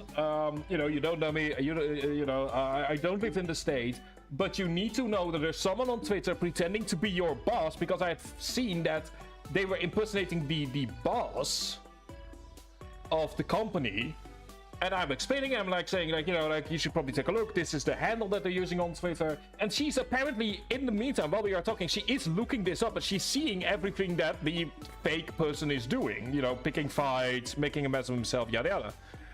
And what I then hear is, oh, please hold, I'm going to direct you to our boss. And I'm like, what the fuck? And so she's like, please hold, I'm going to directly connect you to him. And I'm like, what? I'm like, before I can even say anything, I'm being connected, and I'm like, what are you talking about? What do you mean I'm being connected? Like, I somehow, this random, like, political science dude is being connected to this high-ranking attorney. Like, he has, like, I had seen the profile, he has, like, contacts with people in the Oklahoman Senate, and I'm like, what the hell? In the end, apparently at the time he was golfing, apparently, which is like, that's like a thing that I can now put on my CV, I guess. Like, yeah, he was golfing at the time, so I get his assistant, and I'm like, I'm explaining the entire thing, and I'm like, you could call, if your boss needs more information, I am from the Netherlands, this is the number you can call me on. 5 minutes after the call ends, the entire Twitter account is destroyed. We're not talking about normal deletion here, I should mention that. We're not talking about if like someone deletes the account. We're talking a level of nuking that I've never seen before. This is not just your random Twitter deleted, where you can still see that someone once existed but the tweet has been deleted, or the account's been deleted. This is like full on, as if the account never existed.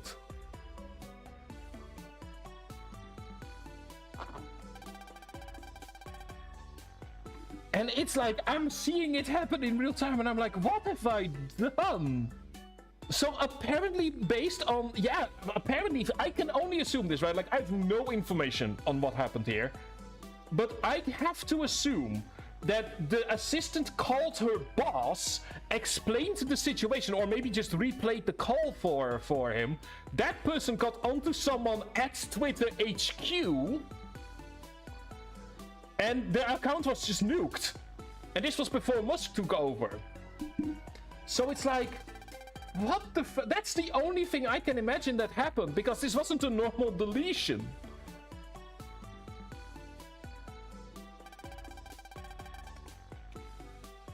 Like, how do you respond to something like that? Remember, by the time it was only midnight by the time that all of this was done, and I'm like, what? And anyway, yeah,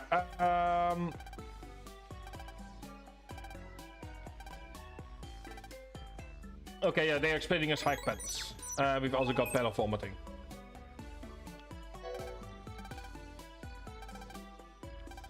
But it's like, how do you even respond? I'm genuinely like, it's a great story, but it's also like, how am I ever going to make this sound believable? Random dipshit from provincial town in the Netherlands accidentally nukes a Twitter account. Or got a Twitter account nuked. It is...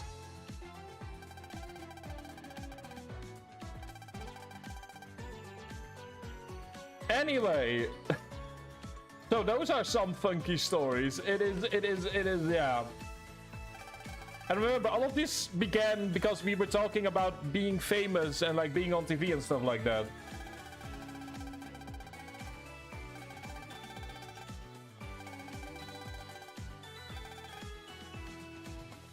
in the end, also he who shall not be named never. I will mention though, his other sock puppet account still tried to somewhat argue, but like after the account was nuked, it was almost as if he realized, like, oh shit.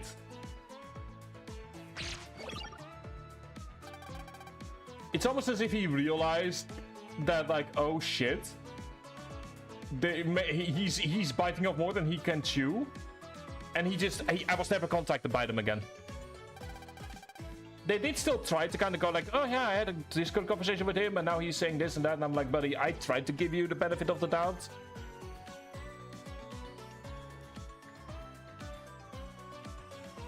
I think it's less the fact that, it's more so the fact that, like, apparently someone at Twitter needed to have done this. Like, this was, like I said, was not normal nuking. So it's more so like the idea of like, oh fuck, one random call led to this chain of events. It's sort of like when you randomly call a pizza place and like 2 weeks later, suddenly, it turns out that one call led to the entire company being dissolved. And it's like, oh fuck. Like, it feels, especially, I genuinely don't remember. This was like years ago. This was back when dipshit McGee from, He Who Shall Not Be Named in the Mega Man community was having the meltdown of a lifetime. So I genuinely don't know what specialty it was anymore. I wouldn't even be able to tell you what the law office was, to be perfectly honest. I only know that they were in Oklahoma because that's the parts that I remember. But they seem to have been more general purpose. I don't know. I know they had multiple offices, so I assume that they specialized in a variety of things. Like, that's the thing that I do distinctly remember, is they had like 3 law offices, because I did check to make sure.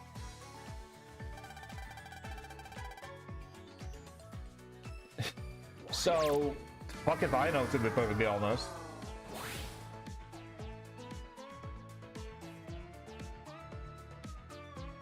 I'm just assuming it was sort of like, I don't know if you've ever seen Better Call Saul before, but I'm sort of assuming Howard Hamlin type. Or Hamlin McGill kind of place. And yeah, also I should probably mention, Luna now has her own wizard.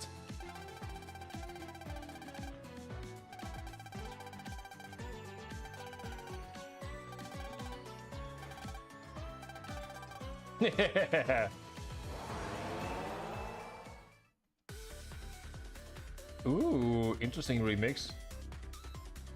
But no, it's like, if you've ever watched Better Call Saul before, I'm sort of personally in my head, I'm imagining sort of like a Hamlin McGill type place.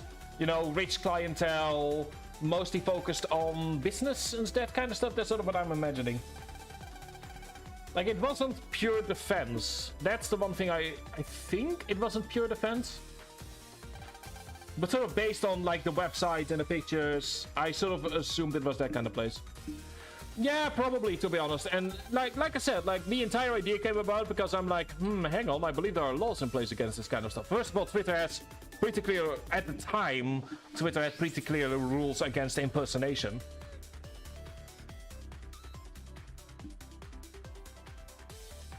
Also, hi, Jack. So, yeah. Odds are that, like I said, it's probably like one of those rich, for all intents and purposes, it's like one of those rich dude lawyer types that deal with like defamation and with business acquisitions and like identity stuff.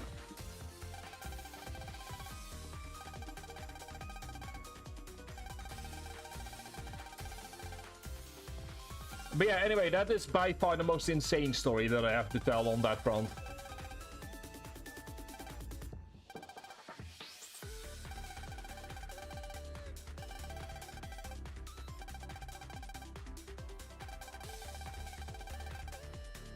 So yeah, it is. I genuinely don't know, still don't quite know how to fully accept all of that having happened, but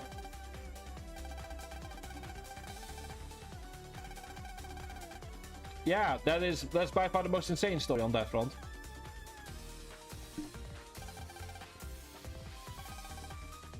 Anyway, how suspicious that Jack is here as well.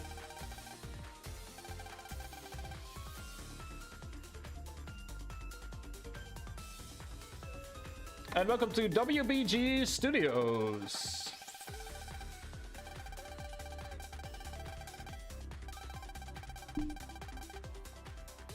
Also, in case... Thank you for the repost, dude.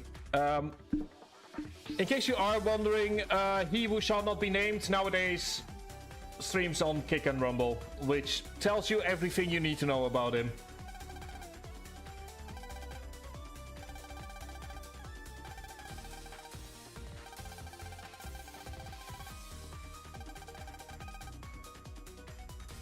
Ooh. But yeah, nowadays he streams on Kick and Rumble, and like, it's exactly what you expect.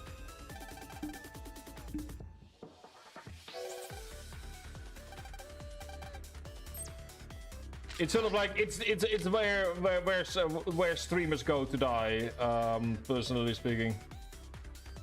Anyway, little stunt car. Anyway, let's go ahead and just enjoy the music. Also, we have ads starting in 2 minutes. Let's take a look at our downloads. We have White Wave. I'll take that. I just kind of like the music. I just like kind of moving to the beat.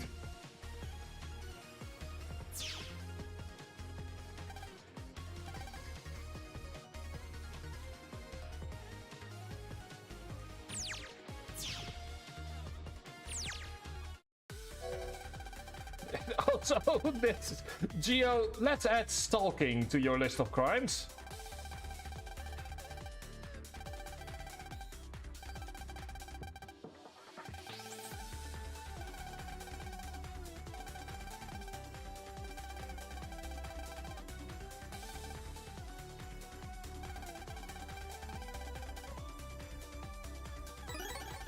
And there we go, there's the studio pass.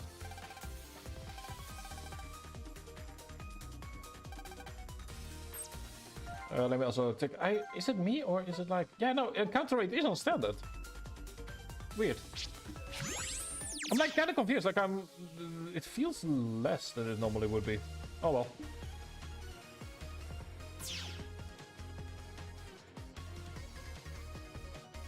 But no, yeah. There we go.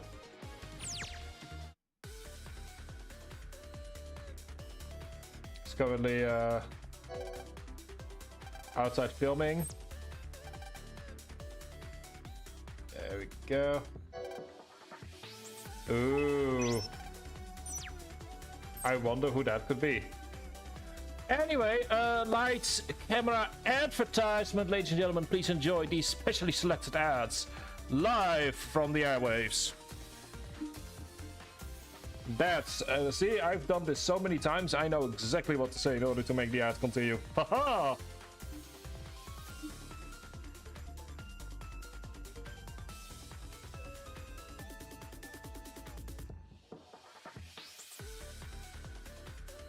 Exactly.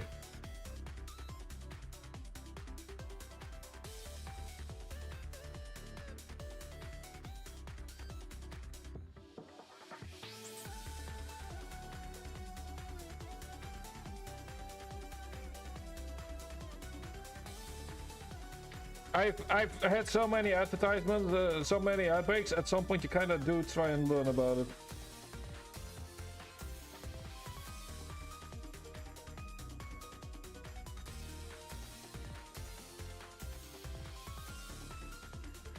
So we're just casually waiting some more. Oh, good lord! Someone is having a ham dinner, and it looks awful.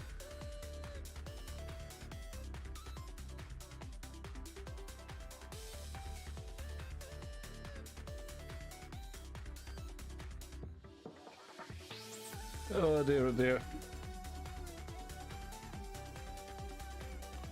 Also, kind of curious, because this is your first experience with the with my actual scene transition solo.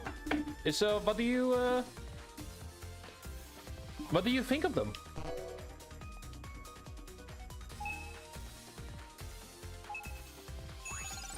There we go.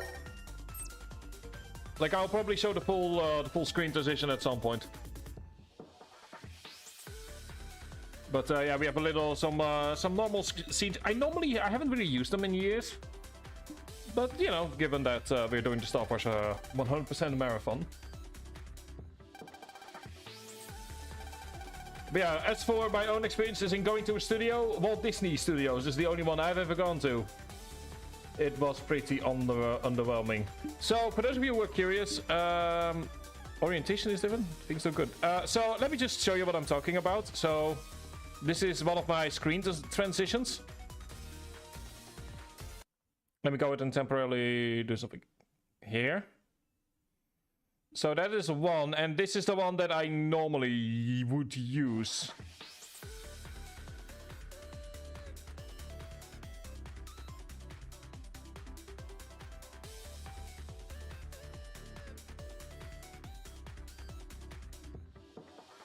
There we go.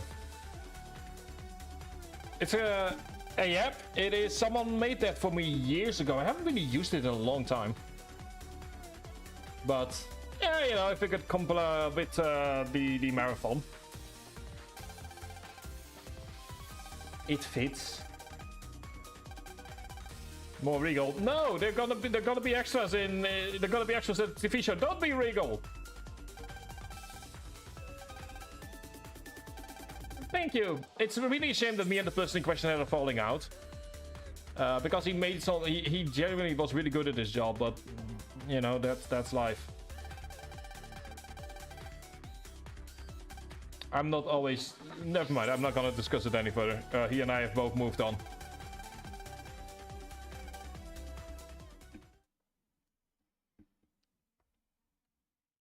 And yeah, there we go. There's Sonia. Oh, looks very different.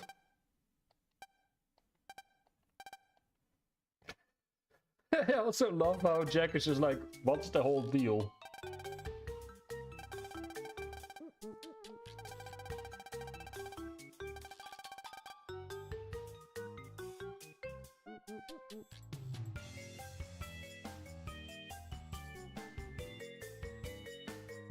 I know, right? I wonder who she would be.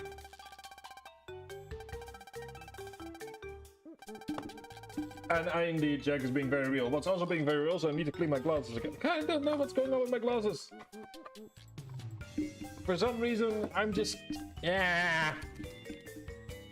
My glasses, they continue to be...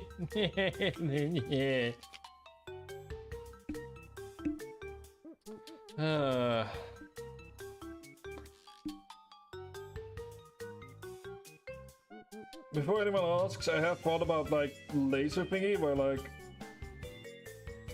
they correct your eyesight with lasers, but I don't have the money. P and B.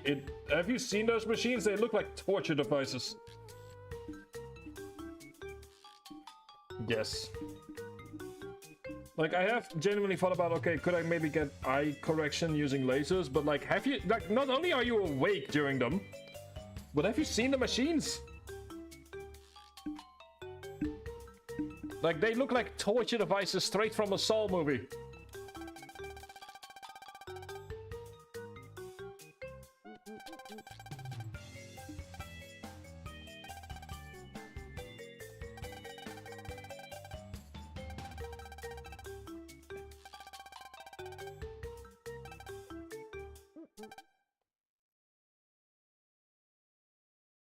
Oh, there we go. Here's a new person. Hello, Belle.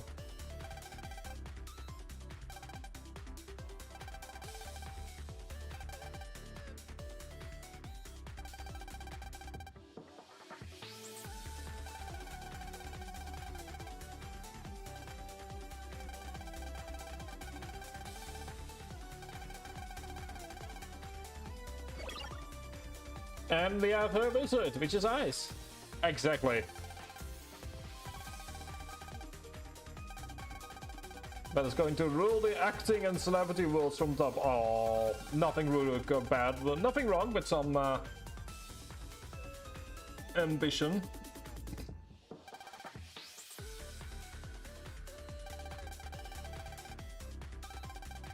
Also, I love the fact that it's a single one-sided rivalry that nobody but Ice is having with Sonia.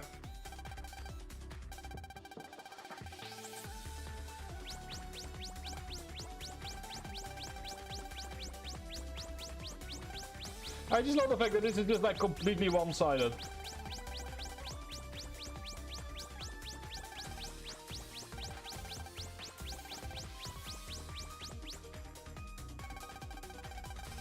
Yes.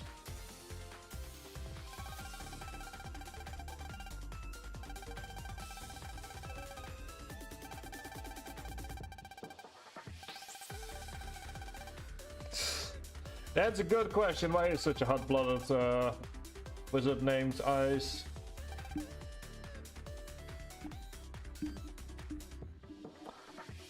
Well, that's a question with no answer, I feel.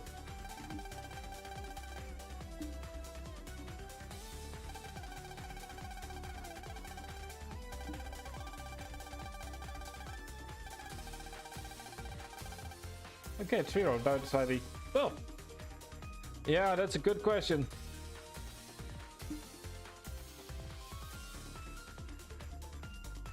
I assume it might be something her mom was giving her or something like that?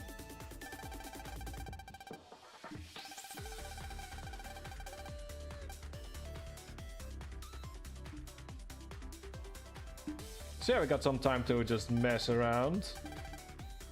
Lucky Channel 77 our film. Ah.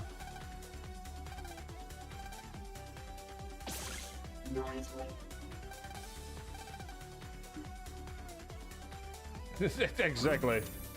Well, let's see here. Ooh, it's an evil wizard.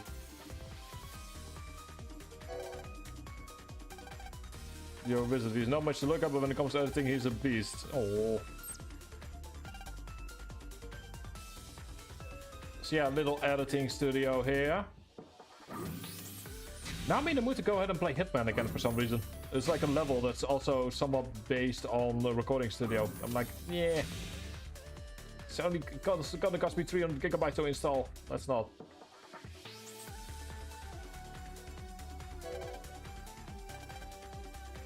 Ooh. Ooh, a lot made out of real waves, you say?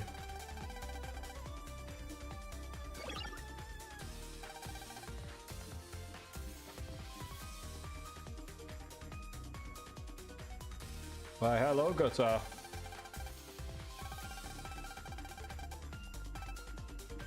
I will be honest, I would not be the most confident standing on what is essentially a massive projector, but to each their own.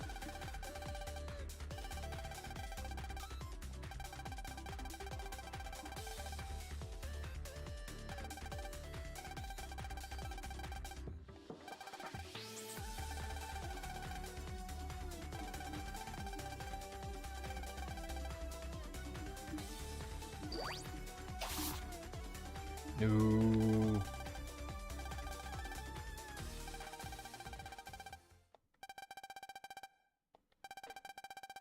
Oh, she talks a lot about Geo. Ooh.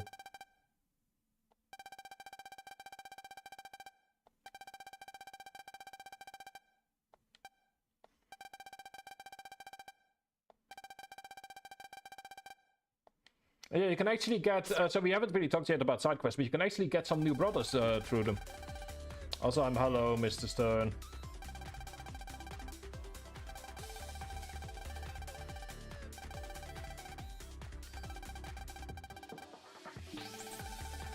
Oh, yeah, like just having a, you know, work can be that much easier with a group of people that you like and enjoy spending time with.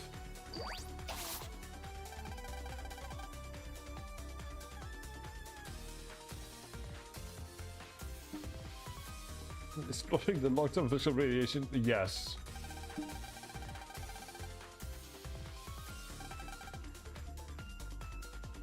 These waves cannot be good for you, as proven in the first game. Before we do that, let's do some more exploring.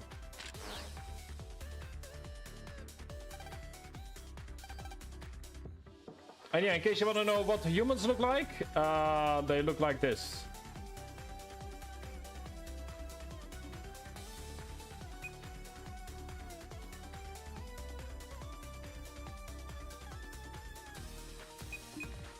Especially when you've got your visualizers on. Yep.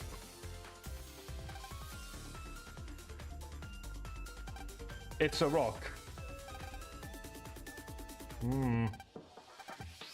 It's a... Why would you... Never mind. I don't... You know what? I'm sure there's some reason for it.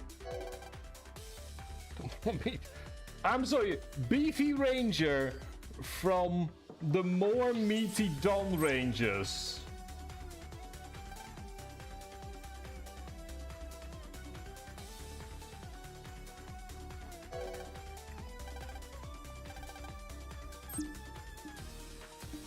Right.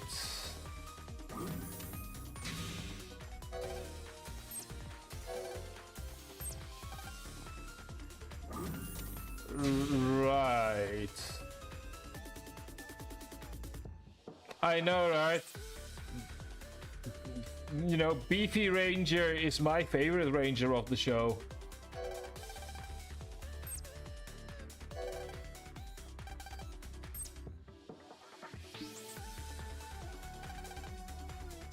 Okay, but obviously we can't get started with the shoot. Alright.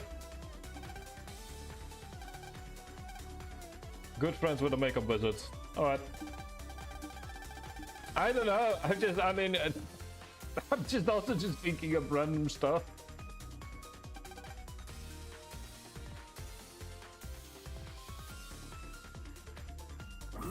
Anyway, let's talk to the wizard. The regulator. One side of the editing room. Alright.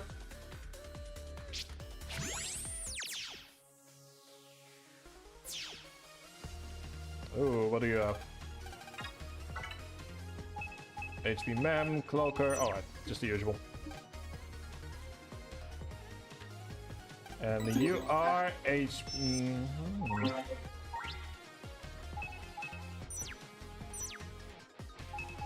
we go. Let's take a look at our... Oh, we don't have enough link power.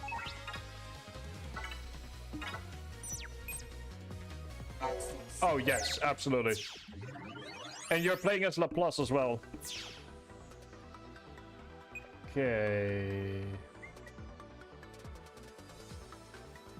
Is there anything else here that I need to take a... Okay, gotcha.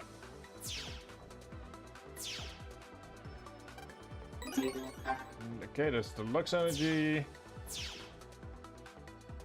That is... Ah, there we go, it's recovering 50. Good.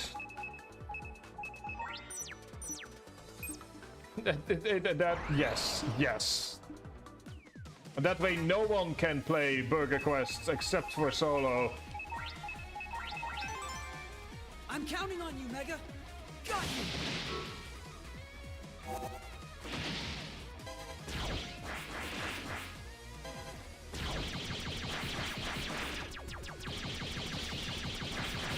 There we go.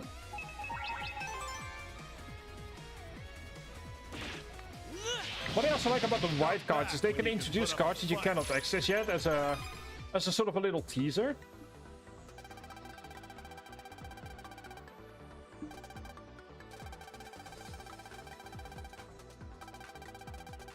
No, they wanted me to... Oh, interesting. So some seem around there. All right, so.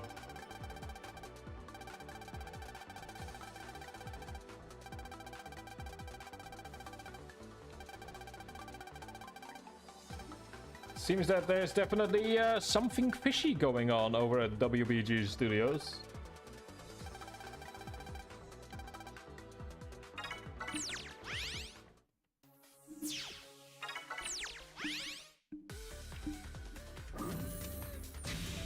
Yes. Something smells fishy. Something smells very fishy indeed.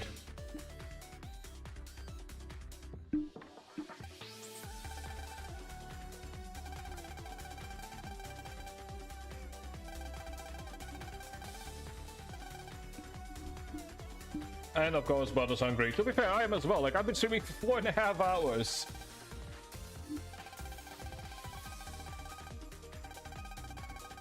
And all the trouble to invite him. You know, you didn't need to invite him.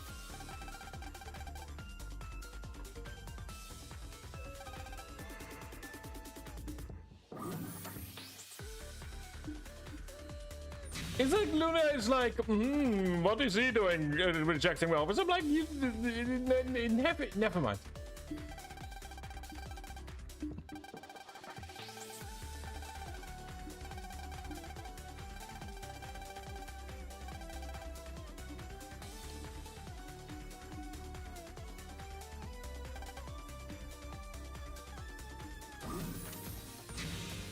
Go ahead and do a quick save. Oops, do a quick save here.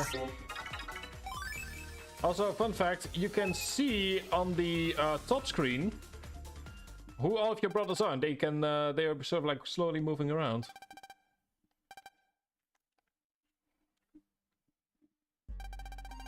Oh, they're indeed just basic extras.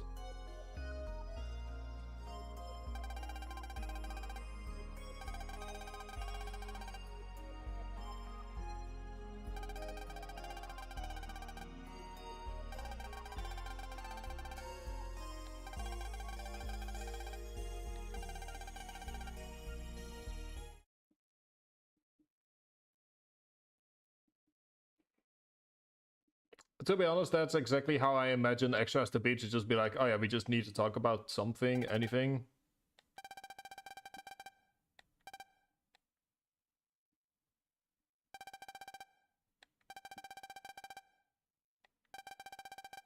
His name is Bob or Bill or...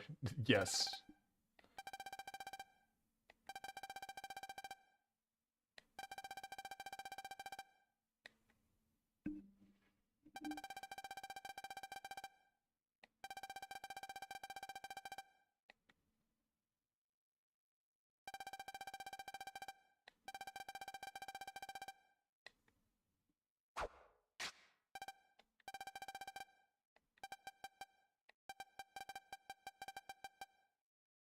Oh, for fuck's sake. Not again.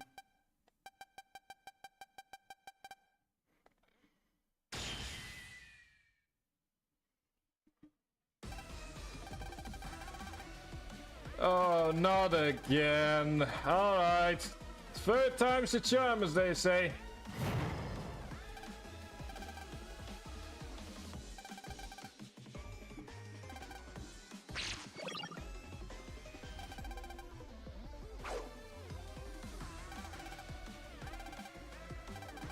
Oh well. Who's ready for Bud Bison once more?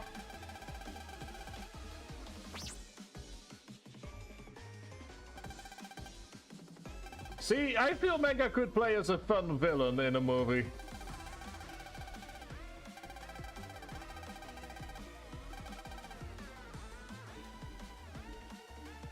Time to go ahead. Transcode! Mega Man!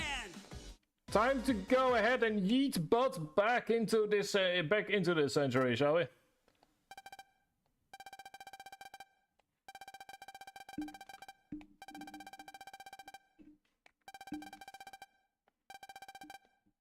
So, welcome to our mini boss for this chapter. Say hi once more to Toro's Fire. 600 HP and weak to water.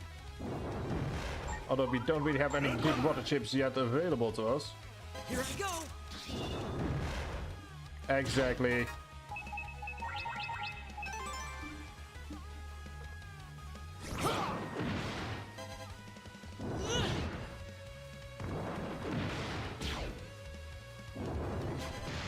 If you've played the other games before, then this fight shouldn't be that difficult.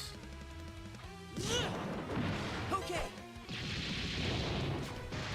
Have some of this!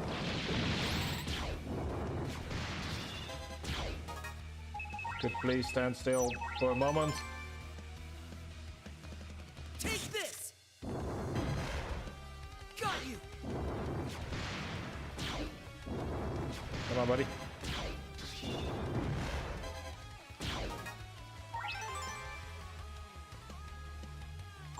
There we go, and without being hit once.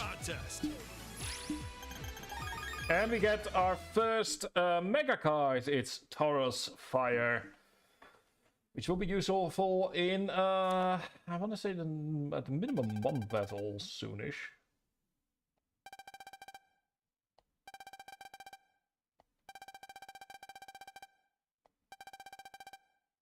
caused quite a stir again. Is I think the word, the nominal word here.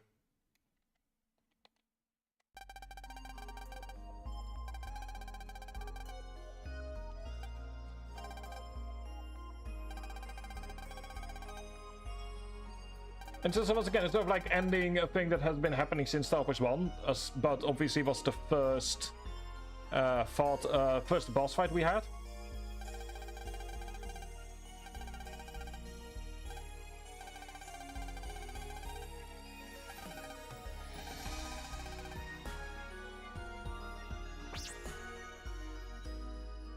And I should mention, Mega cards and Giga cards are also actually bigger on the battle screen, so or more often than not, you will have to decide if it's the only card that you'll be using. Also, no, you were not filming. No, you were not filming this. No, we are no.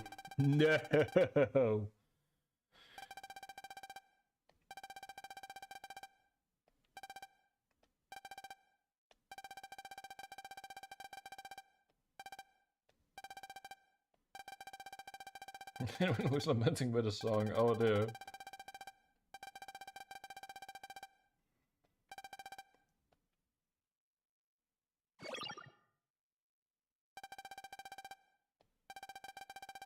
But Mega Man would make more of an impact. It's like, yeah, I mean, the bells are great and all, but you know, we've got a world famous superhero over here. You know, it's ratings, but it's just television.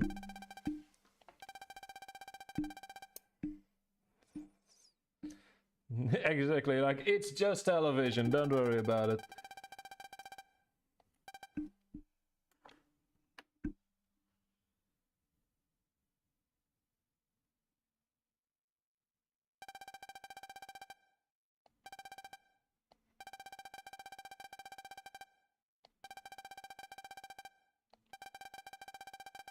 Oh dear, oh dear. I love the fact that Jimmy is all like, oh no, I don't want to be famous, and then he does this. Yes, I'm sure this will totally keep him quiet and under the radar.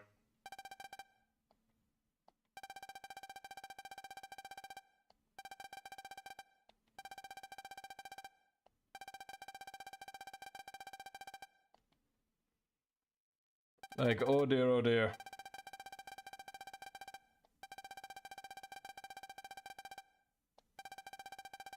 Stage area, cool. But we are gonna be doing that next time. Like, I've been going for almost 5 hours. It's 2 AM. At some point, I need to call it quits. And I would love to continue on. Like, this is a game that I could probably just stream to completion in one sitting if I wanted to, but let's face it, I'm starting to get genuinely tired. These streams take a lot out of me.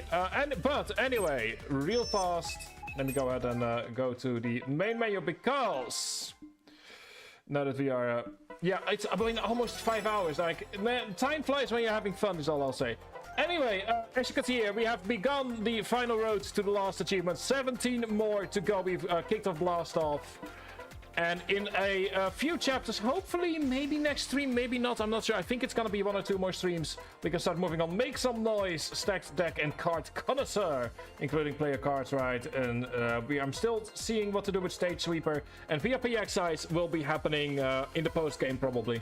There will be a lot of things that will be happening over the course of the coming stream. So we have officially begun the final game on that front. It's also my favorite game of the entire series. I'm gonna be having lots of fun with it. I hope you guys will too. Thank you all for joining me, every single one of you, even if all you did was just lurk around. That's all that matters. And of course, once again, a very thank you to Subaru Hoshikawa for the follow.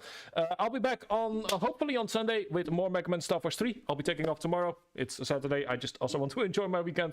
And from then on, the idea is that every 2 days we will be streaming until we're done with Starforce 3. Then real fast, for those of you who want to play along with something, let me actually quickly go ahead and do something here. Like I said, I'm gonna be playing a game called Infra. Once we are done with the Starforce Legacy Collection, on Sundays I will be playing a game called Infra. If you are curious about it, it is not currently on sale. but it is a very unique game where you essentially walk around, take pictures, and follow a story of corruption as you try to make your way through a civil engineer's worst day on the job. So if you are curious, if you want to go ahead and play along, you can do so. It is on Steam. And after we are done with, I will just mention this again because there are more people here today, or there are more people here right now. We will be starting Persona 4 Golden after we are done with the Legacy Collection and after we had a few free spaces. For those of you new, free spaces are just streams forever. I stream what I feel like. They're not going to be broadcast on YouTube. They're only going to be broadcast on Twitch. So the next big YouTube game after this is Persona 4 Golden, which I think we will have a lot of fun with. I thank you all for joining me for tonight. I'll see you guys on Sunday and have a good rest of your weekend. Bye-bye.